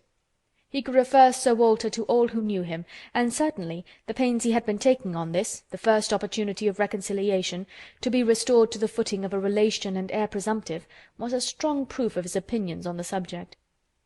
The circumstances of his marriage, too, were found to admit of much extenuation. This was an article not to be entered on by himself, but a very intimate friend of his, a Colonel Wallis, a highly respectable man, perfectly the gentleman, and not an ill-looking man, Sir Walter added, who was living in very good style in Marlborough Buildings, and had, at his own particular request, been admitted to their acquaintance through Mr. Elliot, had mentioned one or two things relative to the marriage, which made a material difference in the discredit of it. Colonel Wallis had known Mr. Elliot long, had been well acquainted also with his wife, had perfectly understood the whole story. She was certainly not a woman of family, but well educated, accomplished, rich, and excessively in love with his friend. There had been the charm. She had sought him. Without that attraction, not all her money would have tempted Elliot, and Sir Walter was, moreover, assured of her having been a very fine woman. Here was a great deal to soften the business. A very fine woman with a large fortune in love with him. Sir Walter seemed to admit it as a complete apology, and though Elizabeth could not see the circumstance in quite so favourable a light, she allowed it to be a great extenuation. Mr. Elliot had called repeatedly, had dined with them once, evidently delighted by the distinction of being asked, for they gave no dinners in general, delighted, in short, by every proof of cousinly notice, and placing his whole happiness in being on intimate terms in Camden Place. Anne listened, but without quite understanding it. Allowances, large allowances, she knew, must be made for the ideas of those who spoke. She heard it all under embellishment. All that sounded extravagant or irrational in the progress of the reconciliation might have no origin but in the language of the relators. Still, however, she had the sensation of there being something more than immediately appeared in Mr. Elliot's wishing, after an interval of so many years, to be well received by them. In a worldly view, he had nothing to gain by being on terms with Sir Walter, nothing to risk by a state of variance. In all probability he was already the richer of the two, and the Kellinch estate would as surely be his hereafter as the title. A sensible man, and he had looked very like a sensible man, why should it be an object to him? She could only offer one solution. It was, perhaps, for Elizabeth's sake. There might really have been a liking formerly, though convenience and accident had drawn him a different way, and now that he could afford to please himself, he might mean to pay his addresses to her. Elizabeth was certainly very handsome, with well-bred, elegant manners, and her character might never have been penetrated by Mr. Elliot, knowing her but in public, and when very young himself. How her temper and understanding might bear the investigation of his present keener time of life was another concern, and rather a fearful one. Most earnestly did she wish that he might not be too nice or too observant if Elizabeth were his object, and that Elizabeth was disposed to believe herself so, and that her friend Mrs. Clay was encouraging the idea, seemed apparent by a glance or two between them, while Mr. Elliot's frequent visits were talked of. Anne mentioned the glimpses she had had of him at Lyme, but without being much attended to. Oh yes, perhaps it had been Mr. Elliot, they did not know. It might be him, perhaps. They could not listen to her description of him, they were describing him themselves, Sir Walter especially. He did justice to his very gentlemanlike appearance, his air of elegance and fashion, his good-shaped face, his sensible eye, but at the same time must lament his being very much underhung, a defect which time seemed to have increased, nor could he pretend to say that 10 years had not altered almost every feature for the worse. Mr. Elliot appeared to think that he, Sir Walter, was looking exactly as he had done when they last parted. But Sir Walter had not been able to return the compliment entirely, which had embarrassed him. He did not mean to complain, however. Mr. Elliot was better to look at than most men, and he had no objection of being seen with him anywhere. Mr. Elliot and his friends in Marlborough Buildings were talked of the whole evening. Colonel Wallis had been so impatient to be introduced to them, and Mr. Elliot so anxious that he should, and there was a Mrs. Wallis, at present known only to them by description, as she was in daily expectation of her confinement. But Mr. Elliot spoke of her as a most charming woman, quite worthy of being known in Camden Place, and as soon as she recovered they were to be acquainted. Sir Walter thought much of Mrs. Wallis. She was said to be an excessively pretty woman, beautiful. He longed to see her. He hoped she might make some amends for the very many plain faces he was continually passing in the streets. The worst of Bath was the number of its plain women. He did not mean to say that there were no pretty women, but the number of the plain was out of all proportion. He had frequently observed, as he walked, that one handsome face would be followed by 30 or 35 frights, and once, as he had stood in a shop on Bond Street, he had counted 87 women go by, one after another, without there being a tolerable face among them. It had been a frosty morning, to be sure, a sharp frost, which hardly one woman in 1,000 could stand the test of. But still, there certainly were a dreadful multitude of ugly women in Bath, and as for the men, they were infinitely worse. Such scarecrows as the streets were full of! It was evident how little the women were used to the sight of anything tolerable by the effect which a man of decent appearance produced. He had never walked anywhere arm in arm with Colonel Wallis, who was a fine military figure, though sandy-haired, without observing that every woman's eye was upon him. Every woman's eye was sure to be upon Colonel Wallis. Modest Sir Walter! He was not allowed to escape, however. His daughter and Mrs. Clay united in hinting that Colonel Wallis's companion might have as good a figure as Colonel Wallis, and certainly was not sandy-haired. "How is Mary looking?" said Sir Walter, in the height of his good humour. "The last time I saw her she had a red nose, but I hope that may not happen every day." "Oh, no, that must have been quite accidental. In general she has been in very good health and very good looks since Michaelmas." "If I thought it would not tempt her to go out in sharp winds and grow coarse, I would send her a new hat and pelisse." Anne was considering whether she should venture to suggest that a gown or a cap would not be liable to any such misuse, when a knock at the door suspended everything. A knock at the door, and so late! It was 10 o'clock. Could it be Mr. Elliot? They knew he was to dine in Lansdowne Crescent. It was possible that he might stop in his way home to ask them how they did. They could think of no one else. Mrs. Clay decidedly thought it Mr. Elliot's knock. Mrs. Clay was right. With all the state which a butler and footboy could give, Mr. Elliot was ushered into the room. It was the very same man, with no difference but of dress.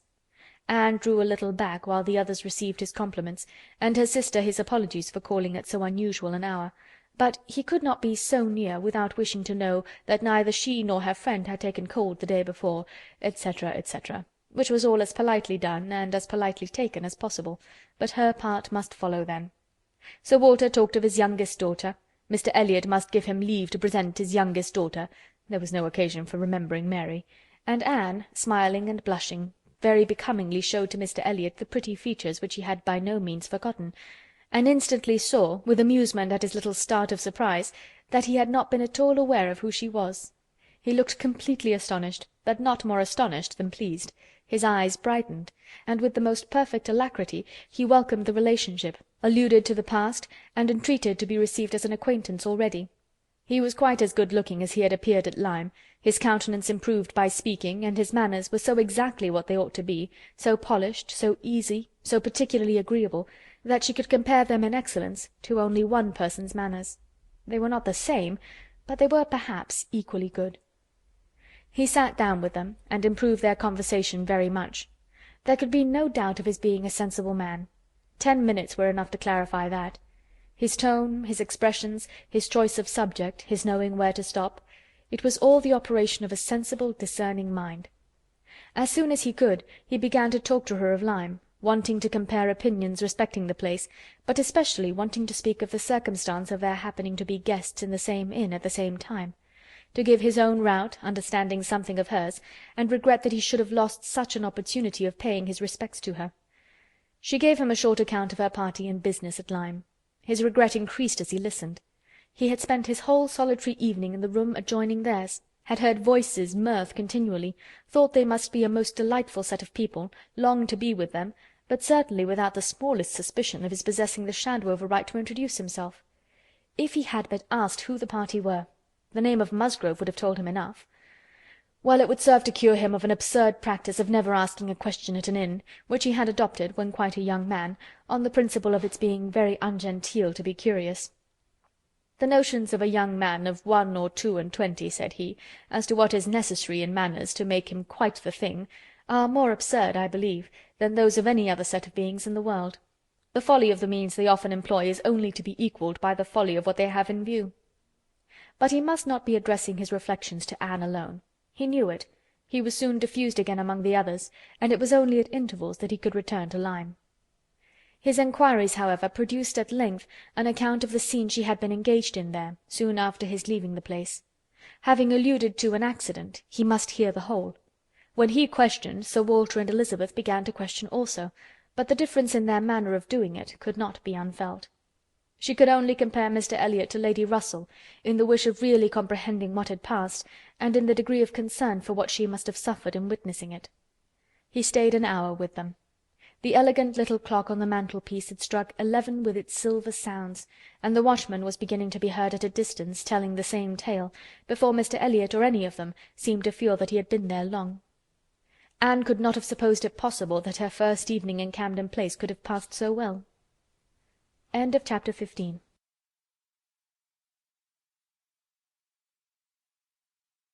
Chapter 16.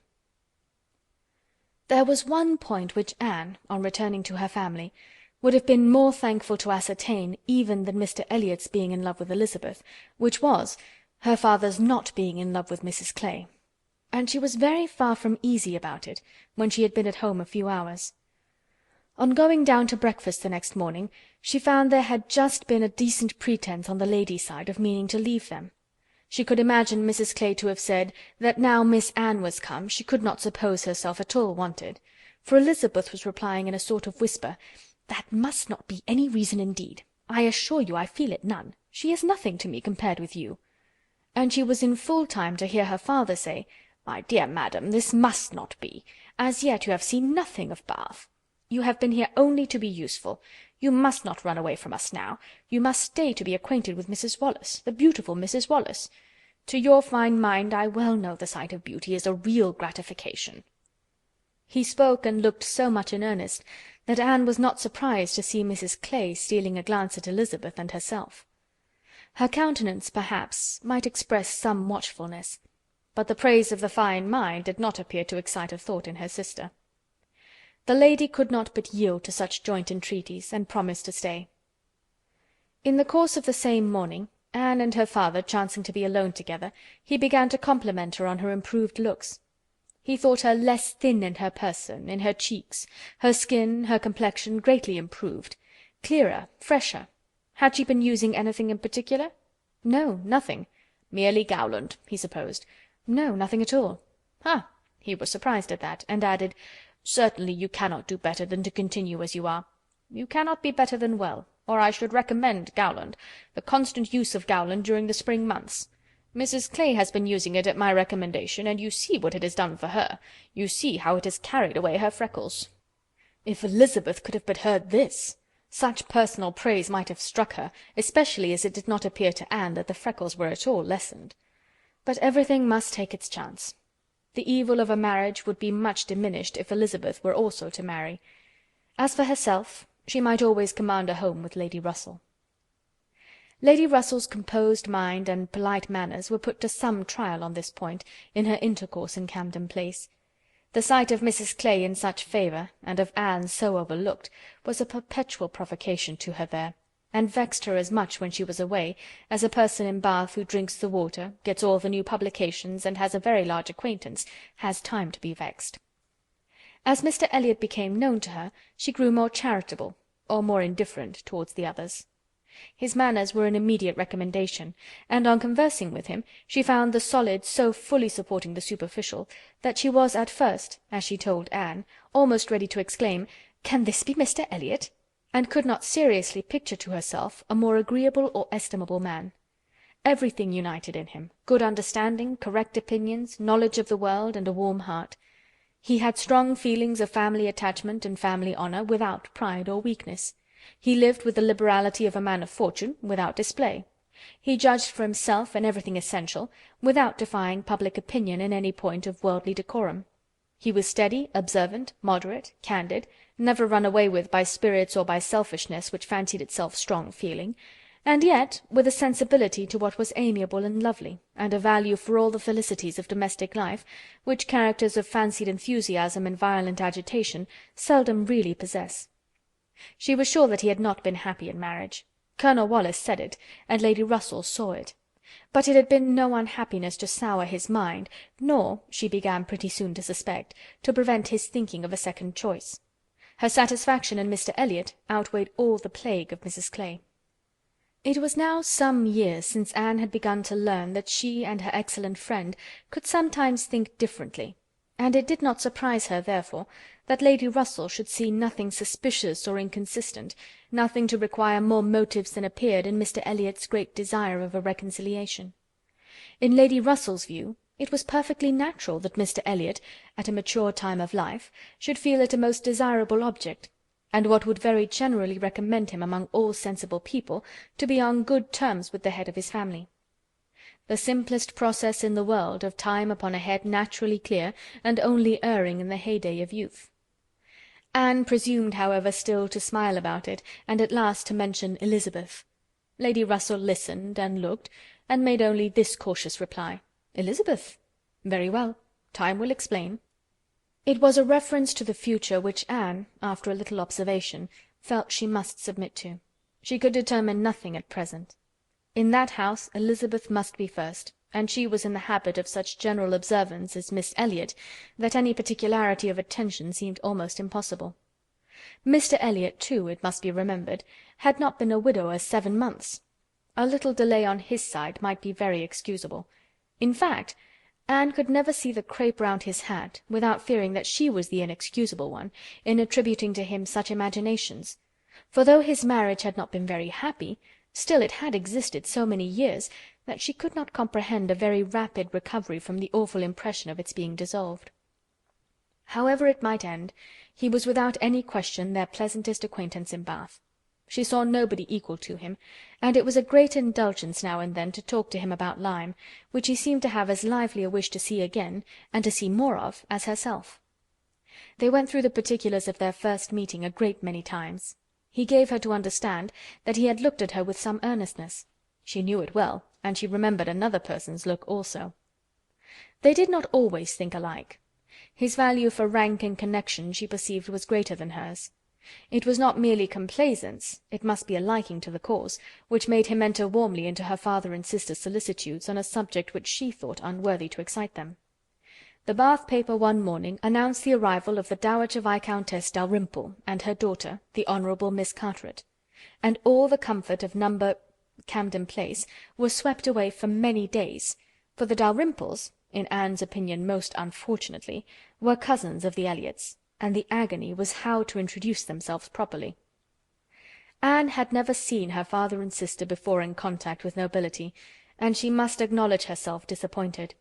She had hoped better things from their high ideas of their own situation in life, and was reduced to form a wish which she had never foreseen, a wish that they had more pride. For "our cousins, Lady Dalrymple and Miss Carteret, our cousins, the Dalrymples," sounded in her ears all day long.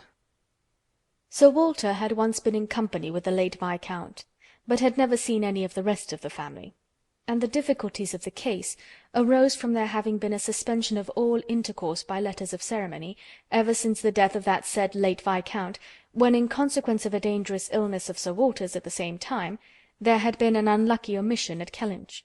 No letter of condolence had been sent to Ireland. The neglect had been visited on the head of the sinner, for when poor Lady Elliot died herself, no letter of condolence was received at Kellinch, and consequently there was but too much reason to apprehend that the Dalrymples considered the relationship as closed. How to have this anxious business set to rights, and be admitted as cousins again, was the question, and it was a question which, in a more rational manner, neither Lady Russell nor Mr. Elliot thought unimportant. Family connections were always worth preserving, good company always worth seeking. Lady Dalrymple had taken a house for 3 months in Laura Place, and would be living in style. She had been at Bath the year before, and Lady Russell had heard her spoken of as a charming woman. It was very desirable that the connection should be renewed, if it could be done, without any compromise of propriety on the side of the Elliots. Sir Walter, however, would choose his own means, and at last wrote a very fine letter of ample explanation, regret, and entreaty to his right honourable cousin. Neither Lady Russell nor Mr. Elliot could admire the letter, but it did all that was wanted, in bringing 3 lines of scrawl from the Dowager Viscountess. She was very much honoured, and should be happy in their acquaintance. The toils of the business were over. The sweets began. They visited in Laura Place. They had the cards of Dowager Viscountess Dalrymple and the Honourable Miss Carteret to be arranged wherever they might be most visible, and "our cousins in Laura Place," "our cousin, Lady Dalrymple and Miss Carteret," were talked of to everybody. Anne was ashamed. Had Lady Dalrymple and her daughter even been very agreeable, she would still have been ashamed of the agitation they created, but they were nothing. There was no superiority of manner, accomplishment, or understanding. Lady Dalrymple had acquired the name of a charming woman because she had a smile and a civil answer for everybody. Miss Carteret, with still less to say, was so plain and so awkward that she would never have been tolerated in Camden Place but for her birth. Lady Russell confessed she had expected something better, but yet it was an acquaintance worth having, and when Anne ventured to speak her opinion of them to Mr. Elliot, he agreed to their being nothing in themselves, but still maintained that as a family connection, as good company, as those who would collect good company around them, they had their value. Anne smiled and said, "My idea of good company, Mr. Elliot, is the company of clever, well-informed people who have a great deal of conversation. That is what I call good company." "You are mistaken," said he gently. "That is not good company. That is the best. Good company requires only birth, education, and manners, and with regard to education it is not very nice. Birth and good manners are essential, but a little learning is by no means a dangerous thing in good company. On the contrary, it will do very well." My cousin Anne shakes her head. She is not satisfied. She is fastidious. My dear cousin, sitting down by her, you have a better right to be fastidious than almost any other woman I know. But will it answer? Will it make you happy? Will it not be wiser to accept the society of those good ladies in Laura Place, and enjoy all the advantages of the connection as far as possible? You may depend upon it that they will move in the first set in Bath this winter, and as rank, your being known to be related to them will have its use in fixing your family, our family, let me say, in that degree of consideration which we must all wish for. "Yes," sighed Anne, "we shall indeed be known to be related to them." Then recollecting herself, and not wishing to be answered, she added, "I certainly do think there has been by far too much trouble taken to procure the acquaintance. I suppose," smiling, "I have more pride than any of you, but I confess it does vex me that we should be so solicitous to have the relationship acknowledged, which we may be very sure is a matter of perfect indifference to them." "Pardon me, dear cousin, you are unjust in your own claims. In London, perhaps, in your present quiet style of living, it might be as you say. But in Bath, Sir Walter Elliot and his family will always be worth knowing, always acceptable as acquaintance." "Well," said Anne, I certainly am proud, too proud to enjoy a welcome which depends so entirely upon place." "I love your indignation," said he. "It is very natural. But here you are in Bath, and the object is to be established here with all the credit and dignity which ought to belong to Sir Walter Elliot. You talk of being proud.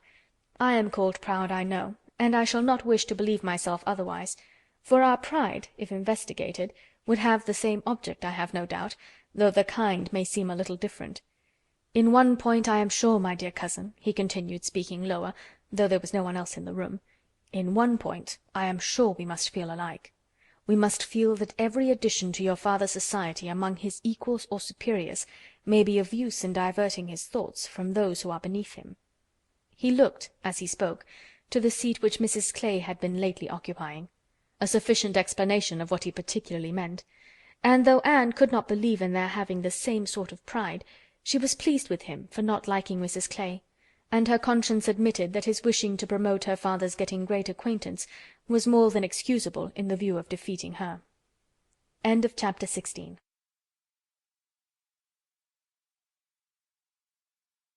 Chapter 17. While Sir Walter and Elizabeth were assiduously pushing their good fortune in Laura Place, Anne was renewing an acquaintance of a very different description.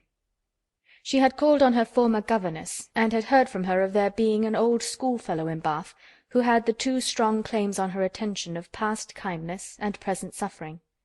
Miss Hamilton, now Mrs. Smith, had shown her kindness in one of those periods of her life when it had been most valuable. Anne had gone unhappy to school, grieving for the loss of a mother whom she had dearly loved, feeling her separation from home, and suffering as a girl of 14, of strong sensibility and not high spirits, must suffer at such a time. And Miss Hamilton, 3 years older than herself, but still from the want of near relations and a settled home, remaining another year at school, had been useful and good to her in a way which had considerably lessened her misery, and could never be remembered with indifference. Miss Hamilton had left school, had married not long afterwards, was said to have married a man of fortune, and this was all that Anne had known of her, till now that their governess's account brought her situation forward in a more decided but very different form. She was a widow, and poor. Her husband had been extravagant, and at his death, about 2 years before, had left his affairs dreadfully involved. She had had difficulties of every sort to contend with, and in addition to these distresses had been afflicted with a severe rheumatic fever, which, finally settling in her legs, had made her for the present a cripple. She had come to Bath on that account, and was now in lodgings near the hot baths, living in a very humble way, unable even to afford herself the comfort of a servant, and of course almost excluded from society. Their mutual friend answered for the satisfaction which a visit from Miss Elliot would give Mrs. Smith, and Anne therefore lost no time in going. She mentioned nothing of what she had heard, or what she intended, at home. It would excite no proper interest there. She only consulted Lady Russell, who entered thoroughly into her sentiments, and was most happy to convey her as near to Mrs. Smith's lodgings in Westgate Buildings as Anne chose to be taken. The visit was paid, their acquaintance re-established, their interest in each other more than rekindled. The first 10 minutes had its awkwardness and its emotion. 12 years were gone since they had parted, and each presented a somewhat different person from what the other had imagined. 12 years had changed Anne from the blooming, silent, unformed girl of 15 to the elegant little woman of 27, with every beauty except bloom, and with manners as consciously right as they were invariably gentle. And 12 years had transformed the fine-looking, well-grown Miss Hamilton, in all the glow of health and confidence of superiority, into a poor, infirm, helpless widow, receiving the visit of her former protégée as a favour. But all that was uncomfortable in the meeting had soon passed away, and left only the interesting charm of remembering former partialities, and talking over old times. Anne found in Mrs. Smith the good sense and agreeable manners which she had almost ventured to depend on, and a disposition to converse and be cheerful beyond her expectation. Neither the dissipations of the past, and she had lived very much in the world, nor the restrictions of the present, neither sickness nor sorrow, seemed to have closed her heart or ruined her spirits. In the course of a second visit she talked with great openness, and Anne's astonishment increased. She could scarcely imagine a more cheerless situation in itself than Mrs. Smith's. She had been very fond of her husband. She had buried him. She had been used to affluence. It was gone. She had no child to connect her with life and happiness again, no relations to assist in the arrangement of perplexed affairs, no health to make all the rest supportable. Her accommodations were limited to a noisy parlour and a dark bedroom behind, with no possibility of moving from one to the other without assistance, which there was only one servant in the house to afford, and she never quitted the house but to be conveyed into the warm bath. Yet in spite of all this, Anne had reason to believe that she had moments only of languor and depression, to hours of occupation and enjoyment. How could it be? She watched, observed, reflected, and finally determined that this was not a case of fortitude or of resignation only. A submissive spirit might be patient, a strong understanding would supply resolution, but here was something more. Here was that elasticity of mind, that disposition to be comforted, that power of turning readily from evil to good, and of finding employment which carried her out of herself, which was from nature alone. It was the choicest gift of heaven, and Anne viewed her friend as one of those instances in which, by a merciful appointment, it seems designed to counterbalance almost every other want. There had been a time, Mrs. Smith told her, when her spirits had nearly failed. She could not call herself an invalid now, compared with her state on first reaching Bath. Then she had, indeed, been a pitiable object, for she had caught cold on the journey, and had hardly taken possession of her lodgings before she was again confined to her bed, and suffering under severe and constant pain. And all this among strangers, with the absolute necessity of having a regular nurse, and finances at that moment particularly unfit to meet any extraordinary expense. She had weathered it, however, and could truly say that it had done her good. It had increased her comforts by making her feel herself to be in good hands. She had seen too much of the world to expect sudden or disinterested attachment anywhere, but her illness had proved to her that her landlady had a character to preserve, and would not use her ill. And she had been particularly fortunate in her nurse, as a sister of her landlady, a nurse by profession, and who had always a home in that house when unemployed, chanced to be at liberty just in time to attend her. "And she," said Mrs. Smith, "besides nursing me most admirably, has really proved an invaluable acquaintance. As soon as I could use my hands, she taught me to knit, which has been a great amusement, and she put me in the way of making these little thread cases, pin cushions, and card racks, which you always find me so busy about, and which supply me with the means of doing a little good to one or two very poor families in this neighbourhood. She had a large acquaintance, of course, professionally, among those who can afford to buy, and she disposes of my merchandise. She always takes the right time for applying. Everybody's heart is open, you know, when they have recently escaped from severe pain or are recovering the blessing of good health, and Nurse Rooke thoroughly understands when to speak. She is a shrewd, intelligent, sensible woman. Hers is a line for seeing human nature, and she has a fund of good sense and observation, which, as a companion, make her infinitely superior to thousands of those who, having only received the best education in the world, know nothing worth attending to. Call it gossip if you will, but when Nurse Rooke has half an hour's leisure to bestow on me, she is sure to have something to relate that is entertaining and profitable, something that makes one know one's species better. One likes to hear what is going on, to be au fait as to the newest modes of being trifling and silly. To me, who live so much alone, her conversation, I assure you, is a treat."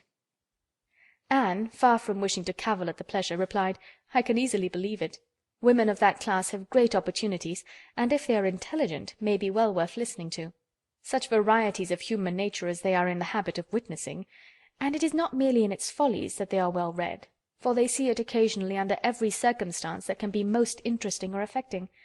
What instances must pass before them of ardent, disinterested, self-denying attachment, of heroism, fortitude, patience, resignation, of all the conflicts and all the sacrifices that ennoble us most! A sick chamber may often furnish the worth of volumes." "Yes," said Mrs. Smith more doubtingly, "sometimes it may, though I fear its lessons are not often in the elevated style you describe. Here and there human nature may be great in times of trial, but generally speaking it is its weakness and not its strength that appears in a sick chamber. It is selfishness and impatience rather than generosity and fortitude that one hears of.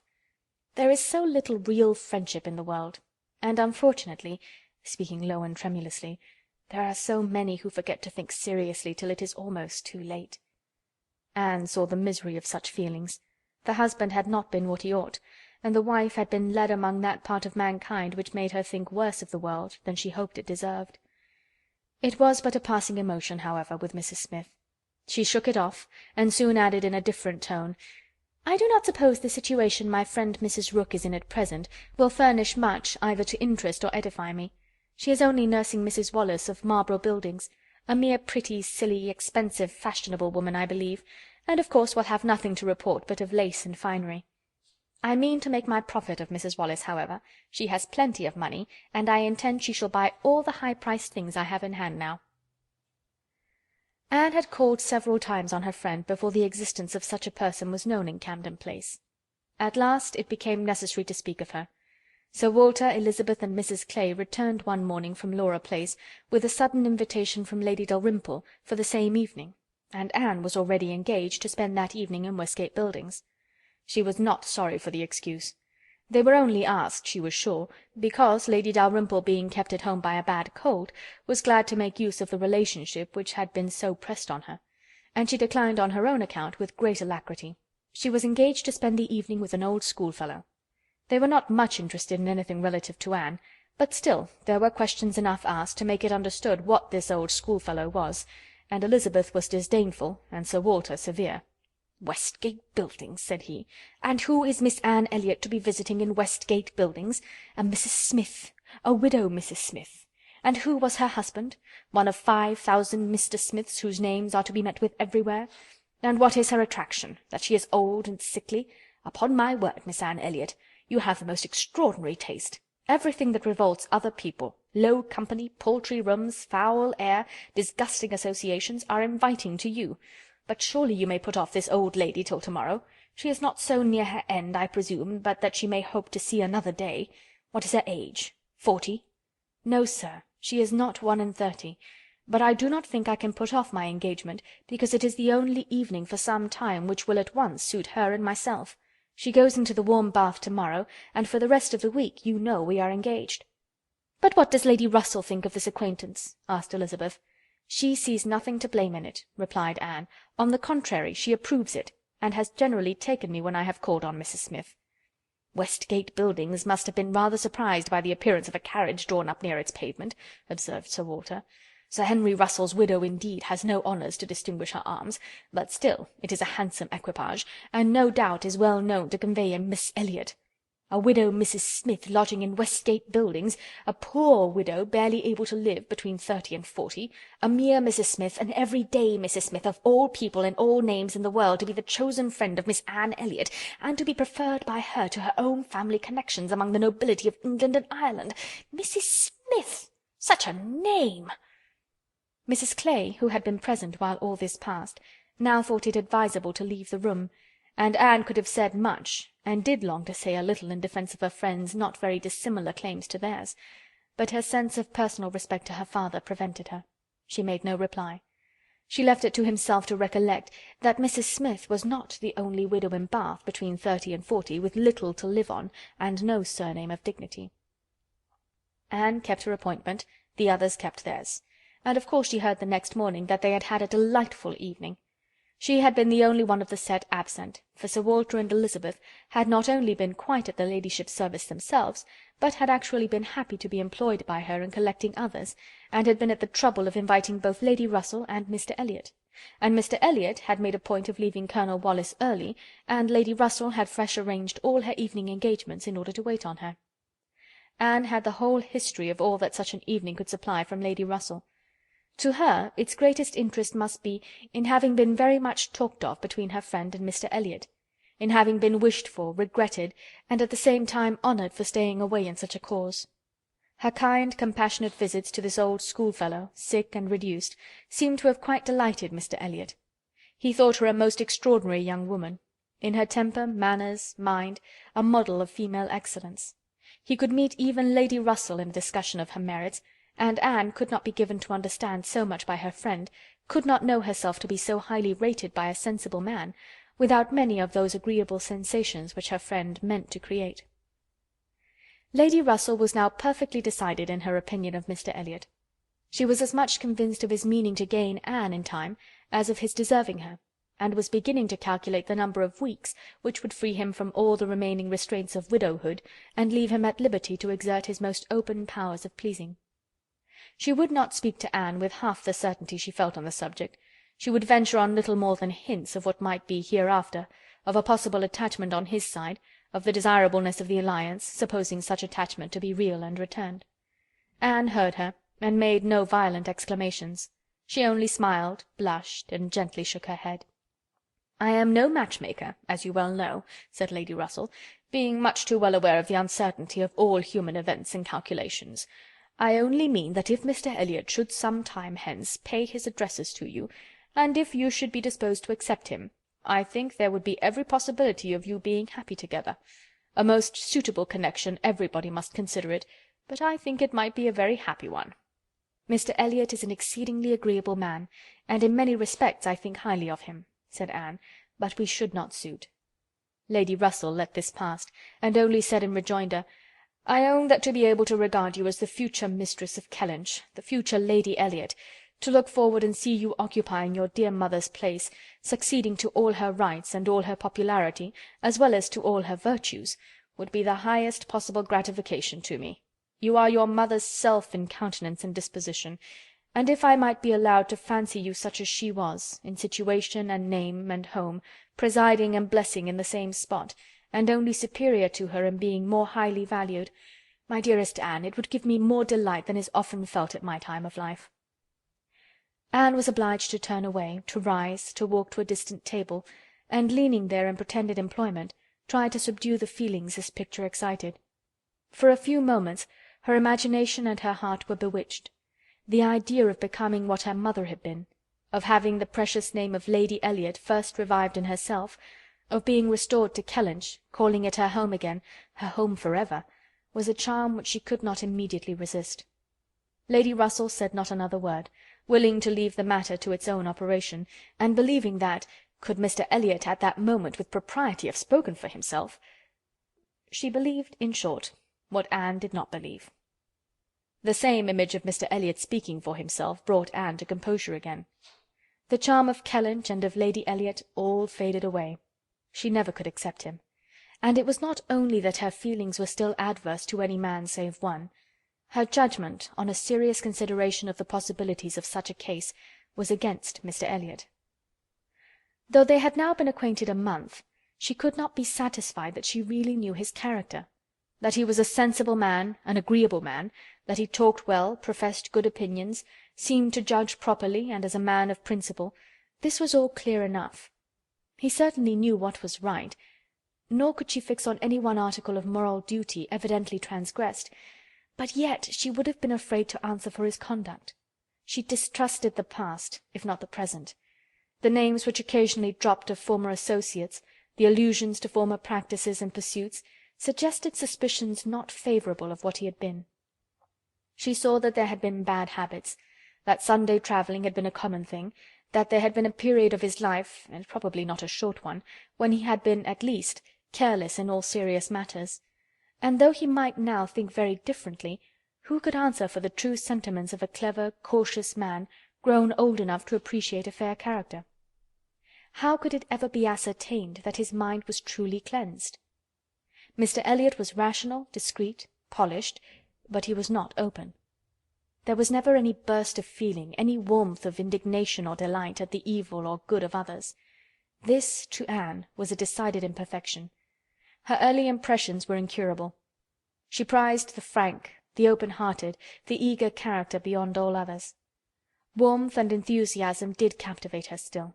She felt that she could so much more depend upon the sincerity of those who sometimes looked or said a careless or hasty thing, than of those whose presence of mind never varied, whose tongue never slipped. Mr. Elliot was too generally agreeable. Various as were the tempers in her father's house, he pleased them all. He endured too well, stood too well with everybody. He had spoken to her with some degree of openness of Mrs. Clay, had appeared completely to see what Mrs. Clay was about, and to hold her in contempt, and yet Mrs. Clay found him as agreeable as anybody. Lady Russell saw either less or more than her young friend, for she saw nothing to excite distrust. She could not imagine a man more exactly what he ought to be than Mr. Elliot, nor did she ever enjoy a sweeter feeling than the hope of seeing him receive the hand of her beloved Anne in Kellinch Church in the course of the following autumn. Chapter 17. Chapter 18. It was the beginning of February. and Anne, having been a month in Bath, was growing very eager for news from Uppercross and Lyme. She wanted to hear much more than Mary had communicated. It was 3 weeks since she had heard at all. She only knew that Henrietta was at home again, and that Louisa, though considered to be recovering fast, was still in Lyme. And she was thinking of them all very intently one evening, when a thicker letter than usual from Mary was delivered to her, and to quicken the pleasure and surprise, with Admiral and Mrs Croft's compliments. The Crofts must be in Bath, a circumstance to interest her. They were people whom her heart turned to very naturally. "What is this?" cried Sir Walter. "The Crofts have arrived in Bath? The Crofts who rent Kellinch? What have they brought you?" "A letter from Uppercross Cottage, sir." "Oh, those letters are convenient passports. They secure an introduction. I should have visited Admiral Croft, however, at any rate. I know what is my due to my tenant." Anne could listen no longer. She could not even have told how the poor Admiral's complexion escaped. Her letter engrossed her. It had been begun several days back. February 1st. My dear Anne, I make no apology for my silence, because I know how little people think of letters in such a place as Bath.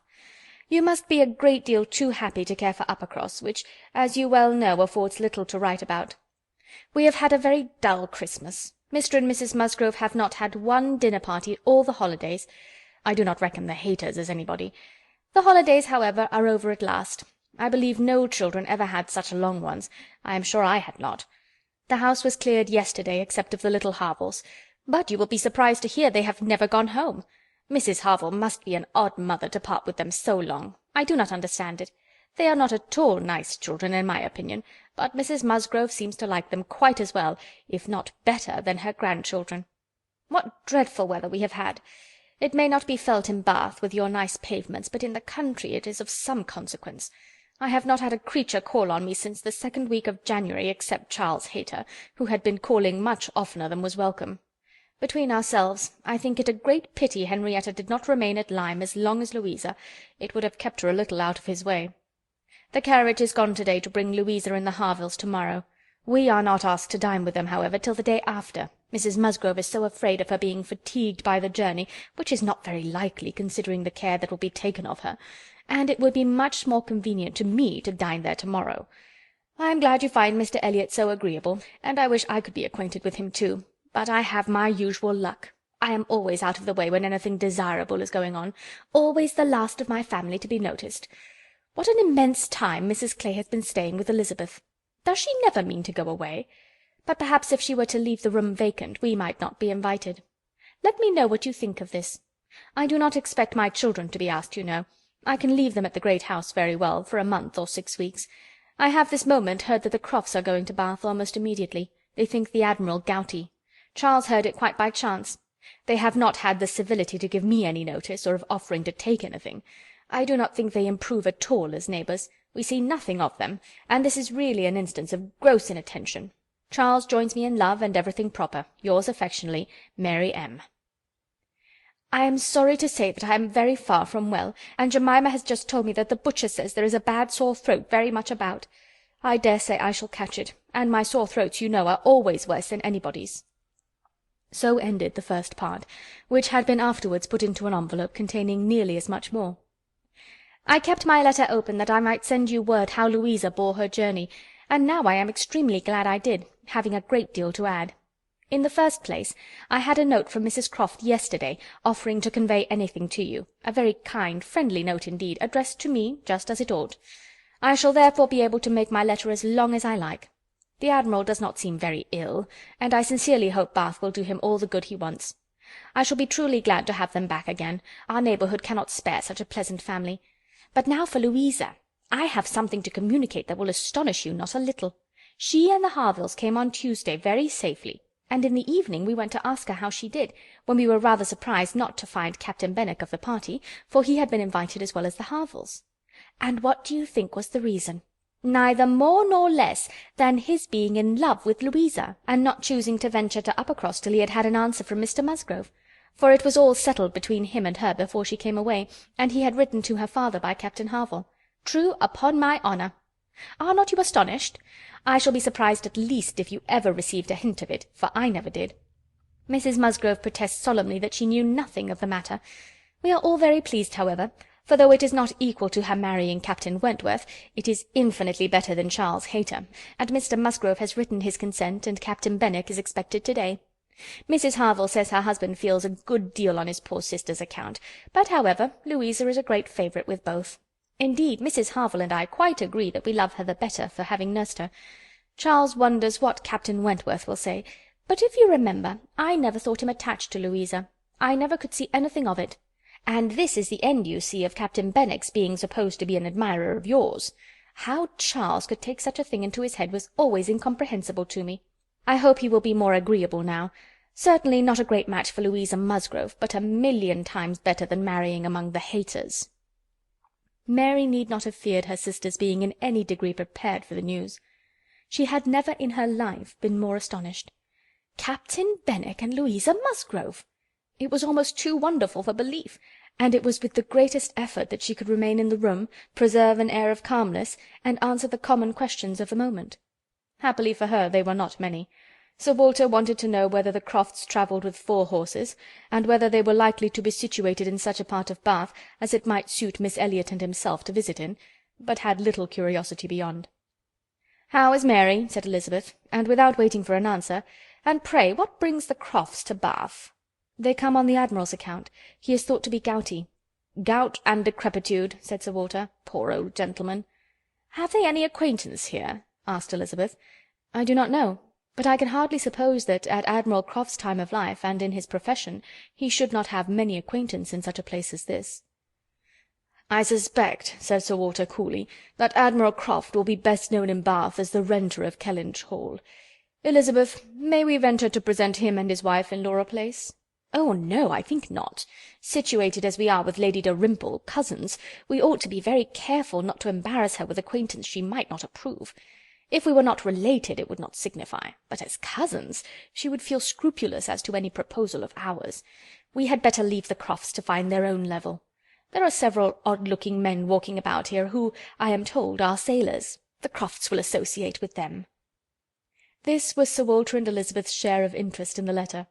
When Mrs. Clay had paid her tribute of more decent attention, in an inquiry after Mrs. Charles Musgrove and her fine little boys, Anne was at liberty. In her own room she tried to comprehend it. Well might Charles wonder how Captain Wentworth would feel. Perhaps he had quitted the field, had given Louisa up, had ceased to love, had found he did not love her. She could not endure the idea of treachery or levity, or anything akin to ill usage between him and his friend. She could not endure that such a friendship as theirs should be severed unfairly. Captain Benwick and Louisa Musgrove! The high-spirited, joyous-talking Louisa Musgrove, and the dejected, thinking, feeling, reading Captain Benwick, seemed each of them everything that would not suit the other. Their minds most dissimilar. Where could have been the attraction? The answer soon presented itself. It had been in situation. They had been thrown together several weeks. They had been living in the same small family party. Since Henrietta's coming away, they must have been depending almost entirely on each other, and Louisa, just recovering from illness, had been in an interesting state, and Captain Benwick was not inconsolable.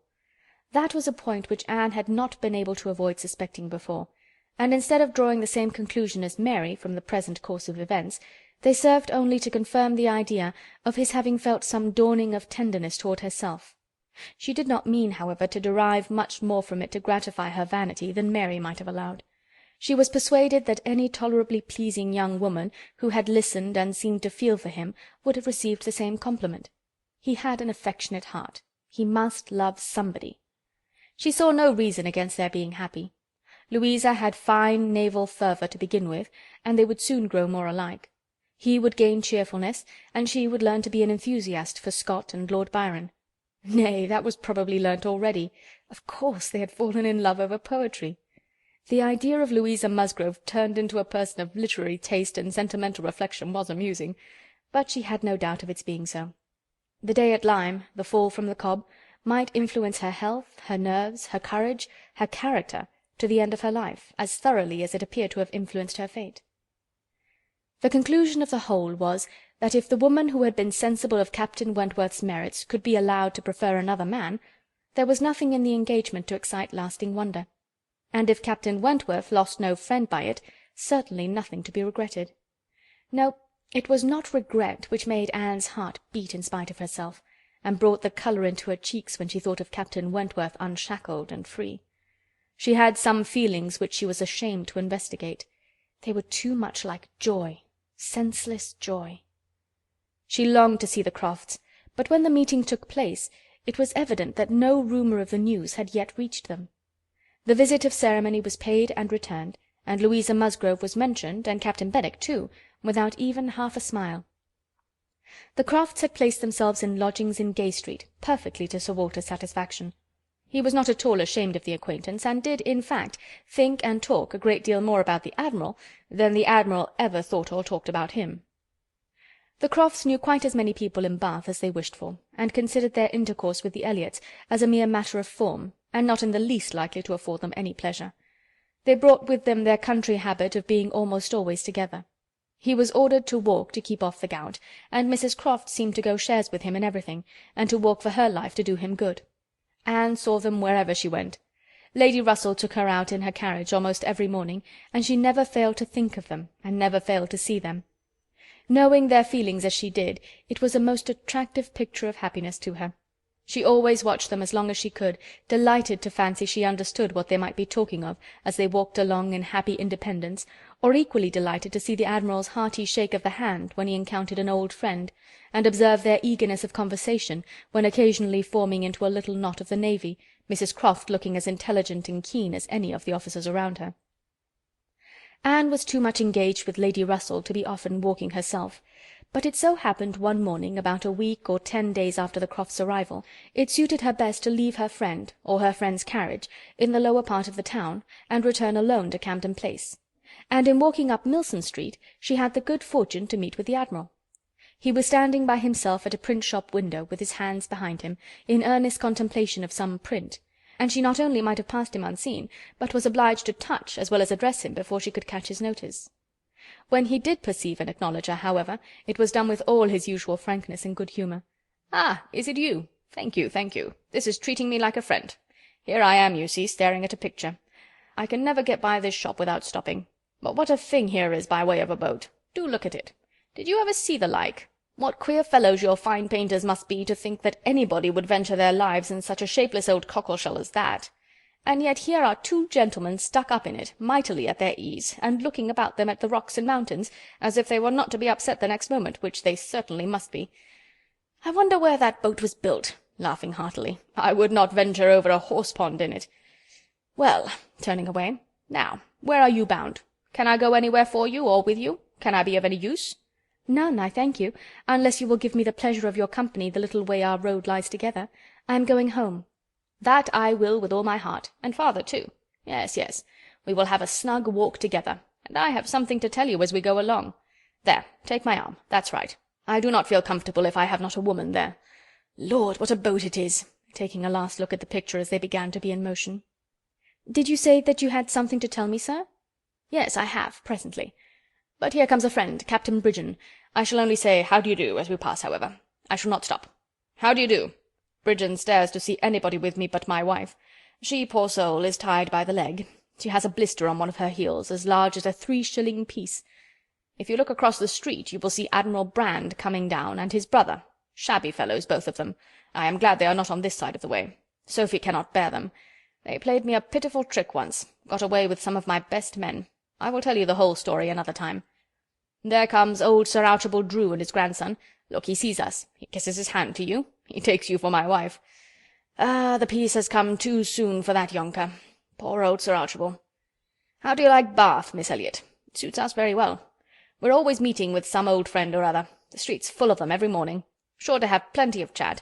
And then we get away from them all, and shut ourselves in our lodgings, and draw in our chairs, and are snug as if we were at Kellinch. Aye, or as we used to be even at North Yarmouth and Deal. We do not like our lodgings here the worse, I can tell you, for putting us in mind of those we first had at North Yarmouth. The wind blows through one of the cupboards just in the same way." When they were gone a little farther, Anne ventured to press again for what he had to communicate. She hoped, when clear of Milsom Street, to have her curiosity gratified, but she was still obliged to wait, for the Admiral had made up his mind not to begin till they had gained the greater space and quiet of Belmont, and as she was not really Mrs. Croft, she must let him have his own way. As soon as they were fairly ascending Belmont, he began. "Well, now you shall hear something that will surprise you. But first of all you must tell me the name of the young lady I am going to talk about. That young lady, you know, that we have all been so concerned for. The Miss Musgrove that all this has been happening to. Her Christian name. I always forget her Christian name." Anne had been ashamed to appear to comprehend so soon as she really did. But now she could safely suggest the name of Louisa. "Aye, aye, Miss Louisa Musgrove, that is the name. I wish young ladies had not such a number of fine Christian names. I should never be out if they were all Sophies or something of that sort. Well, this Miss Louisa, we all thought, you know, was to marry Frederick. He was courting her week after week. The only wonder was what they should be waiting for, till the business at Lyme came. Then indeed it was clear enough that they must wait till her brain was set to right. But even then there was something odd in their way of going on. Instead of staying at Lyme, he went off to Plymouth, and then he went off to see Edward. When we came back from Minehead he was gone down to Edward's, and there he has been ever since. We have seen nothing of him since November. Even Sophie could not understand it. But now the matter has taken the strangest turn of all, for this young lady, this same Miss Musgrove, instead of being to marry Frederick, is to marry James Benwick. You know James Benwick. "A little. I am a little acquainted with Captain Benwick." "Well, she is to marry him. Nay, most likely they are married already, for I do not know what they should wait for." "I thought Captain Benwick a very pleasing young man," said Anne, "and I understand that he bears an excellent character." "Oh, yes, yes. There is not a word to be said against James Benwick. He is only a commander, it is true, made last summer, and these are bad times for getting on, but he has not another fault that I know of. An excellent, good-hearted fellow, I assure you. A very active, zealous officer, too, which is more than you would think for, perhaps, for that soft sort of manner does not do him justice." "Indeed, you are mistaken there, sir. I should never augur want of spirit from Captain Benwick's manners. I thought them particularly pleasing, and I will answer for it, they would generally please." "Well, well, ladies are the best judges. But James Benwick is rather too piano for me. And though very likely it is all our partiality, Sophie and I cannot help thinking Frederick's manners better than his. There is something about Frederick more to our taste." Anne was caught. She had only meant to oppose the too common idea of spirit and gentleness being incompatible with each other, not at all to represent Captain Benwick's manners as the very best that could possibly be. And after a little hesitation she was beginning to say, "I was not entering into any comparison of the two friends," but the Admiral interrupted her with, "And the thing is certainly true. It is not a mere bit of gossip. We have had it from Frederick himself. His sister had a letter from him yesterday, in which he tells us of it, and he had just had it in a letter from Harville, written upon the spot, from Uppercross. I fancy they are all at Uppercross." This was an opportunity which Anne could not resist. She said, therefore, "I hope, Admiral, I hope there is nothing in the style of Captain Wentworth's letter to make you and Mrs. Croft particularly uneasy. It did seem, last autumn, as if there were an attachment between him and Louisa Musgrove, but I hope it may be understood to have worn out on each side equally, and without violence. I hope his letter does not breathe the spirit of an ill-used man." "Not at all, not at all. There is not an oath or a murmur from beginning to end." Anne looked down to hide her smile. "No, no. Frederick is not a man to whine and complain. He has too much spirit for that. If the girl likes another man better, it is very fit she should have him." "Certainly. But what I mean is, that I hope there is nothing in Captain Wentworth's manner of writing to make you suppose he thinks himself ill-used by his friend, which might appear, you know, without its being absolutely said. I should be very sorry that such a friendship as has subsisted between him and Captain Benwick should be destroyed, or even wounded, by a circumstance of this sort." "Yes, yes, I understand you. But there is nothing at all of that nature in the letter. He does not give the least fling at Benwick, does not so much as say, 'I wonder at it, I have a reason of my own for wondering at it.' No, you would not guess from his way of writing that he had ever thought of this Miss—what's-her-name, for himself. He very handsomely hopes they will be happy together, and there is nothing very unforgiving in that, I think." Anne did not receive the perfect conviction which the Admiral meant to convey, but it would have been useless to press the inquiry further. She therefore satisfied herself with commonplace remarks or quiet attention, and the Admiral had it all his own way. "Poor Frederick," said he at last. "Now he must begin all over again with somebody else. I think we must get him to Bath. Sophie must write and beg him to come to Bath. Here are pretty girls enough, I am sure. It would be of no use to go to Uppercross again, for that other Miss Musgrove, I find, is bespoke by her cousin, the young parson. Do not you think, Miss Elliot, we had better try to get him to Bath?" End of Chapter 18. Chapter 19. While Admiral Croft was taking this walk with Anne, and expressing his wish of getting Captain Wentworth to Bath, Captain Wentworth was already on his way thither. Before Mrs. Croft had written, he was arrived, and the very next time Anne walked out, she saw him. Mr. Elliot was attending his two cousins and Mrs. Clay. They were in Milsom Street.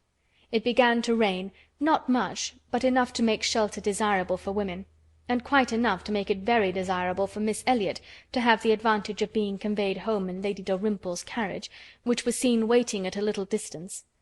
She, Anne, and Mrs. Clay therefore turned into Mollan's, while Mr. Elliot stepped to Lady Dalrymple to request her assistance.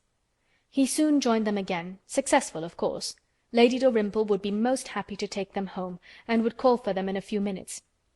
Her ladyship's carriage was a barouche, and did not hold more than 4 with any comfort. Miss Carteret was with her mother, consequently it was not reasonable to expect accommodation for all the 3 Camden Place ladies. There could be no doubt as to Miss Elliot. Whoever suffered inconvenience, she must suffer none, but it occupied a little time to settle the point of civility between the other 2. The rain was a mere trifle, and Anne was most sincere in preferring a walk with Mr. Elliot. But the rain was also a mere trifle to Mrs. Clay. She would hardly allow it even to drop at all, and her boots were so thick, much thicker than Miss Anne's, and, in short, her civility rendered her quite as anxious to be left to walk with Mr. Elliot as Anne could be, and it was discussed between them with a generosity so polite and so determined that the others were obliged to settle it for them, Miss Elliot maintaining that Mrs. Clay had a little cold already, and Mr. Elliot deciding on appeal that his cousin Anne's boots were rather the thickest. It was fixed accordingly that Mrs. Clay should be of the party in the carriage, and they had just reached this point when Anne, as she sat near the window, descried most decidedly and distinctly Captain Wentworth walking down the street. Her start was perceptible only to herself, but she instantly felt that she was the greatest simpleton in the world, the most unaccountable and absurd. For a few minutes she saw nothing before her. It was all confusion. She was lost, and when she had scolded back her senses, she found the others still waiting for the carriage, and Mr. Elliot, always obliging, just setting off for Union Street on a commission of Mrs. Clay's. She now felt a great inclination to go to the outer door. She wanted to see if it rained. Why was she to suspect herself of another motive? Captain Wentworth must be out of sight. She left her seat. She would go. One half of her should not be always so much wiser than the other half, or always suspecting the other of being worse than it was. She would see if it rained. She was sent back, however, in a moment by the entrance of Captain Wentworth himself, among a party of gentlemen and ladies, evidently his acquaintance, and whom he must have joined a little below Milsom Street. He was more obviously struck and confused by the sight of her than she had ever observed before. He looked quite red. For the first time since their renewed acquaintance, she felt that she was betraying the least sensibility of the 2. She had the advantage of him in the preparation of the last few moments. All the overpowering, blinding, bewildering first effects of strong surprise were over with her. Still, however, she had enough to feel. It was agitation, pain, pleasure, a something between delight and misery. He spoke to her, and then turned away. The character of his manner was embarrassment. She could not have called it either cold or friendly or anything so certainly as embarrassed. After a short interval, however, he came towards her. He spoke again. Mutual inquiries on common subjects passed, neither of them probably much the wiser for what they heard, and Anne continuing fully sensible of his being less at ease than formerly. They had, by dint of being so very much together, got to speak to each other with a considerable portion of apparent indifference and calmness, but he could not do it now. Time had changed him, or Louisa had changed him. There was consciousness of some sort or other. He looked very well, not as if he had been suffering in healthful spirits, and he talked of Uppercross, of the Musgroves, nay, even of Louisa, and had even a momentary look of his own arch significance as he named her. But yet it was Captain Wentworth not comfortable, not easy, not able to feign what he was. It did not surprise, but it grieved Anne to observe that Elizabeth would not know him. She saw that he saw Elizabeth, that Elizabeth saw him, that there was complete internal recognition on each side. She was convinced that he was ready to be acknowledged as an acquaintance, expecting it, and she had the pain of seeing her sister turn away with unalterable coldness. Lady Dalrymple's carriage, for which Miss Elliot was growing very impatient, now drew up. The servant came in to announce it. It was beginning to rain again, and altogether there was a delay, and a bustle, and a talking, which must make all the little crowd in the shop understand that Lady Dalrymple was calling to convey Miss Elliot. At last Miss Elliot and her friend, unattended but by the servant, for there was no cousin returned, were walking off, and Captain Wentworth, watching them, turned again to Anne, and by manner rather than words was offering his services to her.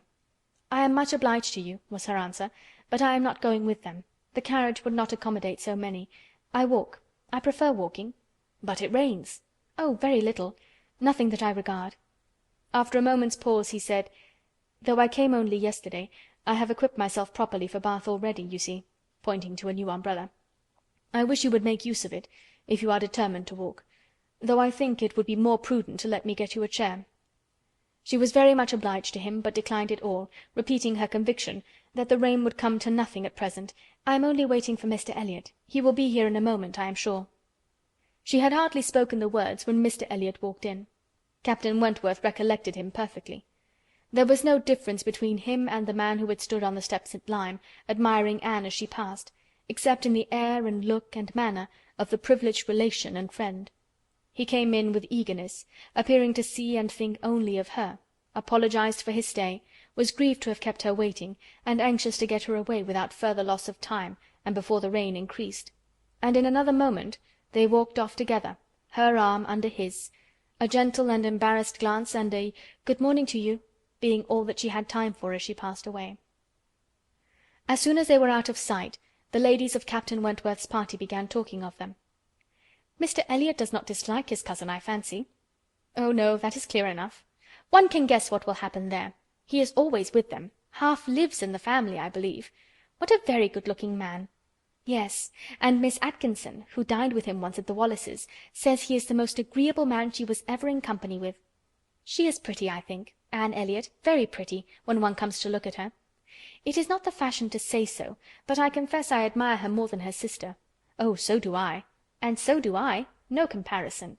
But the men are all wild after Miss Elliot. Anne is too delicate for them." Anne would have been particularly obliged to her cousin if he would have walked by her side all the way to Camden Place without saying a word. She had never found it so difficult to listen to him, though nothing could exceed his solicitude and care, and though his subjects were principally such as were wont to be always interesting: praise, warm, just, and discriminating, of Lady Russell, and insinuations highly rational against Mrs. Clay.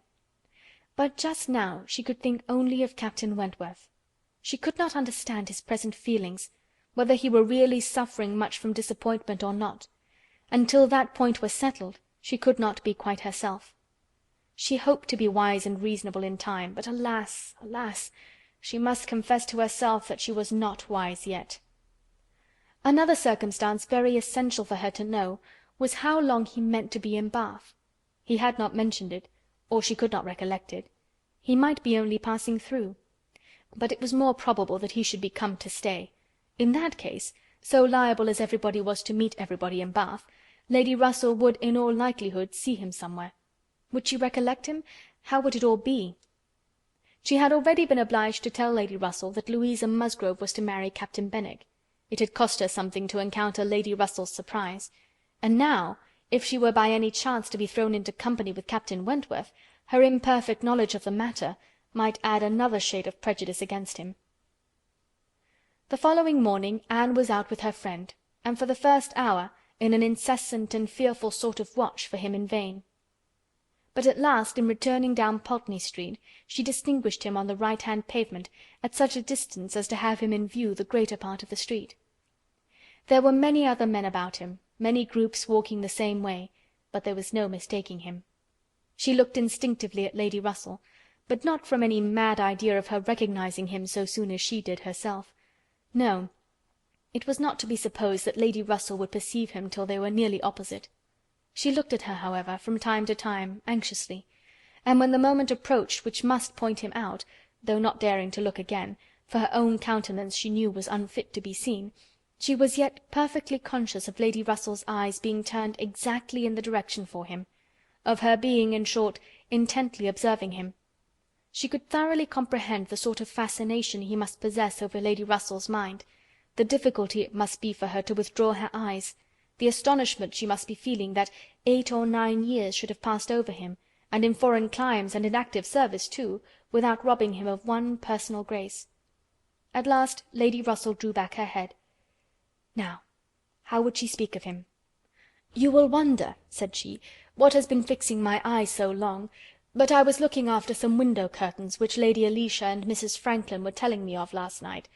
They described the drawing-room window curtains of one of the houses on this side of the way and this part of the street as being the handsomest and best hung of any in Bath, but could not recollect the exact number, and I have been trying to find out which it could be, but I confess I can see no curtains hereabout that answer their description."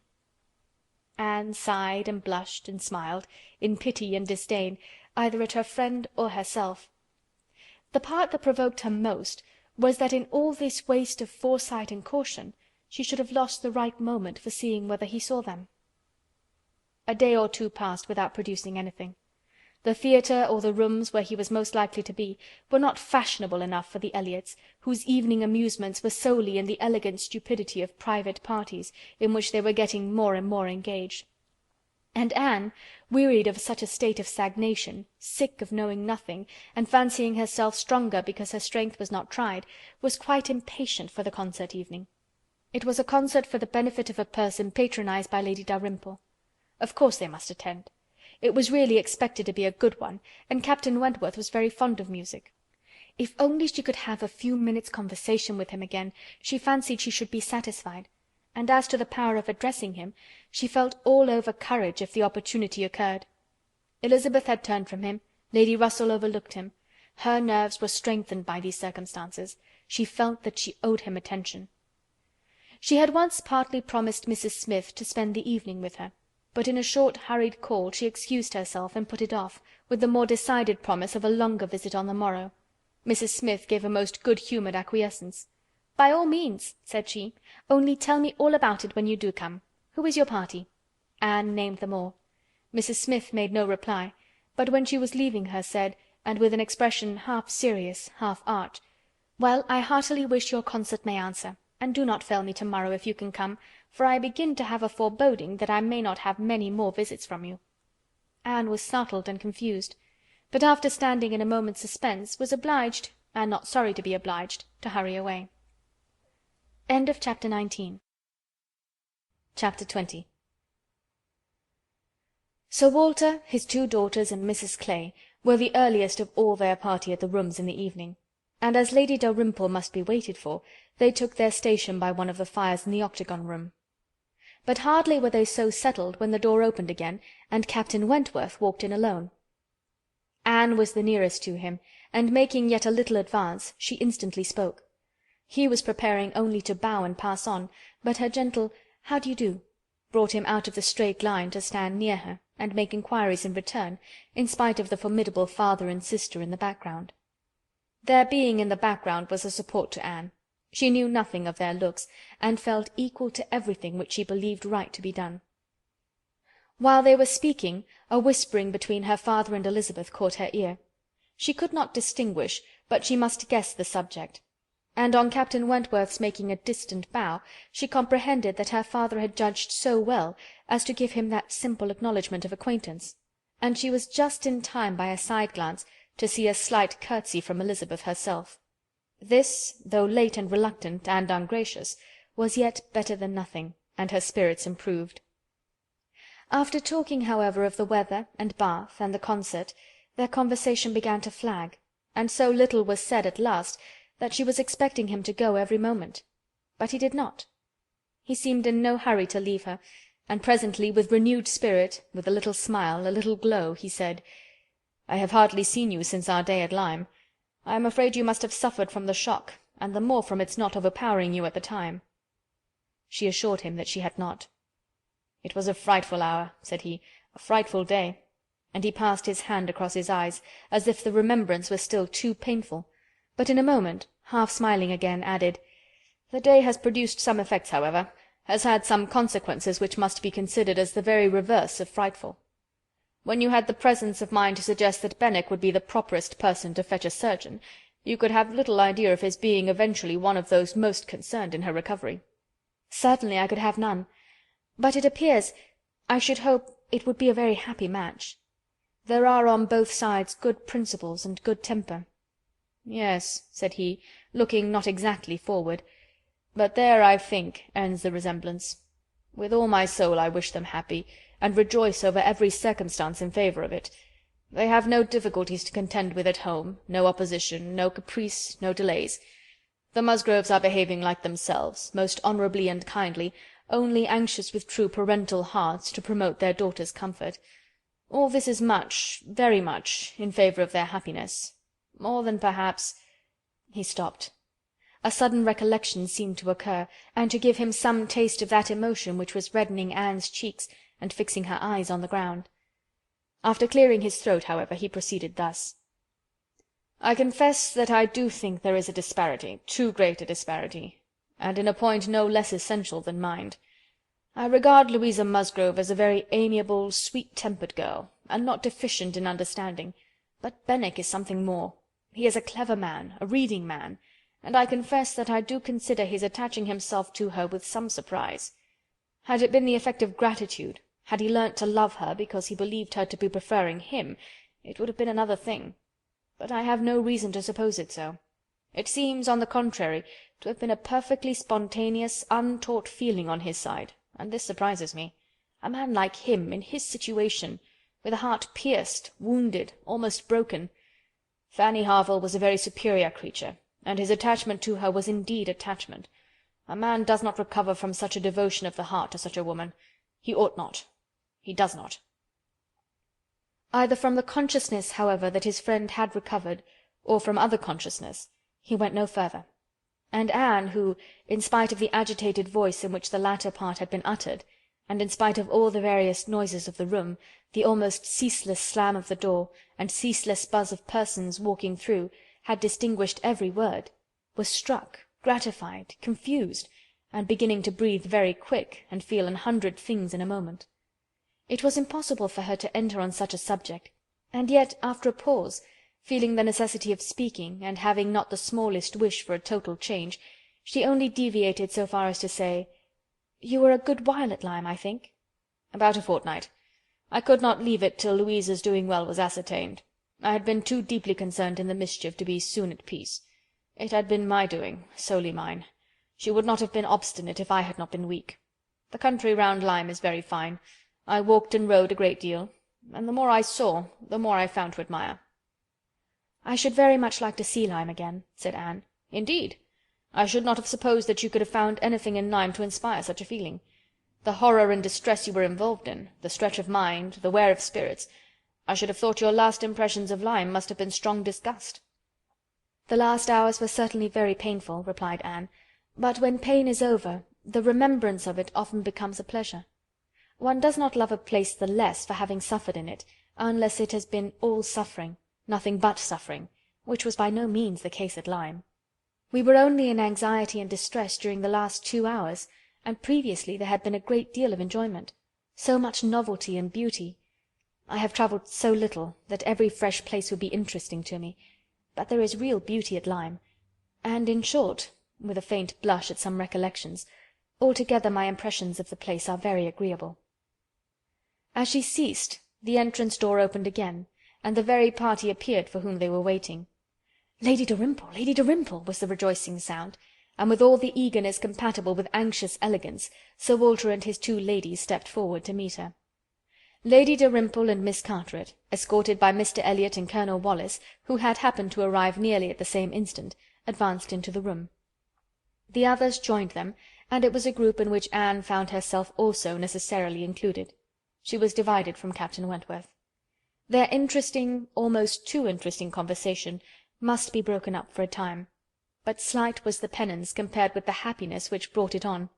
She had learnt, in the last 10 minutes, more of his feelings towards Louisa, more of all his feelings, than she dared to think of, and she gave herself up to the demands of the party, to the needful civilities of the moment, with exquisite though agitated sensations.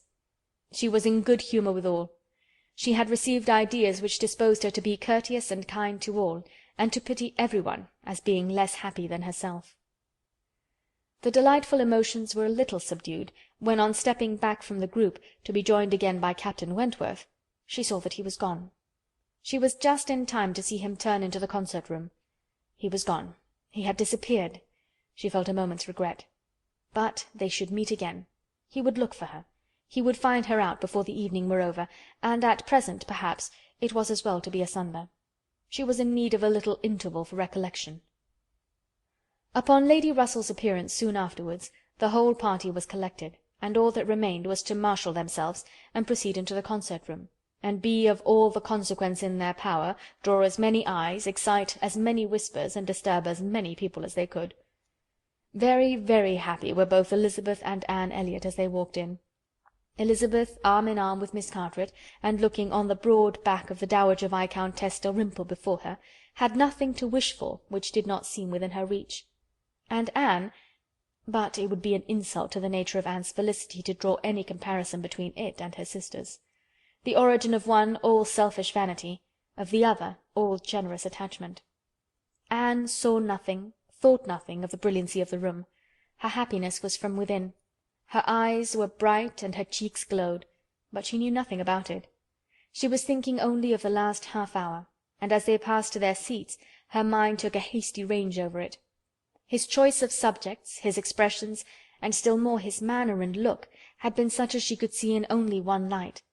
His opinion of Louisa Musgrove's inferiority, an opinion which he had seemed solicitous to give, his wonder at Captain Benwick, his feelings as to a first strong attachment, sentences begun which he could not finish, his half-averted eyes, and more than half-expressive glance, all declared that he had a heart returning to her at least, that anger, resentment, avoidance were no more, and that they were succeeded, not merely by friendship and regard, but by the tenderness of the past. Yes, some share of the tenderness of the past. She could not contemplate the change as implying less. He must love her. These were thoughts, with their attendant visions, which occupied and flurried her too much to leave her any power of observation, and she passed along the room without having a glimpse of him, without even trying to discern him. When their places were determined on, and they were all properly arranged, she looked round to see if he should happen to be in the same part of the room, but he was not. Her eye could not reach him, and the concert being just opening, she must consent for a time to be happy in a humbler way. The party was divided and disposed of on two contiguous benches. Anne was among those on the foremost, and Mr. Elliot had manoeuvred so well, with the assistance of his friend Colonel Wallis, as to have a seat by her. Miss Elliot, surrounded by her cousins, and the principal object of Colonel Wallis's gallantry, was quite contented. Anne's mind was in a most favourable state for the entertainment of the evening. It was just occupation enough. She had feelings for the tender, spirits for the gay, attention for the scientific, and patience for the wearisome, and had never liked a concert better, at least during the first act. Towards the close of it, in the interval succeeding an Italian song, she explained the words of the song to Mr. Elliot. They had a concert bill between them. "This," said she, "is nearly the sense, or rather the meaning of the words, for certainly the sense of an Italian love song must not be talked of, but it is as nearly the meaning as I can give, for I do not pretend to understand the language. I am a very poor Italian scholar." "Yes, I see you are. I see you know nothing of the matter. You have only knowledge enough of the language to translate at sight these inverted, transposed, curtailed Italian lines into clear, comprehensible, elegant English. You need not say anything more of your ignorance. Here is complete proof." "I will not oppose such kind politeness, but I should be sorry to be examined by a real proficient." "I have not had the pleasure of visiting in Camden Place so long," replied he, "without knowing something of Miss Anne Elliot, and I do regard her as one who is too modest for the world in general to be aware of half her accomplishments, and too highly accomplished for modesty to be natural in any other woman." For shame, this is too much flattery. I forget what we are to have next," turning to the bill. "Perhaps," said Mr. Elliot, speaking low, "I have had a longer acquaintance with your character than you are aware of." "Indeed? How so? You can have been acquainted with it only since I came to Bath, excepting as you might hear me previously spoken of in my own family." "I knew you by report long before you came to Bath. I had heard you described by those who knew you intimately. I have been acquainted with you by character many years. Your person, your disposition, accomplishments, manner, they were all present to me." Mr. Elliot was not disappointed in the interest he hoped to raise. No one can withstand the charm of such a mystery. To have been described long ago to a recent acquaintance by nameless people is irresistible, and Anne was all curiosity. She wondered and questioned him eagerly, but in vain. He delighted in being asked, but he would not tell. "No, no. Some time or other perhaps, but not now. He would mention no names now, but such, he could assure her, had been the fact. He had many years ago received such a description of Miss Anne Elliot as had inspired him with the highest idea of her merit, and excited the warmest curiosity to know her. Anne could think of no one so likely to have spoken with partiality of her many years ago as the Mr. Wentworth of Monkford, Captain Wentworth's brother. He might have been in Mr. Elliot's company, but she had not courage to ask the question. "The name of Anne Elliot," said he, "has long had an interesting sound to me. Very long has it possessed a charm over my fancy, and if I dared, I would breathe my wishes that the name might never change." Such, she believed, were his words, but scarcely had she received their sound than her attention was caught by other sounds immediately behind her, which rendered everything else trivial. Her father and Lady Dalrymple were speaking. "A well-looking man," said Sir Walter, "a very well-looking man." "A very fine young man indeed," said Lady Dalrymple. "More air than one often sees in Bath. Irish, I dare say." "No, I just know his name, a bang acquaintance. Wentworth, Captain Wentworth of the navy. His sister married my tenant in Somersetshire, the Croft who rents Kellinch." Before Sir Walter had reached this point, Anne's eyes had caught the right direction, and distinguished Captain Wentworth standing among a cluster of men at a little distance. As her eyes fell on him, his seemed to be withdrawn from her. It had that appearance. It seemed as if she had been one moment too late, and as long as she dared observe, he did not look again. But the performance was recommencing, and she was forced to seem to restore her attention to the orchestra and look straight forward. When she could give another glance, he had moved away. He could not have come nearer to her if he would. She was so surrounded and shut in, but she would rather have caught his eye. Mr. Elliot's speech, too, distressed her. She had no longer any inclination to talk to him. She wished him not so near her. The first act was over. Now she hoped for some beneficial change, and after a period of nothing saying amongst the party, some of them did decide on going in quest of tea. Anne was one of the few who did not choose to move. She remained in her seat, and so did Lady Russell, but she had the pleasure of getting rid of Mr. Elliot, and she did not mean, whatever she might feel on Lady Russell's account, to shrink from conversation with Captain Wentworth if he gave her the opportunity. She was persuaded by Lady Russell's countenance that she had seen him. He did not come, however. Anne sometimes fancied she discerned him at a distance, but he never came. The anxious interval wore away unproductively. The others returned, the room filled again, benches were reclaimed and repossessed, and another hour of pleasure or of penance was to be sat out. Another hour of music was to give delight or the gapes, as real or affected taste for it prevailed. To Anne it chiefly wore the prospect of an hour of agitation. She could not quit that room in peace without seeing Captain Wentworth once more, without the interchange of one friendly look. In resettling themselves, there were now many changes, the result of which was favourable for her. Colonel Wallis declined sitting down again, and Mr. Elliot was invited by Elizabeth and Miss Carteret, in a manner not to be refused, to sit between them, and by some other removals, and a little scheming of her own, Anne was enabled to place herself much nearer the end of the bench than she had been before, much more within reach of a passer-by. She could not do so without comparing herself with Miss Larolles, the inimitable Miss Larolles, but still she did it, and not with much happier effect, though by what seemed prosperity in the shape of an early abdication in her next neighbours, she found herself at the very end of the bench before the concert closed. Such was her situation, with a vacant space at hand, when Captain Wentworth was again in sight. She saw him not far off. He saw her too, yet he looked grave, and seemed irresolute, and only by very slow degrees came at last near enough to speak to her. She felt that something must be the matter. The change was indubitable.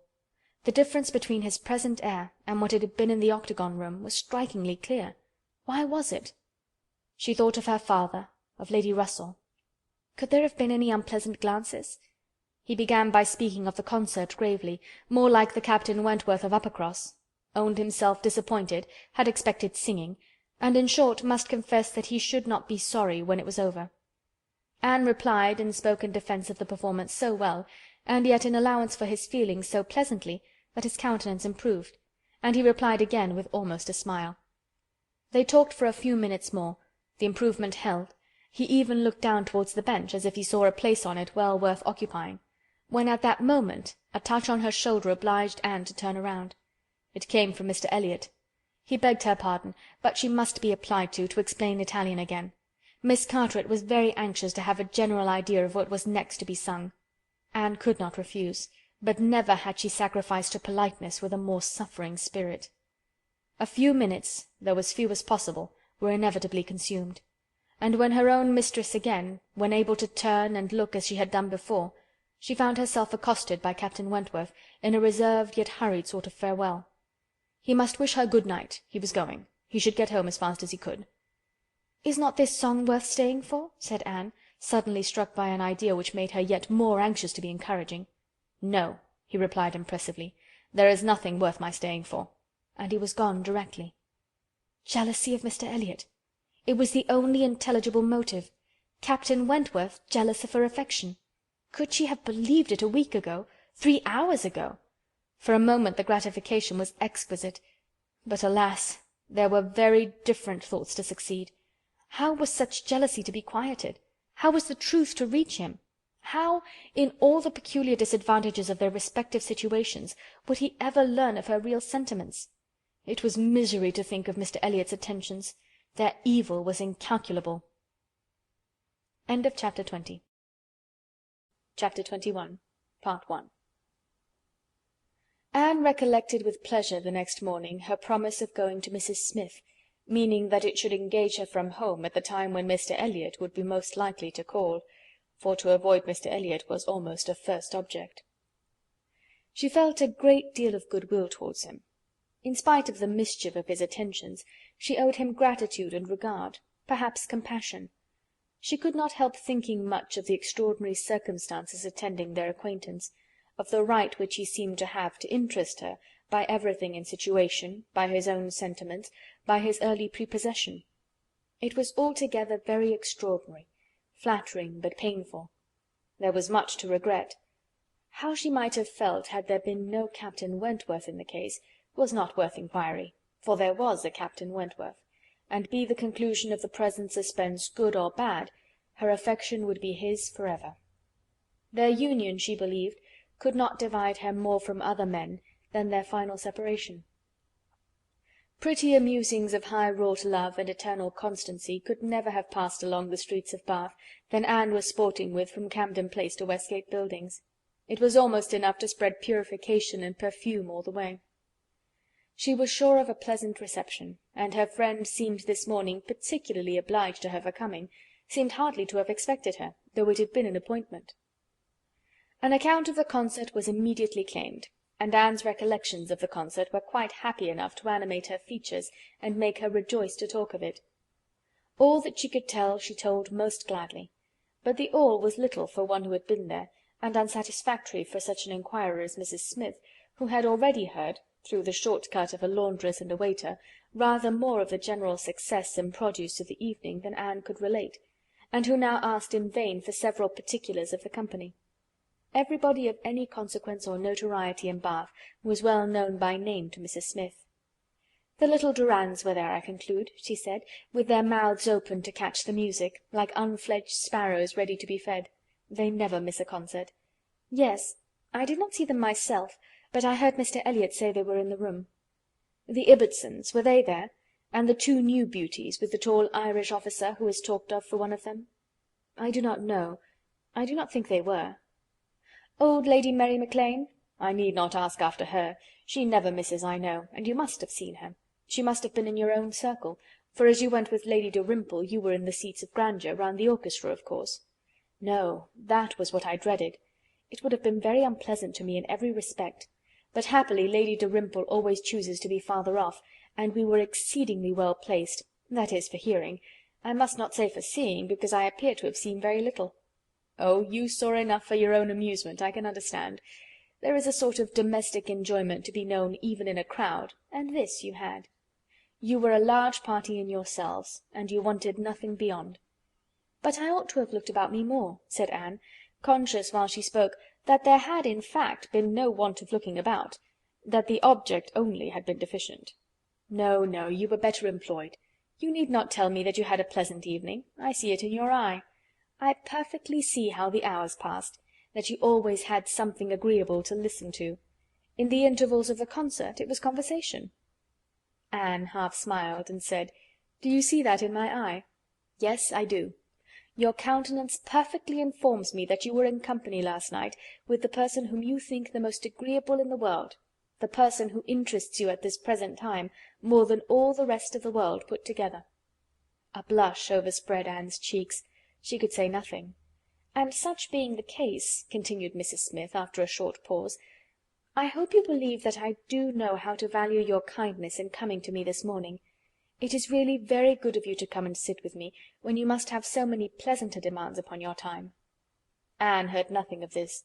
She was still in astonishment and confusion, excited by her friend's penetration, unable to imagine how any report of Captain Wentworth could have reached her.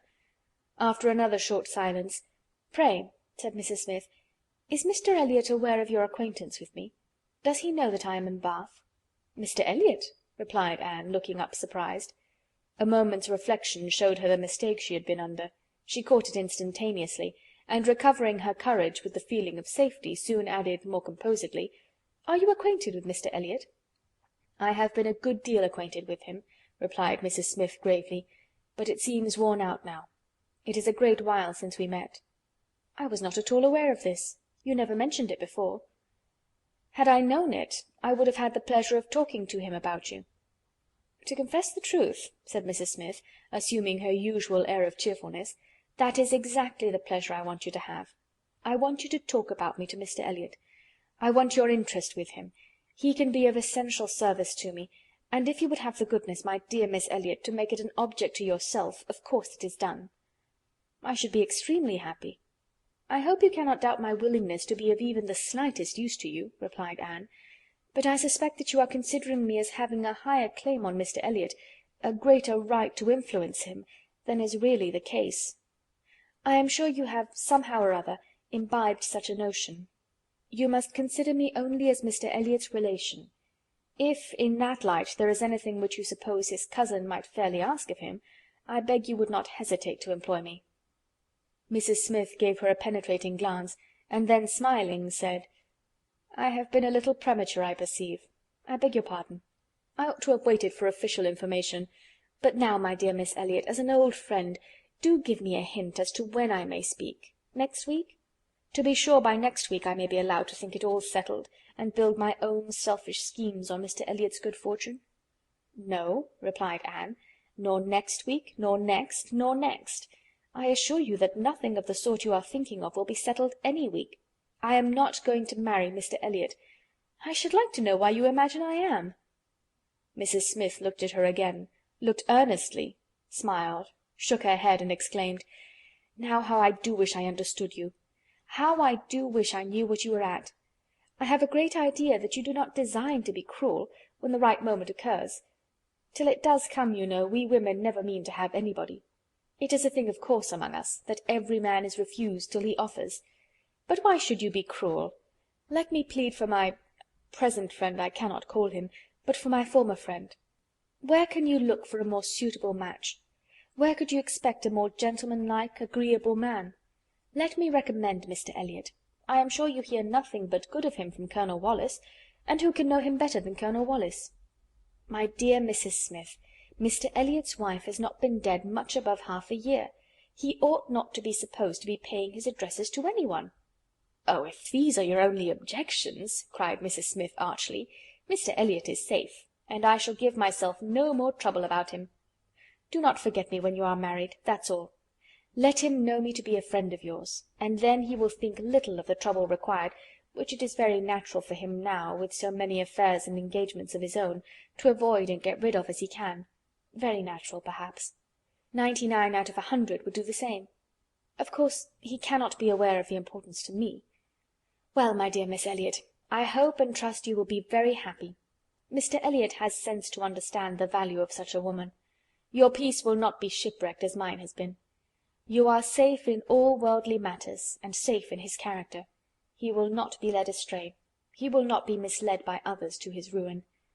"No," said Anne, "I can readily believe all that of my cousin. He seems to have a calm, decided temper, not at all open to dangerous impressions. I consider him with great respect. I have no reason, from anything that has fallen within my observation, to do otherwise. But I have not known him long, and he is not a man, I think, to be known intimately soon. Will not this manner of speaking of him, Mrs. Smith, convince you that he is nothing to me? Surely this must be calm enough, and upon my word he is nothing to me.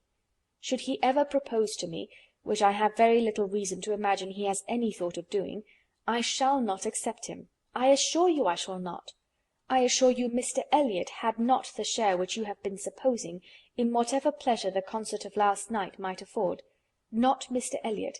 It is not Mr. Elliot that—" She stopped, regretting with a deep blush that she had implied so much, but less would hardly have been sufficient. Mrs. Smith would hardly have believed so soon in Mr. Elliot's failure, but from the perception of there being a somebody else. As it was, she instantly submitted, and with all the semblance of seeing nothing beyond, and Anne, eager to escape farther notice, was impatient to know why Mrs. Smith should have fancied she was to marry Mr. Elliot, where she could have received the idea, or from whom she could have heard it. "Do tell me how it first came into your head." "It first came into my head," replied Mrs. Smith, "upon finding how much you were together, and feeling it to be the most probable thing in the world to be wished for by everybody belonging to either of you. And you may depend upon it that all your acquaintance have disposed of you in the same way. But I never heard it spoken of till 2 days ago." "And has it indeed been spoken of? Did you observe the woman who opened the door to you when you called yesterday?" "No. Was it not Mrs. Speed as usual, or the maid? I observed no one in particular." "It was my friend Mrs. Rooke, Nurse Rooke, who, by the by, had a great curiosity to see you, and was delighted to be in the way to let you in. She came away from Marlborough Buildings only on Sunday, and she it was who told me you were to marry Mr. Elliot. She had had it from Mrs. Wallis herself, which did not seem bad authority. She sat an hour with me on Monday evening, and gave me the whole history." "The whole history?" repeated Anne, laughing. "She could not make a very long history, I think, of one such little article of unfounded news." Mrs. Smith said nothing. "But," continued Anne presently, "though there is no truth in my having this claim on Mr. Elliot, I should be extremely happy to be of use to you in any way that I could.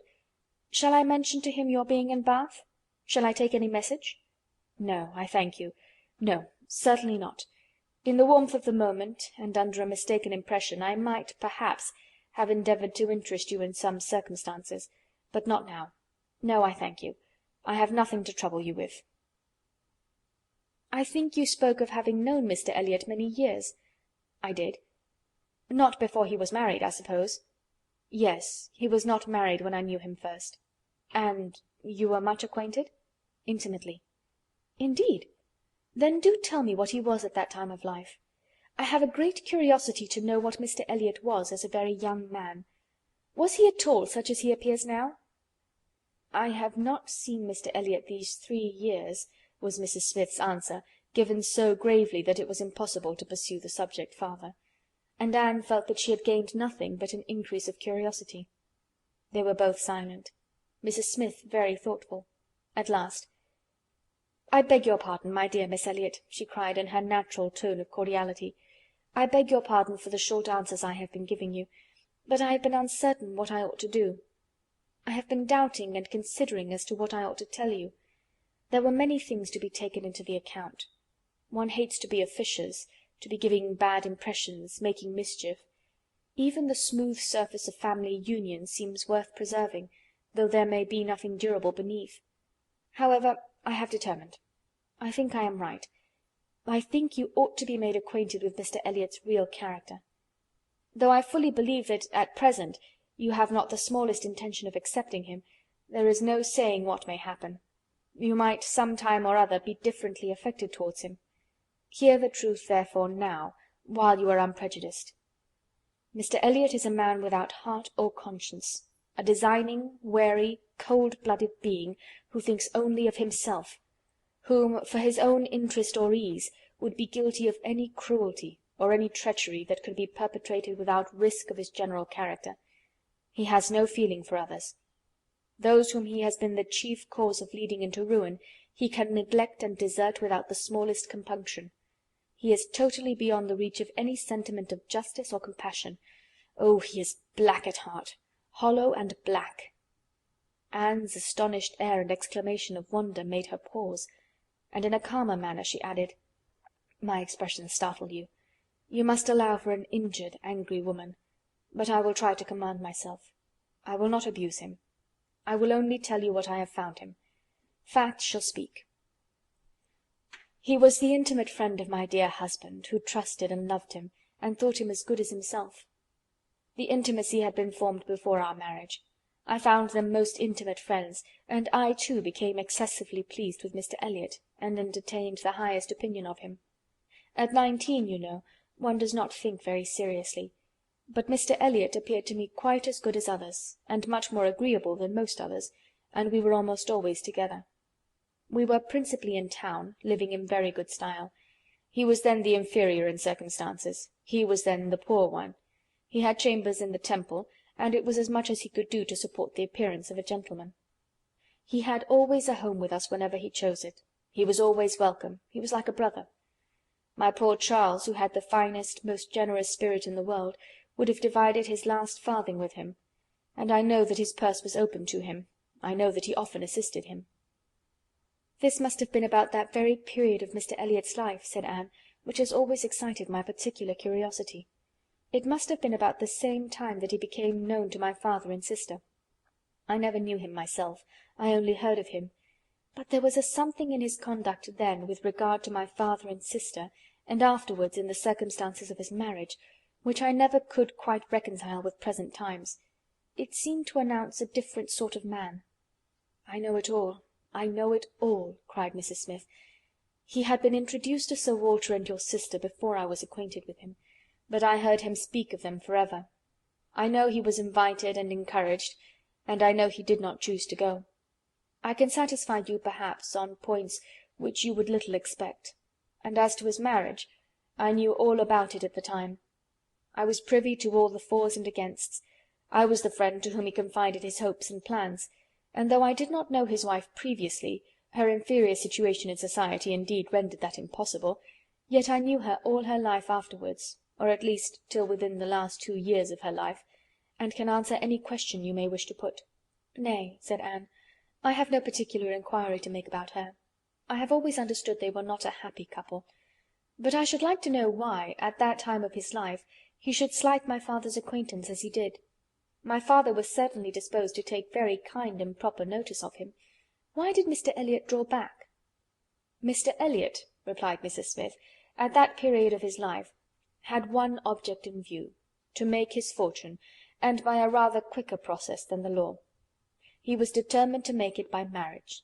He was determined, at least, not to mar it by an imprudent marriage, and I know it was his belief, whether justly or not of course I cannot decide, that your father and sister, in their civilities and invitations, were designing a match between the heir and the young lady, and it was impossible that such a match could have answered his ideas of wealth and independence. That was his motive for drawing back, I can assure you. He told me the whole story. He had no concealments with me. It was curious that, having just left you behind me in Bath, my first and principal acquaintance on marrying should be your cousin, and that through him I should be continually hearing of your father and sister. He described one Miss Elliot, and I thought very affectionately of the other." "Perhaps," cried Anne, struck by a sudden idea, "you sometimes spoke of me to Mr. Elliot?" "To be sure I did, very often. I used to boast of my own Anne Elliot, and vouch for your being a very different creature from—" She checked herself just in time. "This accounts for something which Mr. Elliot said last night," cried Anne. "This explains it. I found he had been used to hear of me. I could not comprehend how. What wild imaginations one forms where dear self is concerned! How sure to be mistaken! But I beg your pardon, I have interrupted you. Mr. Elliot married then completely for money? The circumstances probably which first opened your eyes to his character." Mrs. Smith hesitated a little here. "Oh, those things are too common. When one lives in the world, a man or woman's marrying for money is too common to strike one as it ought.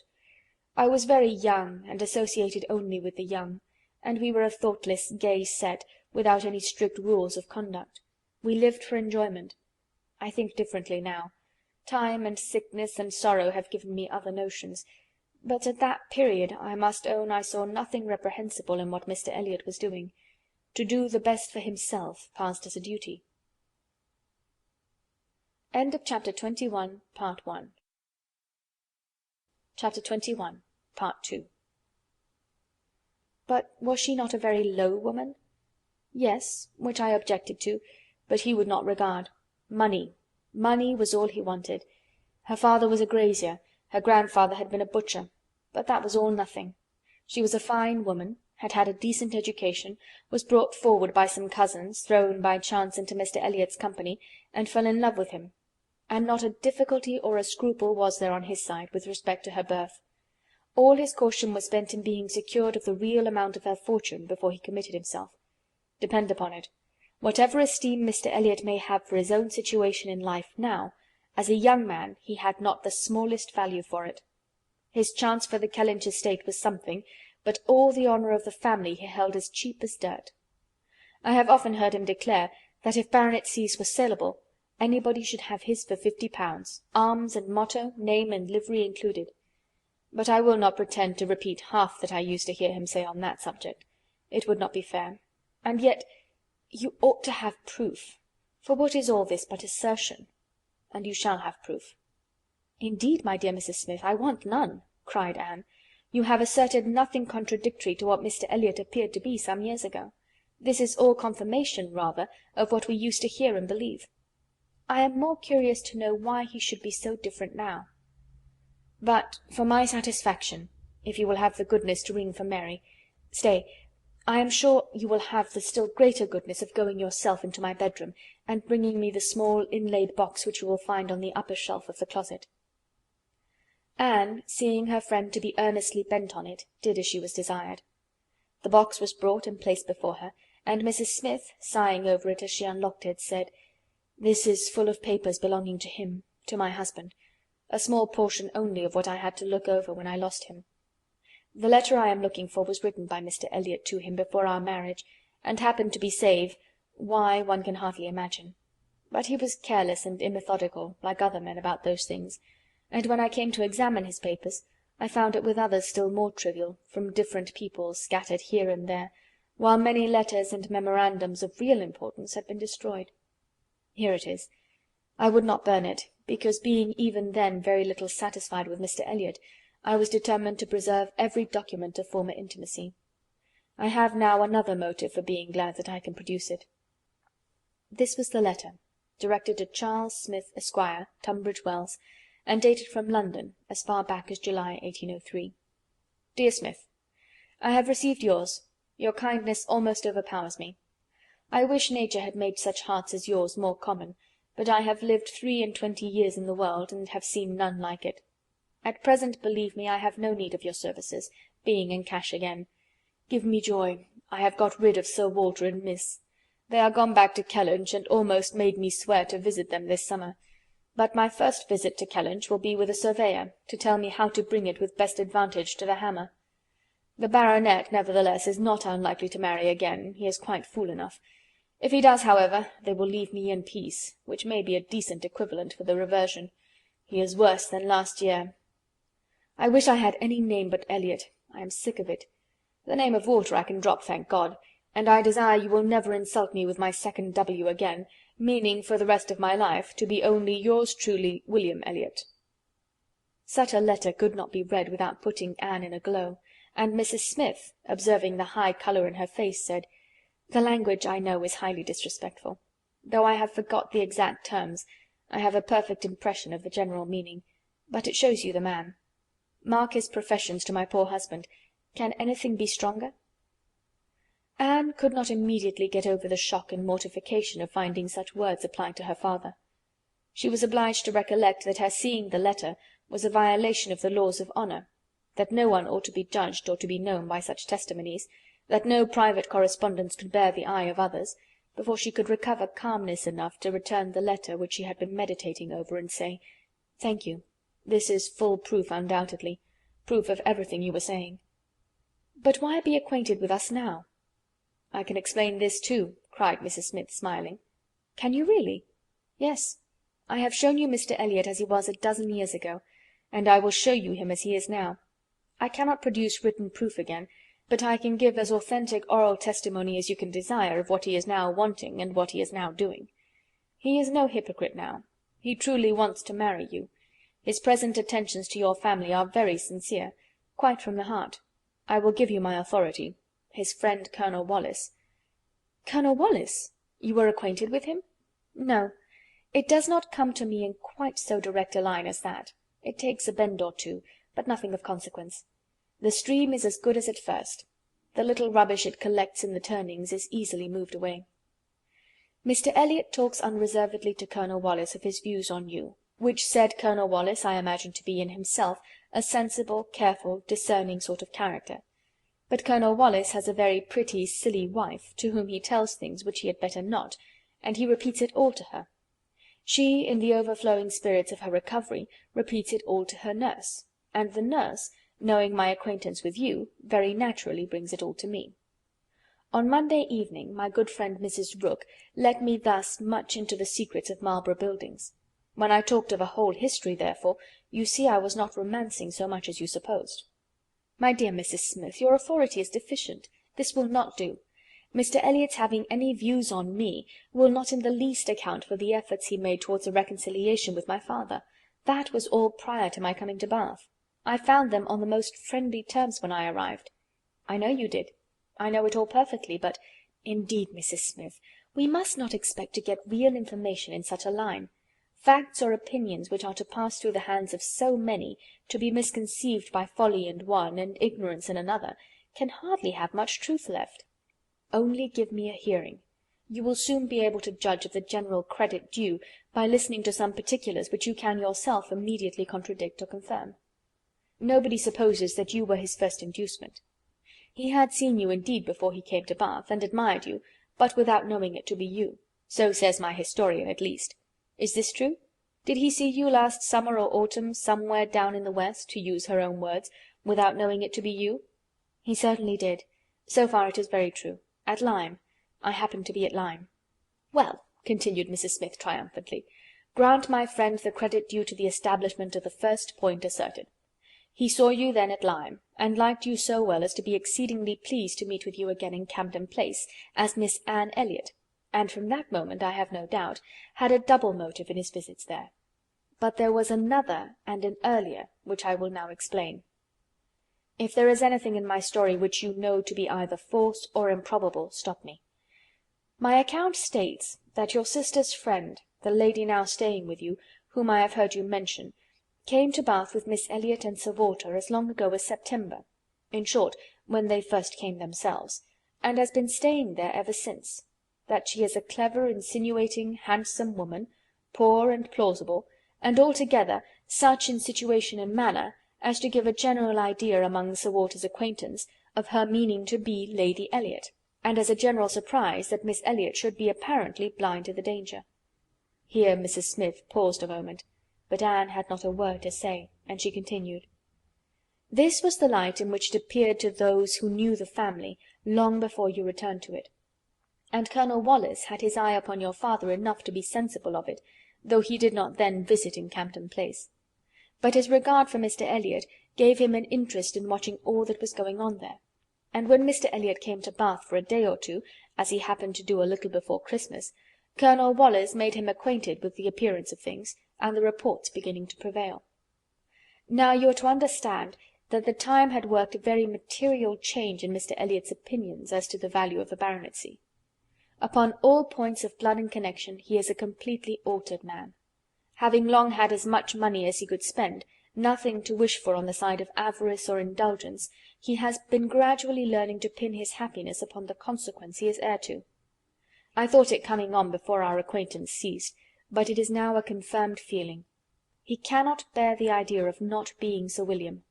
You may guess, therefore, that the news he heard from his friend could not be very agreeable, and you may guess what it produced: the resolution of coming back to Bath as soon as possible, and of fixing himself here for a time, with the view of renewing his former acquaintance, and recovering such a footing in the family as might give him the means of ascertaining the degree of his danger, and of circumventing the lady, if he found it material.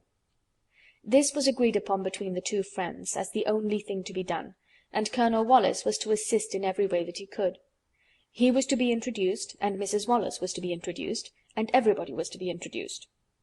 Mr. Elliot came back accordingly, and on application was forgiven, as you know, and readmitted into the family. And there it was his constant object, and his only object, till your arrival added another motive, to watch Sir Walter and Mrs. Clay. He omitted no opportunity of being with them, threw himself in their way, called at all hours, but I need not be particular on this subject. You can imagine what an artful man would do, and with this guide, perhaps, may recollect what you have seen him do. "Yes," said Anne, "you tell me nothing which does not accord with what I have known, or could imagine. There is always something offensive in the details of cunning. The manoeuvres of selfishness and duplicity must ever be revolting, but I have heard nothing which really surprises me. I know those who would be shocked by such a representation of Mr. Elliot, who would have difficulty in believing it, but I have never been satisfied. I have always wanted some other motive for his conduct than appeared. I should like to know his present opinion as to the probability of the event he has been in dread of, whether he considers the danger to be lessening or not." "Lessening, I understand," replied Mrs. Smith. "He thinks Mrs. Clay afraid of him, aware that he sees through her, and not daring to proceed as she might do in his absence. But since he must be absent some time or other, I do not perceive how he can ever be secure while she holds her present influence. Mrs. Wallace has an amusing idea, as nurse tells me, that it is to be put into the marriage articles when you and Mr. Elliot marry, that your father is not to marry Mrs. Clay. A scheme worthy of Mrs. Wallace's understanding, by all accounts. But my sensible Nurse Rooke sees the absurdity of it. "Why, to be sure, ma'am," she said, "it would not prevent his marrying anybody else. And indeed, to own the truth, I do not think nurse, in her heart, is a very strenuous opposer of Sir Walter's making a second match.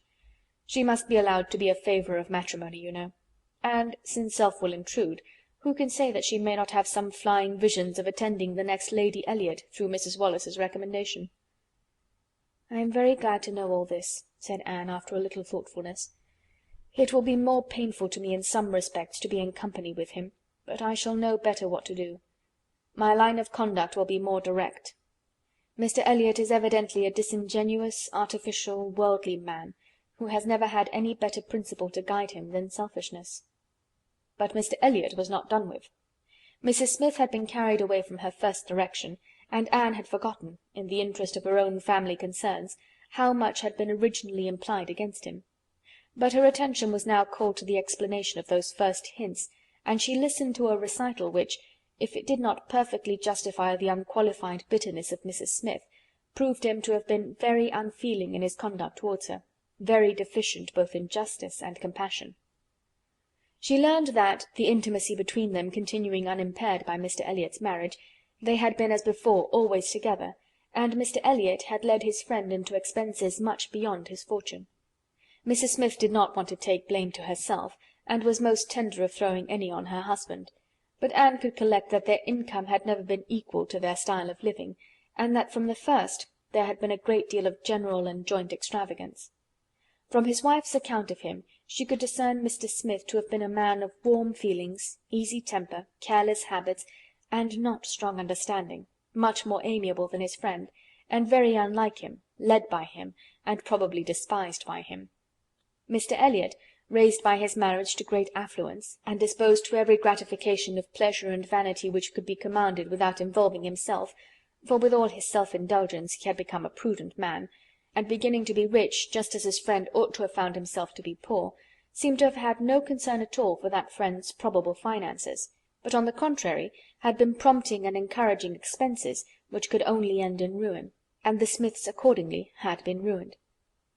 The husband had died just in time to be spared the full knowledge of it. They had previously known embarrassments enough to try the friendship of their friends, and to prove that Mr. Elliot's had better not be tried. But it was not till his death that the wretched state of his affairs was fully known. With a confidence in Mr. Elliot's regard more creditable to his feelings than his judgment, Mr. Smith had appointed him the executor of his will, but Mr. Elliot would not act, and the difficulties and distress which this refusal had heaped on her, in addition to the inevitable sufferings of her situation, had been such as could not be related without anguish of spirit, or listened to without corresponding indignation. Anne was shown some letters of his on the occasion, answers to urgent applications from Mrs. Smith, which all breathed the same stern resolution of not engaging in a fruitless trouble, and under a cold civility the same hard-hearted indifference to any of the evils it might bring on her. It was a dreadful picture of ingratitude and inhumanity, and Anne felt, at some moments, that no flagrant open crime could have been worse. She had a great deal to listen to. All the particulars of past sad scenes, all the minutiae of distress upon distress, which in former conversations had been merely hinted at, were dwelt on now with a natural indulgence. Anne could perfectly comprehend the exquisite relief, and was only the more inclined to wonder at the composure of her friend's usual state of mind. There was one circumstance in the history of her grievances of particular irritation. She had good reason to believe that some property of her husband in the West Indies, which had been for many years under a sort of sequestration for the payment of its own encumbrances, might be recoverable by proper measures, and this property, though not large, would be enough to make her comparatively rich. But there was nobody to stir in it. Mr. Elliot would do nothing, and she could do nothing herself, equally disabled from personal exertion by her state of bodily weakness, and from employing others by her want of money. She had no natural connections to assist her even with their counsel, and she could not afford to purchase the assistance of the law. This was a cruel aggravation of actually straitened means. To feel that she ought to be in better circumstances, that a little trouble in the right place might do it, and to fear that delay might be even weakening her claims, was hard to bear. It was on this point that she had hoped to engage Anne's good offices with Mr. Elliot. She had previously, in the anticipation of their marriage, been very apprehensive of losing her friend by it, but on being assured that he could have made no attempt of that nature, since he did not even know her to be in Bath, it immediately occurred that something might be done in her favour by the influence of the woman he loved, and she had been hastily preparing to interest Anne's feelings, as far as the observances due to Mr. Elliot's character would allow, when Anne's refutation of the supposed engagement changed the face of everything, and while it took from her the new-formed hope of succeeding in the object of her first anxiety, left her at least the comfort of telling the whole story her own way. After listening to this full description of Mr. Elliot, Anne could not but express some surprise at Mrs. Smith's having spoken of him so favourably in the beginning of their conversation. She had seemed to recommend and praise him. "My dear," was Mrs. Smith's reply, "there was nothing else to be done. I considered your marrying him as certain, though he might not yet have made the offer, and I could no more speak the truth of him than if he had been your husband. My heart bled for you as I talked of happiness. And yet he is sensible, he is agreeable, and with such a woman as you, it was not absolutely hopeless. He was very unkind to his first wife. They were wretched together, but she was too ignorant and giddy for respect, and he had never loved her. I was willing to hope that you must fare better." Anne could just acknowledge within herself such a possibility of having been induced to marry him as made her shudder at the idea of the misery which must have followed. It was just possible that she might have been persuaded by Lady Russell, and under such a supposition, which would have been most miserable when time had disclosed all too late? It was very desirable that Lady Russell should be no longer deceived, and one of the concluding arrangements of this important conference, which carried them through the greater part of the morning, was, that Anne had full liberty to communicate to her friend everything relative to Mrs. Smith in which his conduct was involved. Chapter 21. Chapter 22. Part 1. Anne went home to think over all that she had heard. In one point her feelings were relieved by this knowledge of Mr. Elliot. There was no longer anything of tenderness due to him. He stood as opposed to Captain Wentworth in all his own unwelcome obtrusiveness, and the evil of his attentions last night, the irremediable mischief he might have done, was considered with sensations unqualified, unperplexed. Pity for him was all over. But this was the only point of relief. In every other respect, in looking around her or penetrating forward, she saw more to distrust and to apprehend. She was concerned for the disappointment and pain Lady Russell would be feeling, for the mortifications which must be hanging over her father and sister, and had all the distress of foreseeing many evils, without knowing how to avert any one of them. She was most thankful for her own knowledge of him. She had never considered herself as entitled to reward for not slighting an old friend like Mrs. Smith, but here was a reward indeed springing from it. Mrs. Smith had been able to tell her what no one else could have done. Could the knowledge have been extended through her family? But this was a vain idea. She must talk to Lady Russell, tell her, consult with her, and having done her best, wait the event with as much composure as possible. And after all, her greatest want of composure would be in that quarter of the mind which could not be open to Lady Russell, in that flow of anxieties and fears which must be all to herself. She found, on reaching home, that she had, as she intended, escaped seeing Mr. Elliot, that he had called and paid them a long morning visit, but hardly had she congratulated herself and felt safe when she heard that he was coming again in the evening. "I had not the smallest intention of asking him," said Elizabeth with affected carelessness, "but he gave so many hints, so Mrs. Clay says, at least." "Indeed, I do say it. I never saw anybody in my life spell harder for an invitation. Poor man!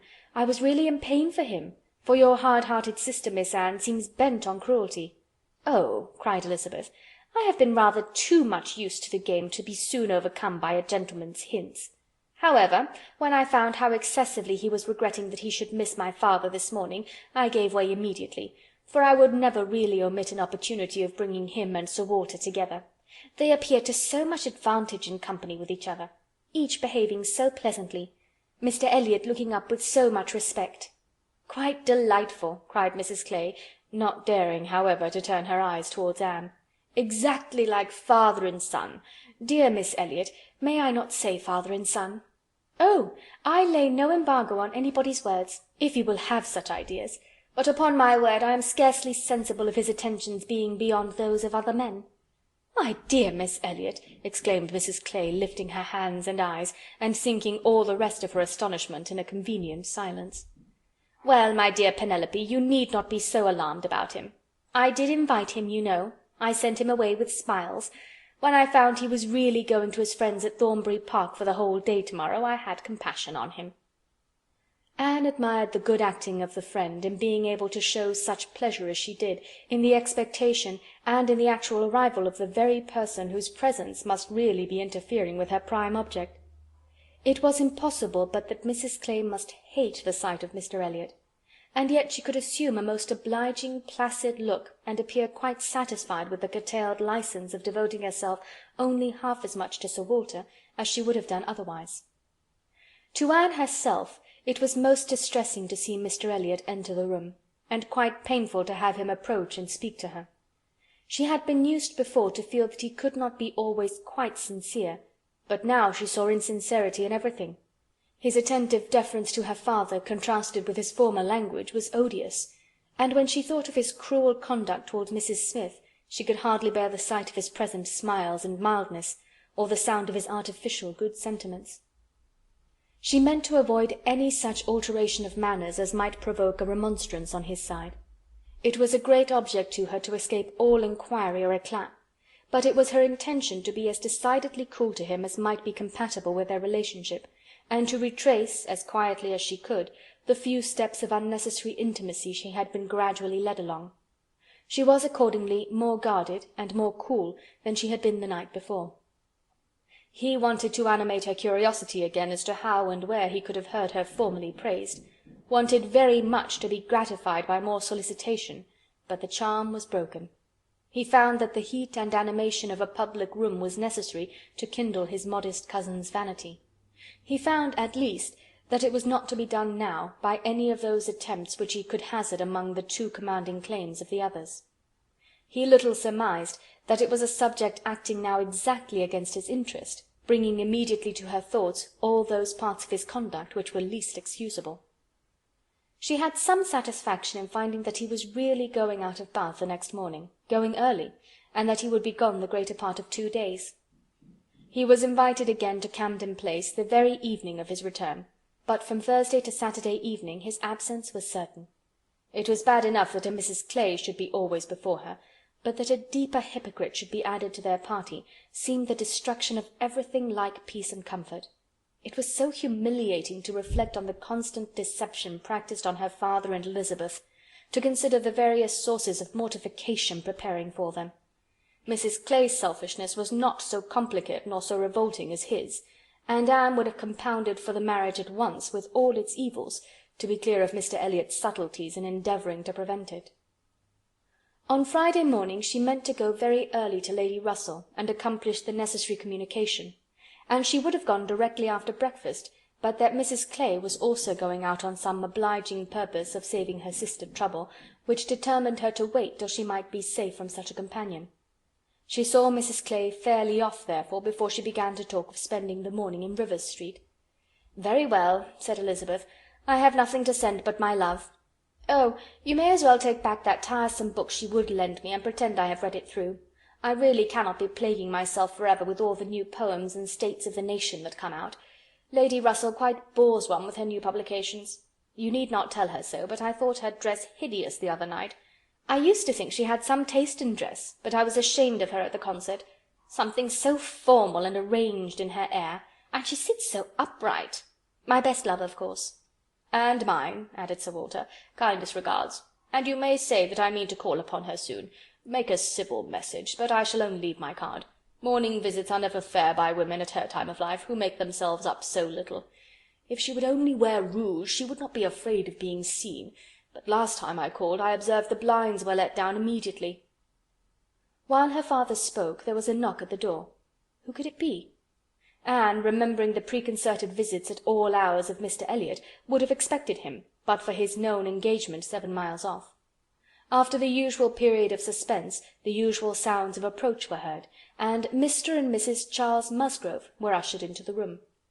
Surprise was the strongest emotion raised by their appearance, but Anne was really glad to see them, and the others were not so sorry but that they could put on a decent air of welcome.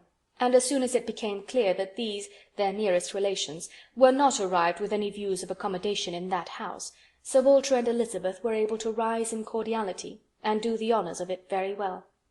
They were come to Bath for a few days with Mrs. Musgrove, and were at the White Hart. So much was pretty soon understood, but till Sir Walter and Elizabeth were walking Mary into the other drawing-room, and regaling themselves with her admiration, Anne could not draw upon Charles's brain for a regular history of their coming, or an explanation of some smiling hints of particular business, which had been ostentatiously dropped by Mary, as well as of some apparent confusion as to whom their party consisted of. She then found that it consisted of Mrs. Musgrove, Henrietta, and Captain Harville, beside their 2 selves. He gave her a very plain, intelligible account of the whole, a narration in which she saw a great deal of most characteristic proceeding. The scheme had received its first impulse by Captain Harville's wanting to come to Bath on business. He had begun to talk of it a week ago, and by way of doing something, as shooting was over, Charles had proposed coming with him, and Mrs. Harville had seemed to like the idea of it very much, as an advantage to her husband. But Mary could not bear to be left, and had made herself so unhappy about it, that for a day or 2 everything seemed to be in suspense, or at an end. But then it had been taken up by his father and mother. His mother had some old friends in Bath whom she wanted to see. It was thought a good opportunity for Henrietta to come and buy wedding clothes for herself and her sister, and in short it ended in being his mother's party, that everything might be comfortable and easy to Captain Harville, and he and Mary were included in it by way of general convenience. They had arrived late the night before. Mrs. Harville, her children, and Captain Benwick remained with Mr. Musgrove and Louisa at Uppercross. Anne's only surprise was that affairs should be in forwardness enough for Henrietta's wedding clothes to be talked of. She had imagined such difficulties of fortune to exist there as must prevent the marriage from being near at hand. But she learned from Charles that, very recently, since Mary's last letter to herself, Charles Hayter had been applied to by a friend to hold a living for a youth who could not possibly claim it under many years, and that, on the strength of his present income, with almost a certainty of something more permanent long before the term in question, the 2 families had consented to the young people's wishes, and that their marriage was likely to take place in a few months, quite as soon as Louisa's. And a very good living it was, Charles added, only 25 miles from Uppercross, and in a very fine country, fine part of Dorsetshire, in the centre of some of the best preserves in the kingdom, surrounded by 3 great proprietors, each more careful and jealous than the other, and to 2 of the 3 at least Charles Hayter might get a special recommendation. Not that he will value it as he ought, he observed. Charles is too cool about sporting. That's the worst of him. "I am extremely glad indeed," cried Anne, "particularly glad that this should happen, and that of 2 sisters who both deserve equally well, and who have always been such good friends, the pleasant prospect of one should not be dimming those of the other. that they should be so equal in their prosperity and comfort. I hope your father and mother are quite happy with regard to both." "Oh, yes. My father would be well pleased if the gentlemen were richer, but he has no other fault to find. Money, you know, coming down with money, 2 daughters at once, it cannot be a very agreeable operation, and it straightens him as to many things. However, I do not mean to say that they have not a right to it. It is very fit they should have daughters' shares, and I am sure he has always been a very kind, liberal father to me. Mary does not above half like Henrietta's match. She never did, you know. But she does not do him justice, nor think enough about Winthrop. I cannot make her attend to the value of the property. It is a very fair match as times go, and I have liked Charles Hayter all my life, and I shall not leave off now." "Such excellent parents as Mr. and Mrs. Musgrove," exclaimed Anne, "should be happy in their children's marriages. They do everything to confer happiness, I am sure. What a blessing to young people to be in such hands! Your father and mother seem so totally free from all those ambitious feelings which have led to so much misconduct and misery both in young and old. I hope you think Louisa perfectly recovered now?" He answered rather hesitatingly, "Yes, I believe I do. Very much recovered. But she is altered. There is no running or jumping about, no laughing or dancing. It is quite different. If one happens only to shut the door a little hard, she starts and wriggles like a young dab-chick in the water, and Benwick sits at her elbow reading verses or whispering to her all day long." Anne could not help laughing. "That cannot be much to your taste, I know," said she, "but I do believe him to be an excellent young man. To be sure he is. Nobody doubts it. And I hope you do not think I am so illiberal as to want every man to have the same objects and pleasures as myself. I have a great value for Benwick, and when one can but get him to talk, he has plenty to say. His reading has done him no harm, for he has fought as well as read. He is a brave fellow. I got more acquainted with him last Monday than ever I did before. We had a famous set-to at rat-hunting all the morning in my father's great barns, and he played his part so well that I have liked him the better ever since." Here they were interrupted by the absolute necessity of Charles's following the others to admire mirrors and china. But Anne had heard enough to understand the present state of Uppercross, and rejoice in its happiness. And though she sighed as she rejoiced, her sigh had none of the ill will of envy in it. She would certainly have risen to their blessings if she could, but she did not want to lessen theirs. The visit passed off altogether in high good humour. Mary was in excellent spirits, enjoying the gaiety and the change, and so well satisfied with the journey in her mother-in-law's carriage with 4 horses, and with her own complete independence of Camden Place, that she was exactly in a temper to admire everything as she ought, and enter most readily into all the superiorities of the house as they were detailed to her. She had no demands on her father or sister, and her consequence was just enough increased by their handsome drawing-rooms. Elizabeth was, for a short time, suffering a good deal. She felt that Mrs. Musgrove and all her party ought to be asked to dine with them, but she could not bear to have the difference of style, the reduction of servants which a dinner must betray, witnessed by those who had always been so inferior to the Elliots of Kellinch. It was a struggle between propriety and vanity, but vanity got the better, and then Elizabeth was happy again. These were her internal persuasions. Old-fashioned notions, country hospitality. We do not profess to give dinners. Few people in Bath do. Lady Alicia never does. Did not even ask her own sister's family, though they were here a month. And I dare say it would be very inconvenient to Mrs. Musgrove, put her quite out of her way. I am sure she would rather not come. She cannot feel easy with us. I will ask them all for an evening. That will do much better. That will be a novelty and a treat. They have not seen 2 such drawing-rooms before. They will be delighted to come tomorrow evening. It shall be a regular party, small but most elegant." And this satisfied Elizabeth, and when the invitation was given to the 2 present, and promised for the absent, Mary was as completely satisfied. She was particularly asked to meet Mr. Elliot, and be introduced to Lady Dalrymple and Miss Carteret, who were, fortunately, already engaged to come, and she could not have received a more gratifying attention. Miss Elliot was to have the honour of calling on Mrs. Musgrove in the course of the morning, and Anne walked off with Charles and Mary to go and see her and Henrietta directly. End of Chapter 22, Part 1. Chapter 22, Part 2. Her plan of sitting with Lady Russell must give way for the present. They all 3 called in River Street for a couple of minutes, but Anne convinced herself that a day's delay of the intended communication could be of no consequence, and hastened forward to the White Hart, to see again the friends and companions of the last autumn, with an eagerness of good-will which many associations contributed to form. They found Mrs. Musgrove and her daughter within, and by themselves, and Anne had the kindest welcome from each. Henrietta was exactly in that state of recently improved views, of fresh-formed happiness, which made her full of regard and interest for everybody she had ever liked before at all, and Mrs. Musgrove's real affection had been won by her usefulness when they were in distress. It was a heartiness and a warmth and a sincerity which Anne delighted in the more from the sad want of such blessings at home. She was entreated to give them as much of her time as possible, invited for every day and all day long, or rather claimed as part of the family, and in return she naturally fell into all her wonted ways of attention and assistance, and on Charles's leaving them together was listening to Mrs. Musgrove's history of Louisa and to Henrietta's of herself, giving opinions on business and recommendations to shops, with intervals of every help which Mary required, from altering her ribbon to settling her accounts, from finding her keys and assorting her trinkets, to trying to convince her that she was not ill-used by anybody, which Mary, well amused as she generally was, in her station at a window overlooking the entrance to the pump-room, could not but have her moments of imagining. A morning of thorough confusion was to be expected. A large party in an hotel ensured a quick-changing, unsettled scene. 5 minutes brought a note, the next a parcel, and Anne had not been there half an hour when their dining-room, spacious as it was, seemed more than half filled.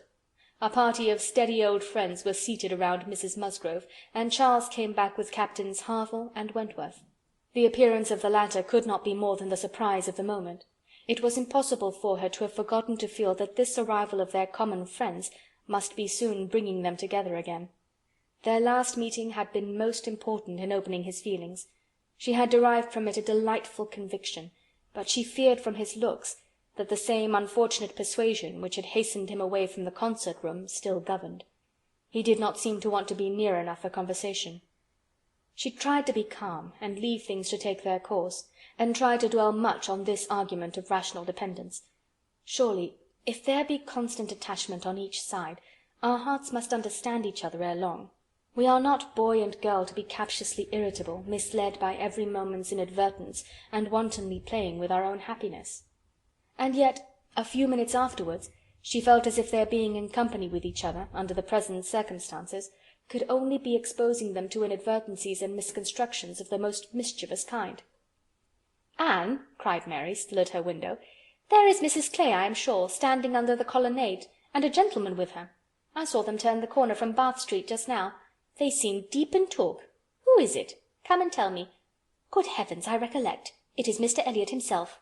"No," cried Anne quickly. "It cannot be Mr. Elliot, I assure you. He was to leave Bath at 9 this morning, and does not come back till to-morrow." As she spoke, she felt that Captain Wentworth was looking at her, the consciousness of which vexed and embarrassed her, and made her regret that she had said so much, simple as it was.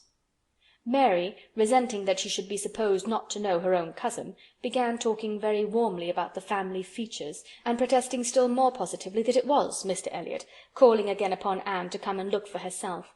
But Anne did not mean to stir, and tried to be cool and unconcerned. Her distress returned, however, on perceiving smiles and intelligent glances pass between 2 or 3 of the lady visitors, as if they believed themselves quite in the secret. It was evident that the report concerning her had spread, and a short pause succeeded, which seemed to ensure that it would now spread farther. "Do come, Anne," cried Mary. "Come and look yourself. You will be too late if you do not make haste. They are parting. They are shaking hands. He is turning away. Not know Mr. Elliot, indeed. You seem to have forgot all about Lyme." To pacify Mary, and perhaps screen her own embarrassment, Anne did move quietly to the window. She was just in time to ascertain that it really was Mr. Elliot, which she had never believed, before he disappeared on one side, as Mrs. Clay walked quickly off on the other. And checking the surprise which she could not but feel at such an appearance of friendly conference between 2 persons of totally opposite interest, she calmly said, "Yes, it is Mr. Elliot, certainly.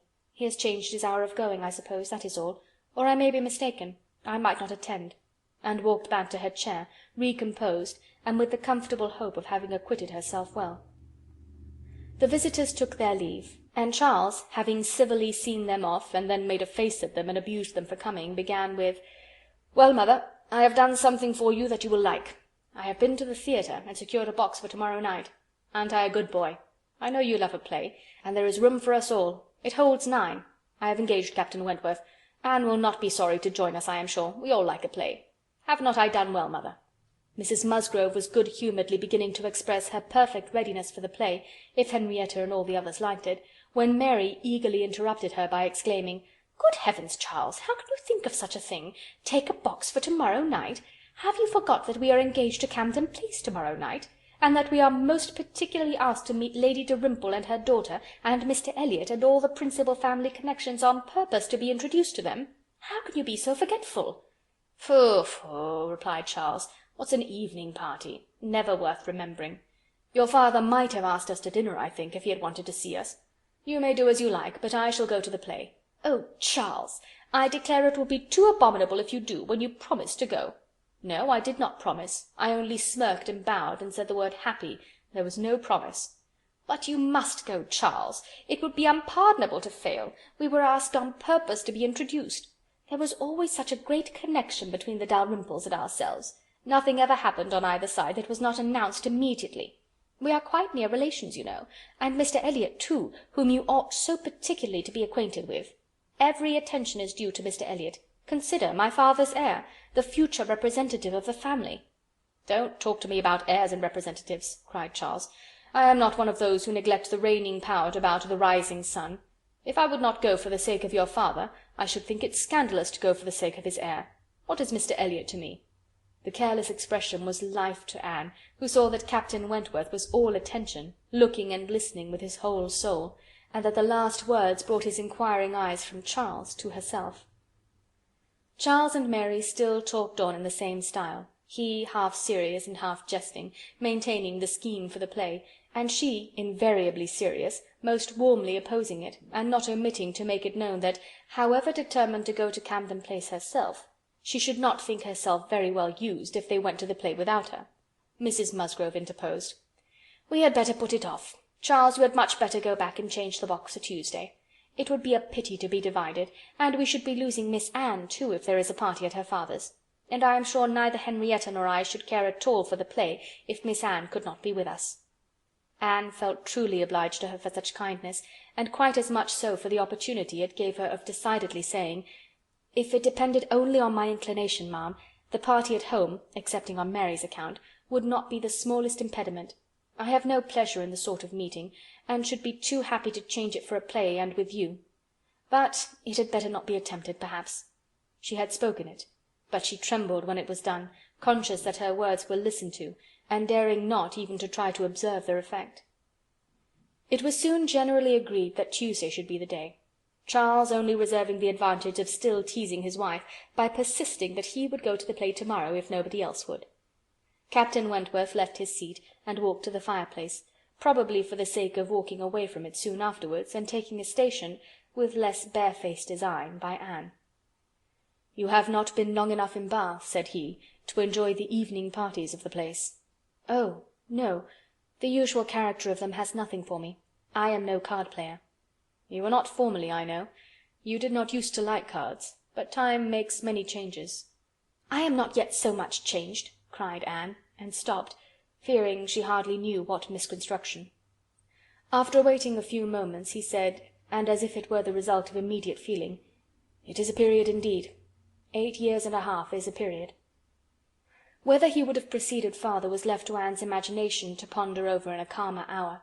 For while still hearing the sounds he had uttered, she was startled to other subjects by Henrietta, eager to make use of the present leisure for getting out, and calling on her companions to lose no time, lest somebody else should come in. They were obliged to move. Anne talked of being perfectly ready, and tried to look it, but she felt that could Henrietta have known the regret and reluctance of her heart in quitting that chair, in preparing to quit the room, she would have found, in all her own sensations for her cousin, in the very security of his affection, wherewith to pity her. Their preparations, however, were stopped short. Alarming sounds were heard, other visitors approached, and the door was thrown open for Sir Walter and Miss Elliot, whose entrance seemed to give a general chill.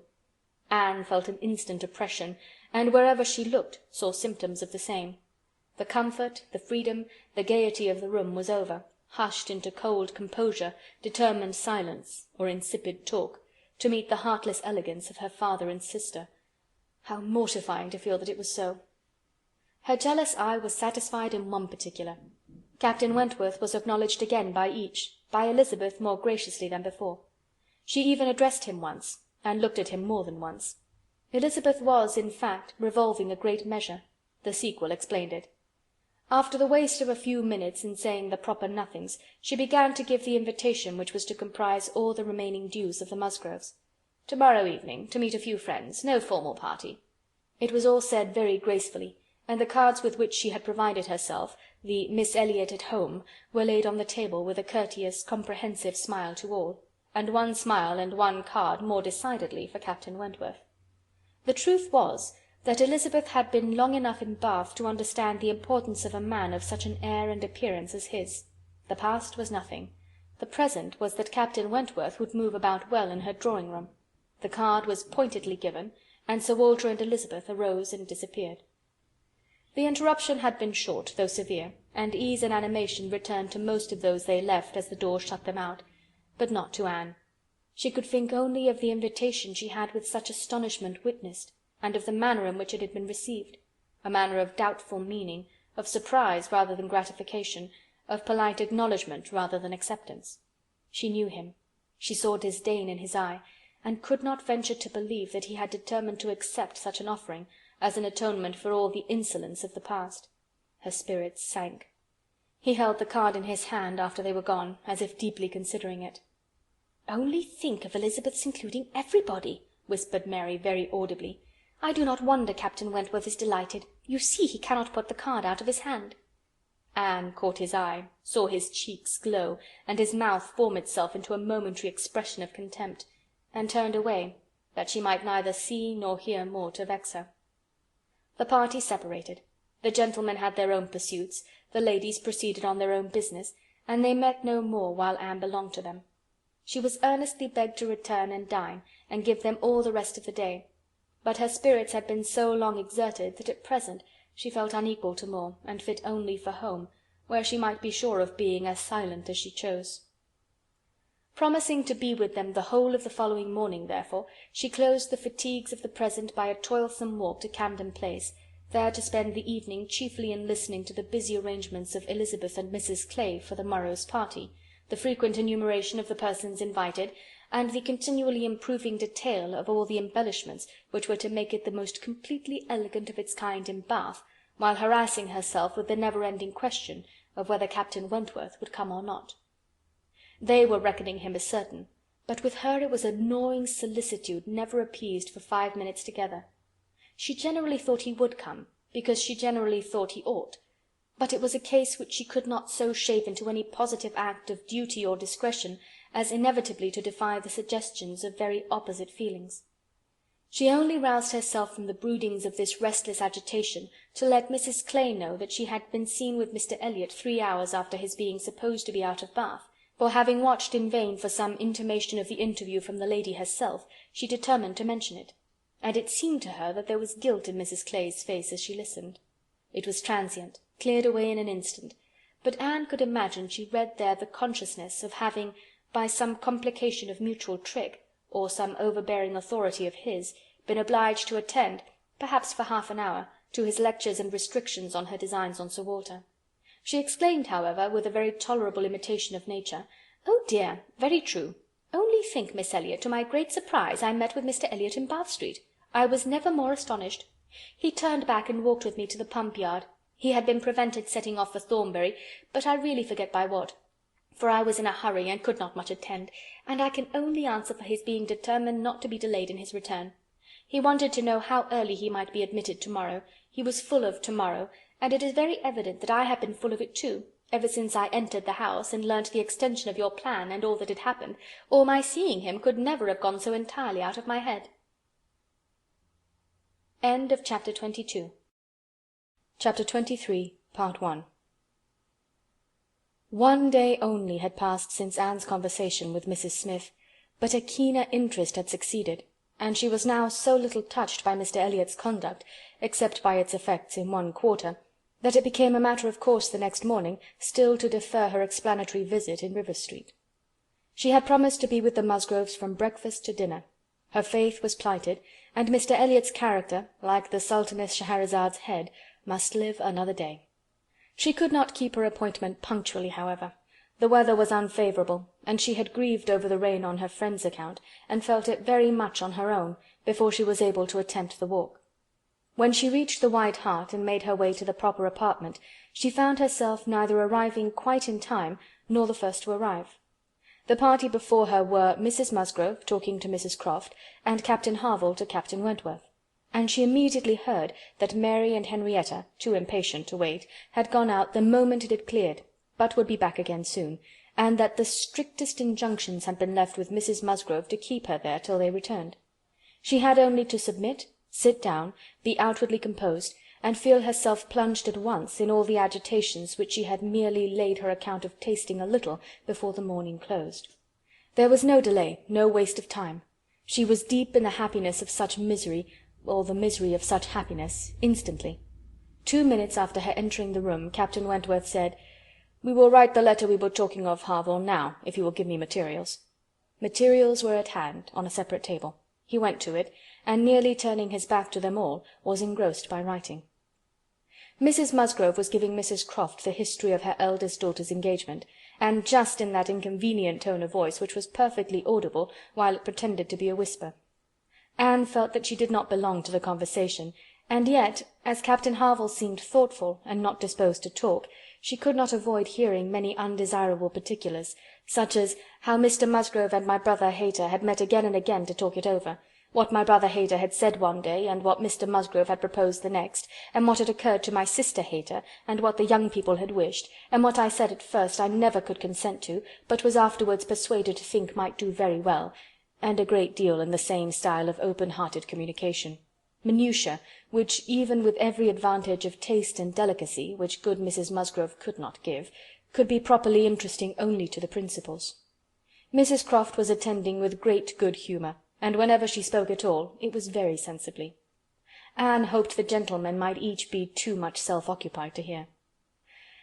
"And so, ma'am, all these things considered," said Mrs. Musgrove in her powerful whisper, "though we could have wished it different, yet altogether we did not think it fair to stand out any longer, for Charles Hayter was quite wild about it, and Henrietta was pretty near as bad, and so we thought they had better marry at once, and make the best of it, as many others have done before them. At any rate, said I, it will be better than a long engagement." "That is precisely what I was going to observe," cried Mrs. Croft. "I would rather have young people settle on a small income at once, and have to struggle with a few difficulties together, than be involved in a long engagement. I always think that no mutual—" "Oh, dear Mrs. Croft," cried Mrs. Musgrove, unable to let her finish her speech, "there is nothing I so abominate for young people as a long engagement. It is what I always protested against for my children. It is all very well, I used to say, for young people to be engaged, if there is a certainty of their being able to marry in 6 months, or even in 12, but a long engagement—" "Yes, dear ma'am," said Mrs. Croft, "or an uncertain engagement, an engagement which may be long. To begin without knowing that at such a time there will be the means of marrying, I hold to be very unsafe and unwise, and what I think all parents should prevent as far as they can." Anne found an unexpected interest here. She felt its application to herself, felt it in a nervous thrill all over her, and at the same moment that her eyes instinctively glanced towards the distant table, Captain Wentworth's pen ceased to move. His head was raised, pausing, listening, and he turned round the next instant to give a look, one quick, conscious look at her.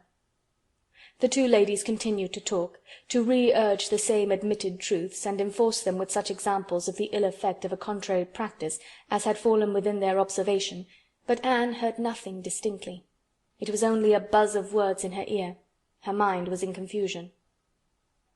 Captain Harville, who had in truth been hearing none of it, now left his seat and moved to a window, and Anne, seeming to watch him, though it was from thorough absence of mind, became gradually sensible that he was inviting her to join him where he stood.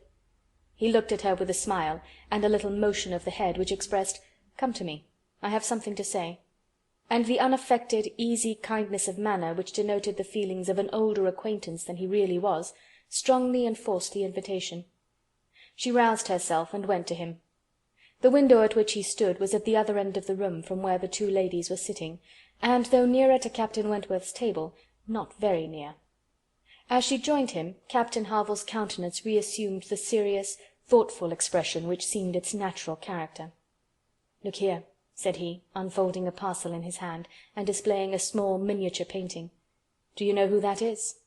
"Certainly, Captain Benwick." "Yes, and you may guess who it is for. But," in a deep tone, "it was not done for her. Miss Elliot, do you remember our walking together at Lyme and grieving for him? I little thought then, but no matter. This was drawn at the Cape. He met with a clever young German artist at the Cape, and in compliance with a promise to my poor sister, sat to him, and was bringing it home for her. And I have now the charge of getting it properly set for another. It was a commission to me. But who else was there to employ? I hope I can allow for him. I am not sorry, indeed, to make it over to another. He undertakes it," looking towards Captain Wentworth. "He is writing about it now." And with a quivering lip he wound up the whole thing by adding, "Poor Fanny! She would not have forgotten him so soon." "No," replied Anne, in a low, feeling voice. "That I can easily believe. It was not in her nature. She doted on him. It would not be the nature of any woman who truly loved." Captain Harville smiled, as much as to say, "Do you claim that for your sex?" And she answered the question, smiling also. "Yes. We certainly do not forget you as soon as you forget us. It is perhaps our fate rather than our merit. We cannot help ourselves. We live at home, quiet, confined, and our feelings prey upon us. You are forced on exertion. You have always a profession, pursuits, business of some sort or other, to take you back into the world immediately, and continual occupation and change soon weaken impressions." "Granting your assertion that the world does all this so soon for men, which, however, I do not think I shall grant, it does not apply to Benwick. He has not been forced upon any exertion. The peace turned him on shore at the very moment, and he has been living with us, in our little family circle, ever since." "True," said Anne, "very true. I did not recollect. But what shall we say now, Captain Harville? If the change be not from outward circumstances, it must be from within. It must be nature, man's nature, which has done the business for Captain Benwick." "No, no, it is not man's nature. I will not allow it to be more man's nature than woman's to be inconstant and forget those they do love, or have loved. I believe the reverse.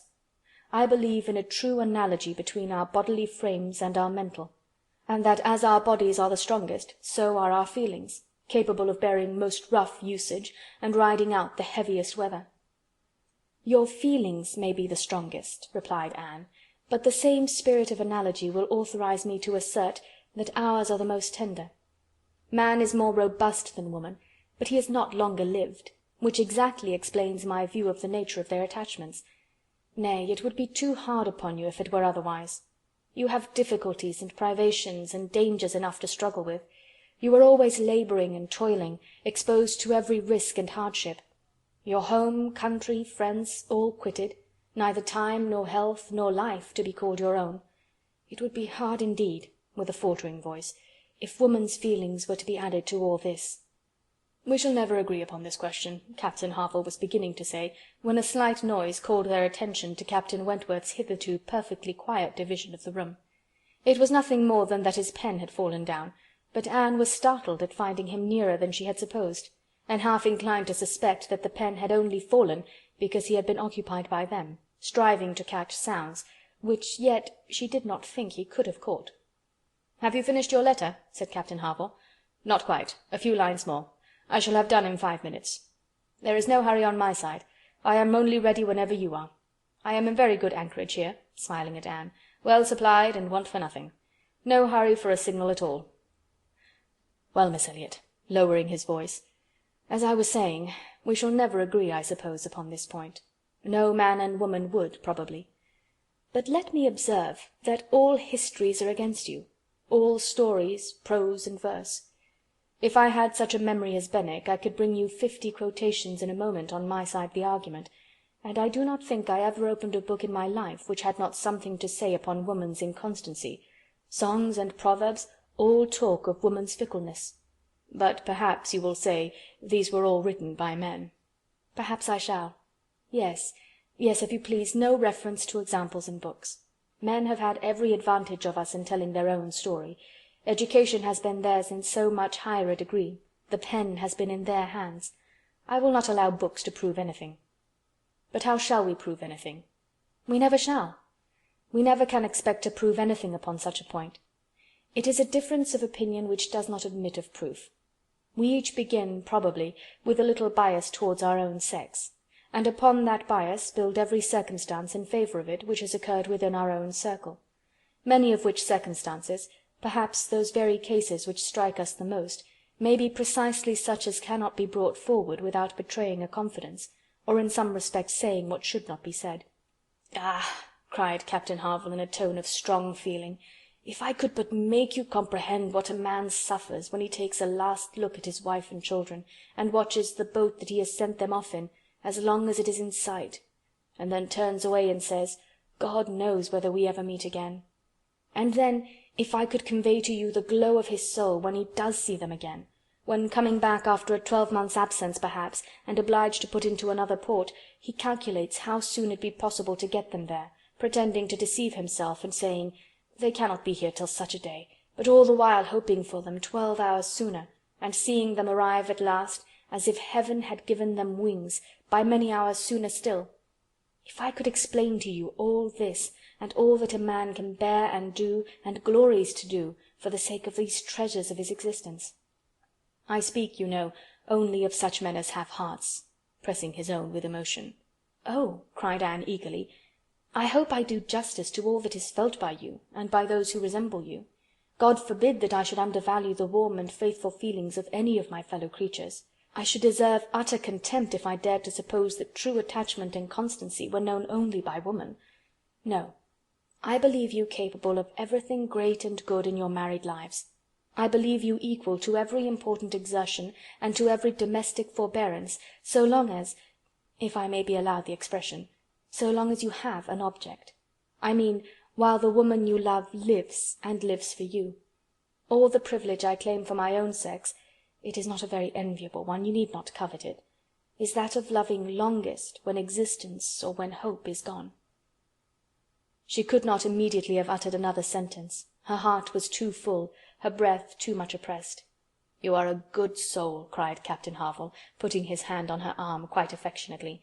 "There is no quarrelling with you. And when I think of Benwick, my tongue is tied." Their attention was called toward the others. Mrs. Croft was taking leave. "Here, Frederick, you and I part company, I believe," said she. "I am going home, and you have an engagement with your friend. To-night we may have the pleasure of all meeting again at your party," turning to Anne. "We had your sister's card yesterday, and I understood Frederick had a card too, though I did not see it. And you are disengaged, Frederick, are you not, as well as ourselves?" Captain Wentworth was folding up a letter in great haste, and either could not or would not answer fully. "Yes," said he, "very true. Here we separate, but Harville and I shall soon be after you. That is, Harville, if you are ready, I am in half a minute. I know you will not be sorry to be off. I shall be at your service in half a minute." Mrs. Croft left them, and Captain Wentworth, having sealed his letter with great rapidity, was indeed ready, and had even a hurried, agitated air, which showed impatience to be gone. Anne knew not how to understand it. She had the kindest "Good morning, God bless you," from Captain Harville, but from him not a word nor a look. He had passed out of the room without a look. She had only time, however, to move closer to the table where he had been writing, when footsteps were heard returning. The door opened. It was himself.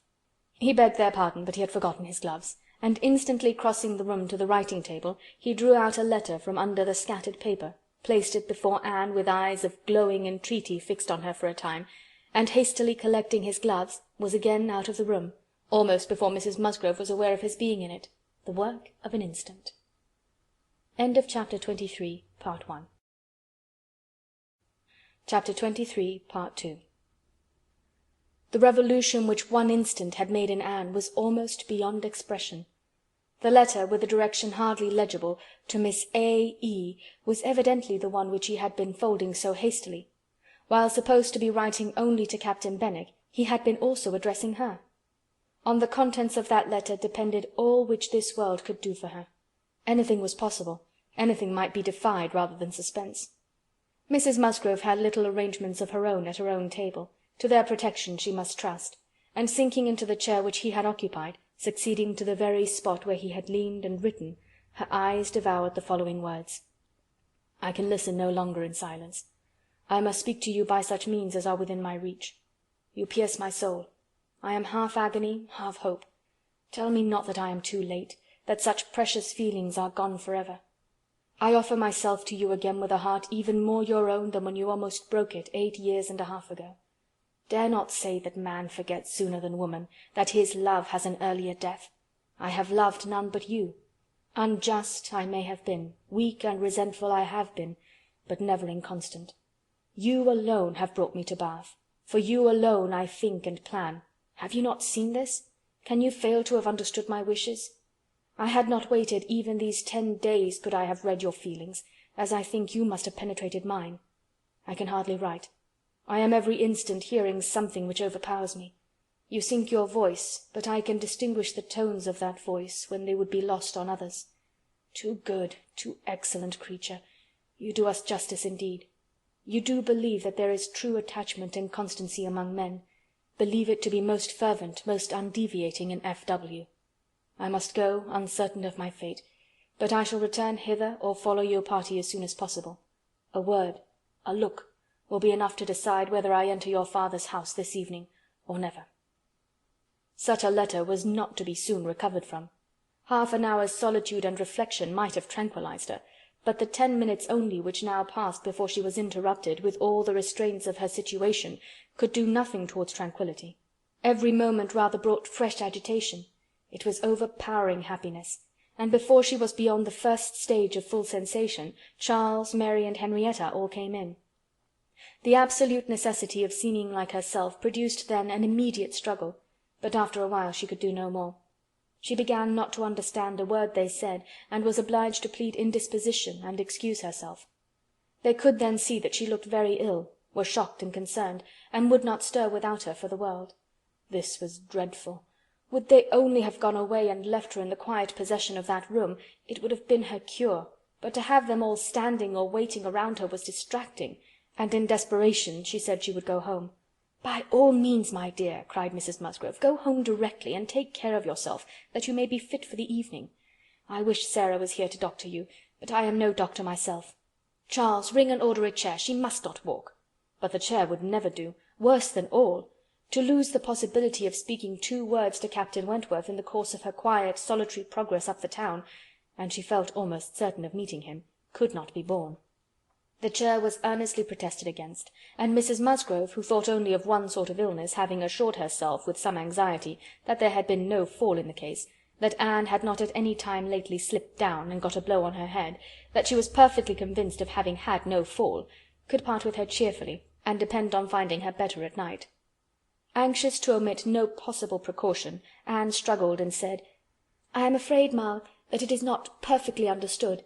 Pray be so good as to mention to the other gentlemen that we hope to see your whole party this evening. I am afraid there had been some mistake, and I wish you particularly to assure Captain Harville and Captain Wentworth that we hope to see them both." "Oh, my dear, it is quite understood. I give you my word. Captain Harville has no thought but of going." "Do you think so? But I am afraid, and I should be so very sorry. Will you promise me to mention it when you see them again? You will see them both this morning, I dare say. Do promise me." "To be sure I will, if you wish it. Charles, if you see Captain Harville anywhere, remember to give Miss Anne's message. But indeed, my dear, you need not be uneasy. Captain Harville holds himself quite engaged, I'll answer for it, and Captain Wentworth the same, I dare say." Anne could do no more, but her heart prophesied some mischance to damp the perfection of her felicity. It could not be very lasting, however. Even if he did not come to Camden Place himself, it would be in her power to send an intelligible sentence by Captain Harville. Another momentary vexation occurred. Charles, in his real concern and good nature, would go home with her. There was no preventing him. This was almost cruel, but she could not be long ungrateful. He was sacrificing an engagement to the gunsmiths to be of use to her, and she set off with him, with no feeling but gratitude apparent. They were on Union Street, when a quicker step behind, a something of familiar sound, gave her 2 moments' preparation for the sight of Captain Wentworth. He joined them, but as if irresolute whether to join or to pass on, said nothing, only looked. Anne could command herself enough to receive that look, and not repulsively. The cheeks which had been pale now glowed, and the movements which had hesitated were decided. He walked by her side. Presently, struck by a sudden thought, Charles said, "Captain Wentworth, which way are you going? Only to Gay Street, or farther up the town?" "I hardly know," replied Captain Wentworth, surprised. "Are you going as high as Belmont? "Are you going near Camden Place? Because if you are, I shall have no scruple in asking you to take my place and give Anne your arm to her father's door. She is rather done for this morning, and must not go so far without help, and I ought to be at that fellow's in the market-place. He promised me the sight of a capital gun he is just going to send off, said he would keep it unpacked to the last possible moment, that I might see it, and if I do not turn back now, I have no chance. By his description, a good deal like the second-sized double barrel of mine which you shot with one day round Winthrop." There could not be an objection. There could be only the most proper alacrity, a most obliging compliance for public view, and smiles reigned in, and spirits dancing in private rapture. In half a minute Charles was at the bottom of Union Street again, and the other two proceeding together, and soon words enough had passed between them to decide their direction towards the comparatively quiet and retired gravel walk, where the power of conversation would make the present hour a blessing indeed, and prepare it for all the immortality which the happiest recollections of their own future lives could bestow. There they exchanged again those feelings and those promises which had once before seemed to secure everything, but which had been followed by so many, many years of division and estrangement. There they returned again into the past, more exquisitely happy perhaps in their reunion than when it had been first projected, more tender, more tried, more fixed in a knowledge of each other's character, truth, and attachment, more equal to act, more justified in acting. And there, as they slowly paced the gradual ascent, heedless of every group around them, seeing neither sauntering politicians, bustling housekeepers, flirting girls, nor nursery-maids and children, they could indulge in those retrospections and acknowledgments, and especially in those explanations of what had directly preceded the present moment, which were so poignant and so ceaselessly in interest. All the little variations of the last week were gone through, and of yesterday and to-day there could scarcely be an end. She had not mistaken him. Jealousy of Mr. Elliot had been the retarding weight, the doubt, the torment. That had begun to operate in the very hour of first meeting her in Bath. That had returned, after a short suspension, to ruin the concert, and that had influenced him in everything he had said and done, or omitted to say and do, in the last 24 hours. It had been gradually yielding to the better hopes which her looks, or words, or actions occasionally encouraged. It had been vanquished at last by those sentiments and those tones which had reached him while she talked with Captain Harville, and under the irresistible governance of which he had seized a sheet of paper and poured out his feelings. Of what he had written, nothing was to be retracted or qualified. He persisted in having loved none but her. She had never been supplanted. He never even believed himself to see her equal. Thus much indeed he was obliged to acknowledge, that he had been constant unconsciously, nay, unintentionally, that he had meant to forget her, and believed it to be done. He had imagined himself indifferent when he had only been angry, and he had been unjust to her merits because he had been a sufferer from them. Her character was now fixed on his mind as perfection itself, maintaining the loveliest medium of fortitude and gentleness, but he was obliged to acknowledge that only at Uppercross had he learnt to do her justice, and only at Lyme had he begun to understand himself. At Lyme he had received lessons of more than one sort. The passing admiration of Mr. Elliot had at least roused him, and the scenes on the Cobb and at Captain Harville's had fixed her superiority. In his preceding attempts to attach himself to Louisa Musgrove, the attempts of an angry pride, he protested that he had forever felt it to be impossible, that he had not cared, could not care, for Louisa, though till that day, till the leisure for reflection which followed it, he had not understood the perfect excellence of the mind with which Louisa's could so ill bear a comparison, or the perfect unrivalled hold it possessed over his own. There he had learnt to distinguish between the steadiness of principle and the obstinacy of self-will, between the darings of heedlessness and the resolution of a collected mind. There he had seen everything to exalt in his estimation the woman he had lost, and there begun to deplore his pride, the folly, the madness of resentment, which had kept him from trying to regain her when thrown in his way. From that period his penance had become severe. He had no sooner been free from the horror and remorse attending the first few days of Louisa's accidents, no sooner begun to feel himself alive again, than he had begun to feel himself, though alive, not at liberty. "I found," said he, "that I was considered by Harville an engaged man, that neither Harville nor his wife entertained a doubt of our mutual attachment. I was startled and shocked. To a degree I could contradict this instantly. But when I began to reflect that others might have felt the same, her own family, nay, perhaps herself, I was no longer at my own disposal. I was hers in honour if she wished it. I had been unguarded. I had not thought seriously on this subject before. I had not considered that my excessive intimacy must have its danger of ill consequence in many ways, and that I had no right to be trying whether I could attach myself to either of the girls, at the risk of raising even an unpleasant report, were there no other ill effects. I had been grossly wrong, and must abide the consequences. He found too late, in short, that he had entangled himself, and that precisely as he became fully satisfied of his not caring for Louisa at all, he must regard himself as bound to her, if her sentiments for him were what the Harvilles supposed. It determined him to leave Lyme, and await her complete recovery elsewhere. He would gladly weaken by any fair means whatever feelings or speculations concerning him might exist, and he went therefore to his brother's, meaning after a while to return to Kellinch, and act as circumstances might require. "I was 6 weeks with Edward," said he, "and saw him happy. I could have no other pleasure. I deserved none. He inquired after you very particularly, asked even if you were personally altered, little suspecting that to my eye you could never alter."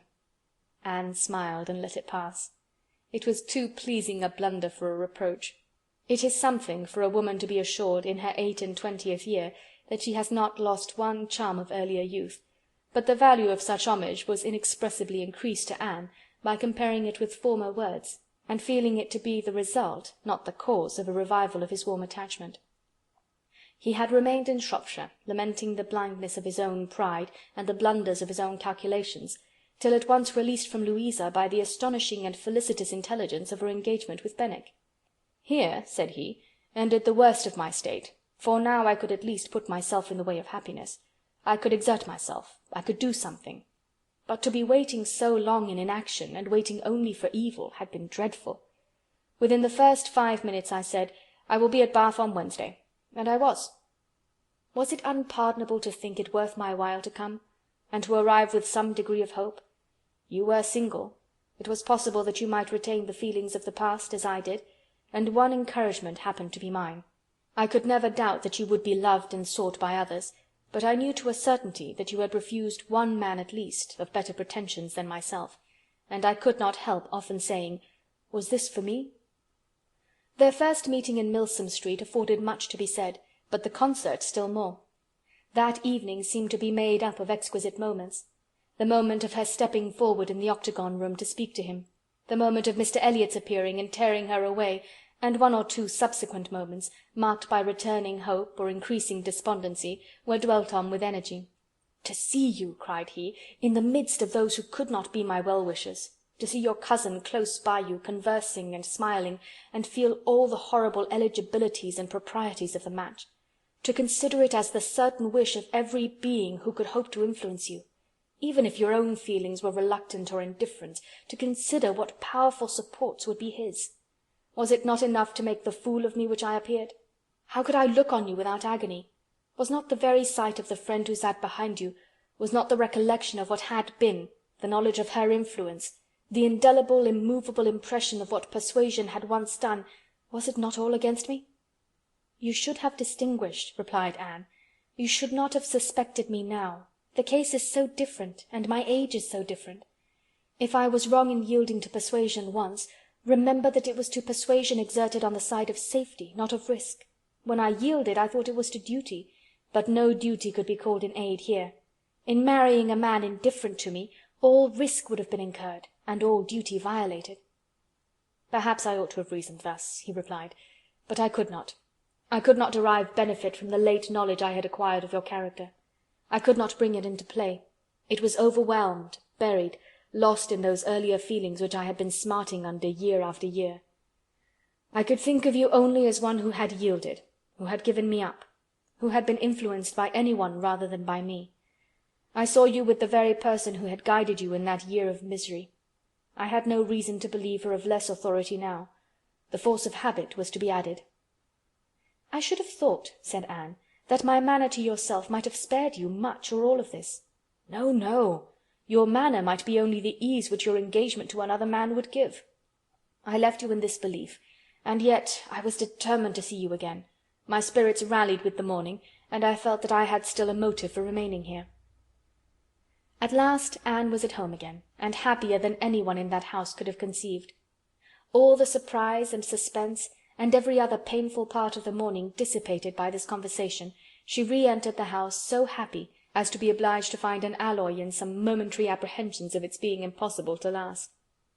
An interval of meditation, serious and grateful, was the best corrective of everything dangerous in such high-wrought felicity, and she went to her room, and grew steadfast and fearless in the thankfulness of her enjoyment. The evening came. The drawing-rooms were lighted up, the company assembled. It was but a card-party. It was but a mixture of those who had never met before, and those who met too often. A commonplace business, too numerous for intimacy, too small for variety.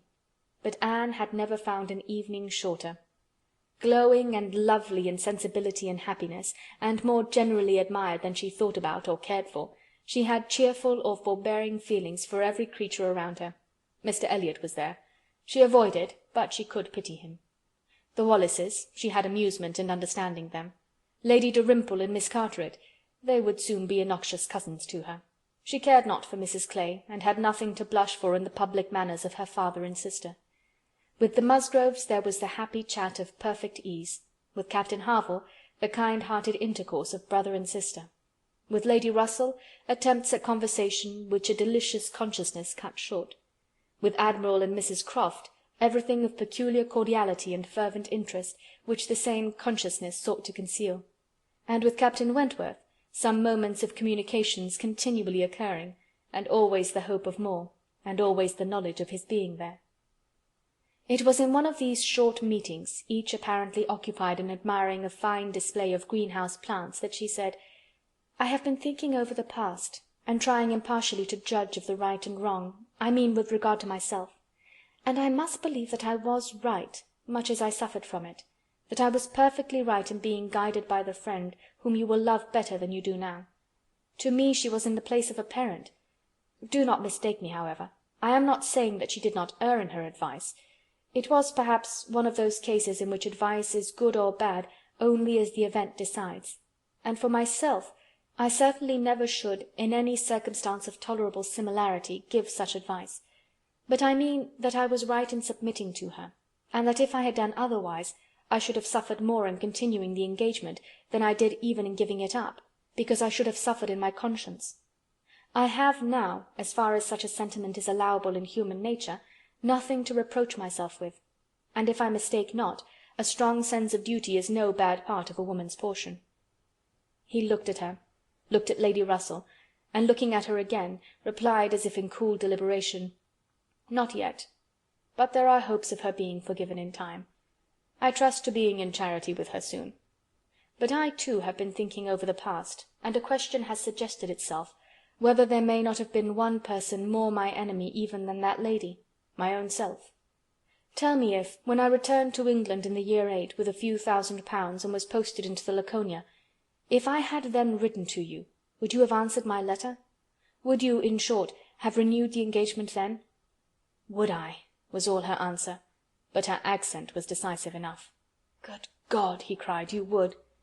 It is not that I did not think of it, or desire it, as what could alone crown all my other success, but I was proud, too proud to ask again.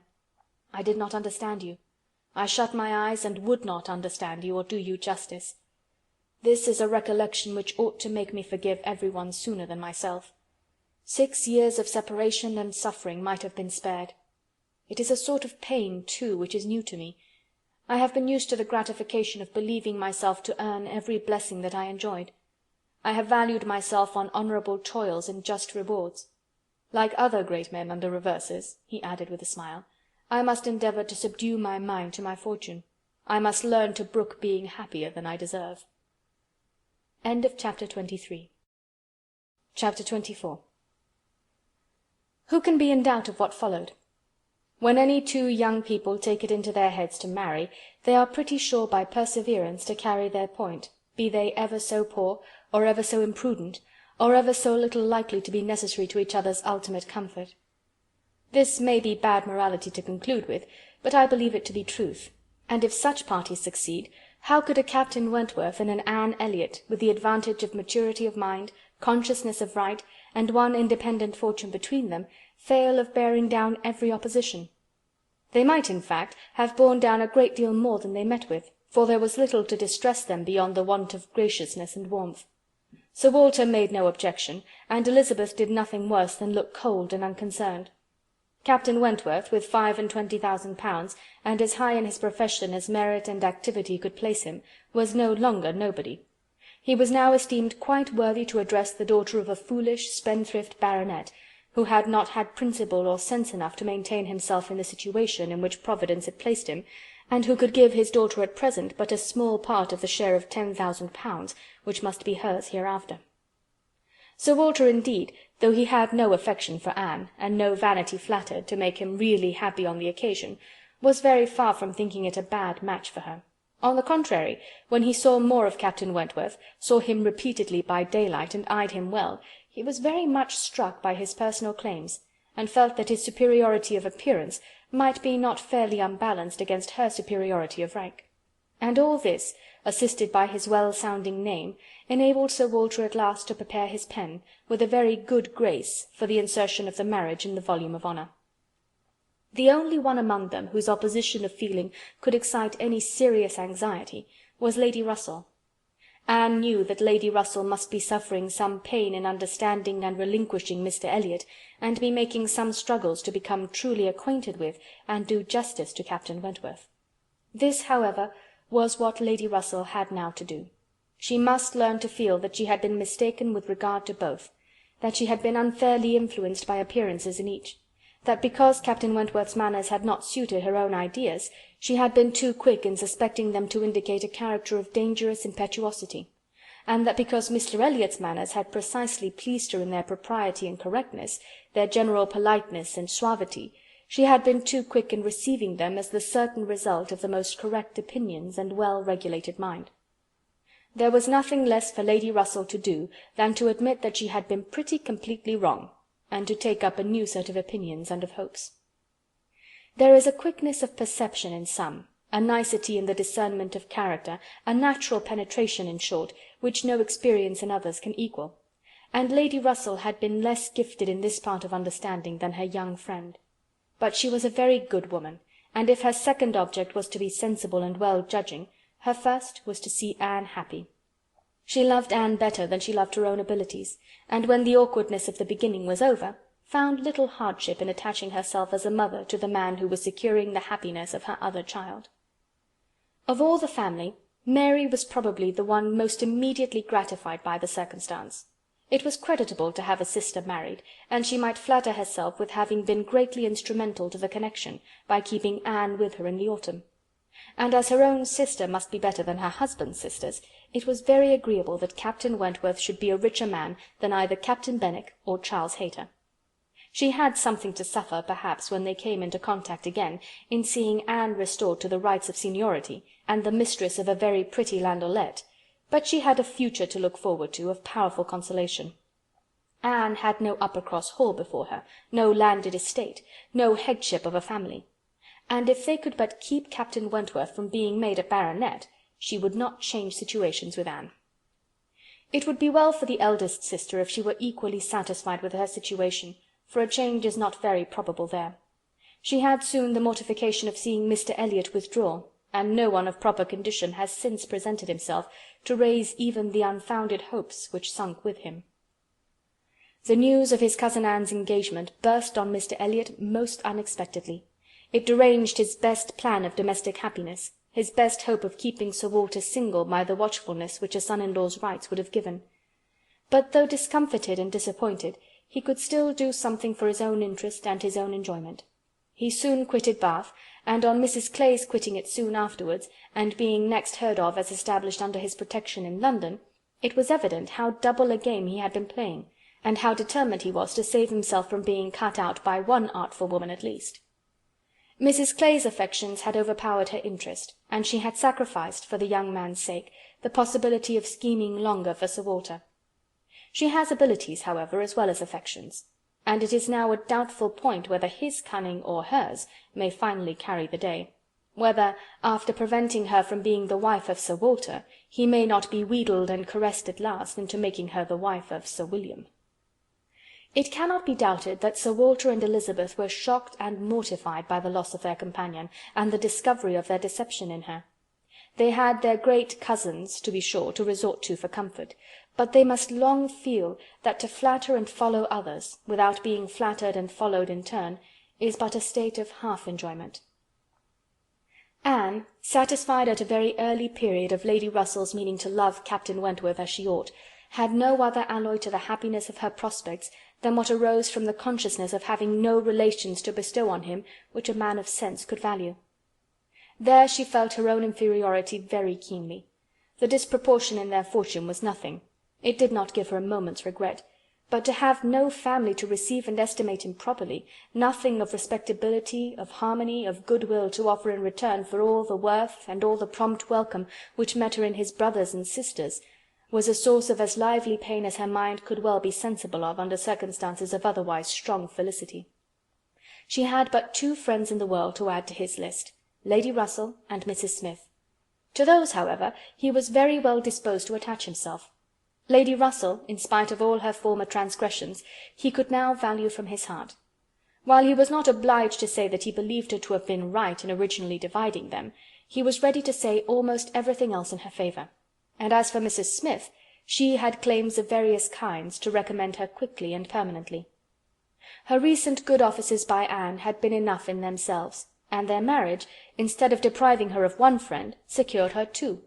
She was their earliest visitor in their settled life, and Captain Wentworth, by putting her in the way of recovering her husband's property in the West Indies, by writing for her, acting for her, and seeing her through all the pretty difficulties of the case with the activity and exertion of a fearless man and a determined friend, fully requited the services which she had rendered, or ever meant to render, to his wife.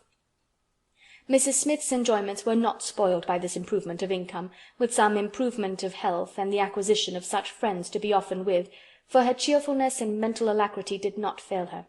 And while these prime supplies of good remained, she might have bid defiance even to greater accessions of worldly prosperity. She might have been absolutely rich and perfectly healthy, and yet be happy. Her spring of felicity was in the glow of her spirits, as her friend Anne's was in the warmth of her heart. Anne was tenderness itself, and she had the full worth of it in Captain Wentworth's affection. His profession was all that could ever make her friends wish that tenderness less, the dread of a future war all that could dim her sunshine. She gloried in being a sailor's wife, but she must pay the tax of quick alarm for belonging to that profession which is, if possible, more distinguished in its domestic virtues than in its national importance. End of Chapter 24. End of Persuasion by Jane Austen.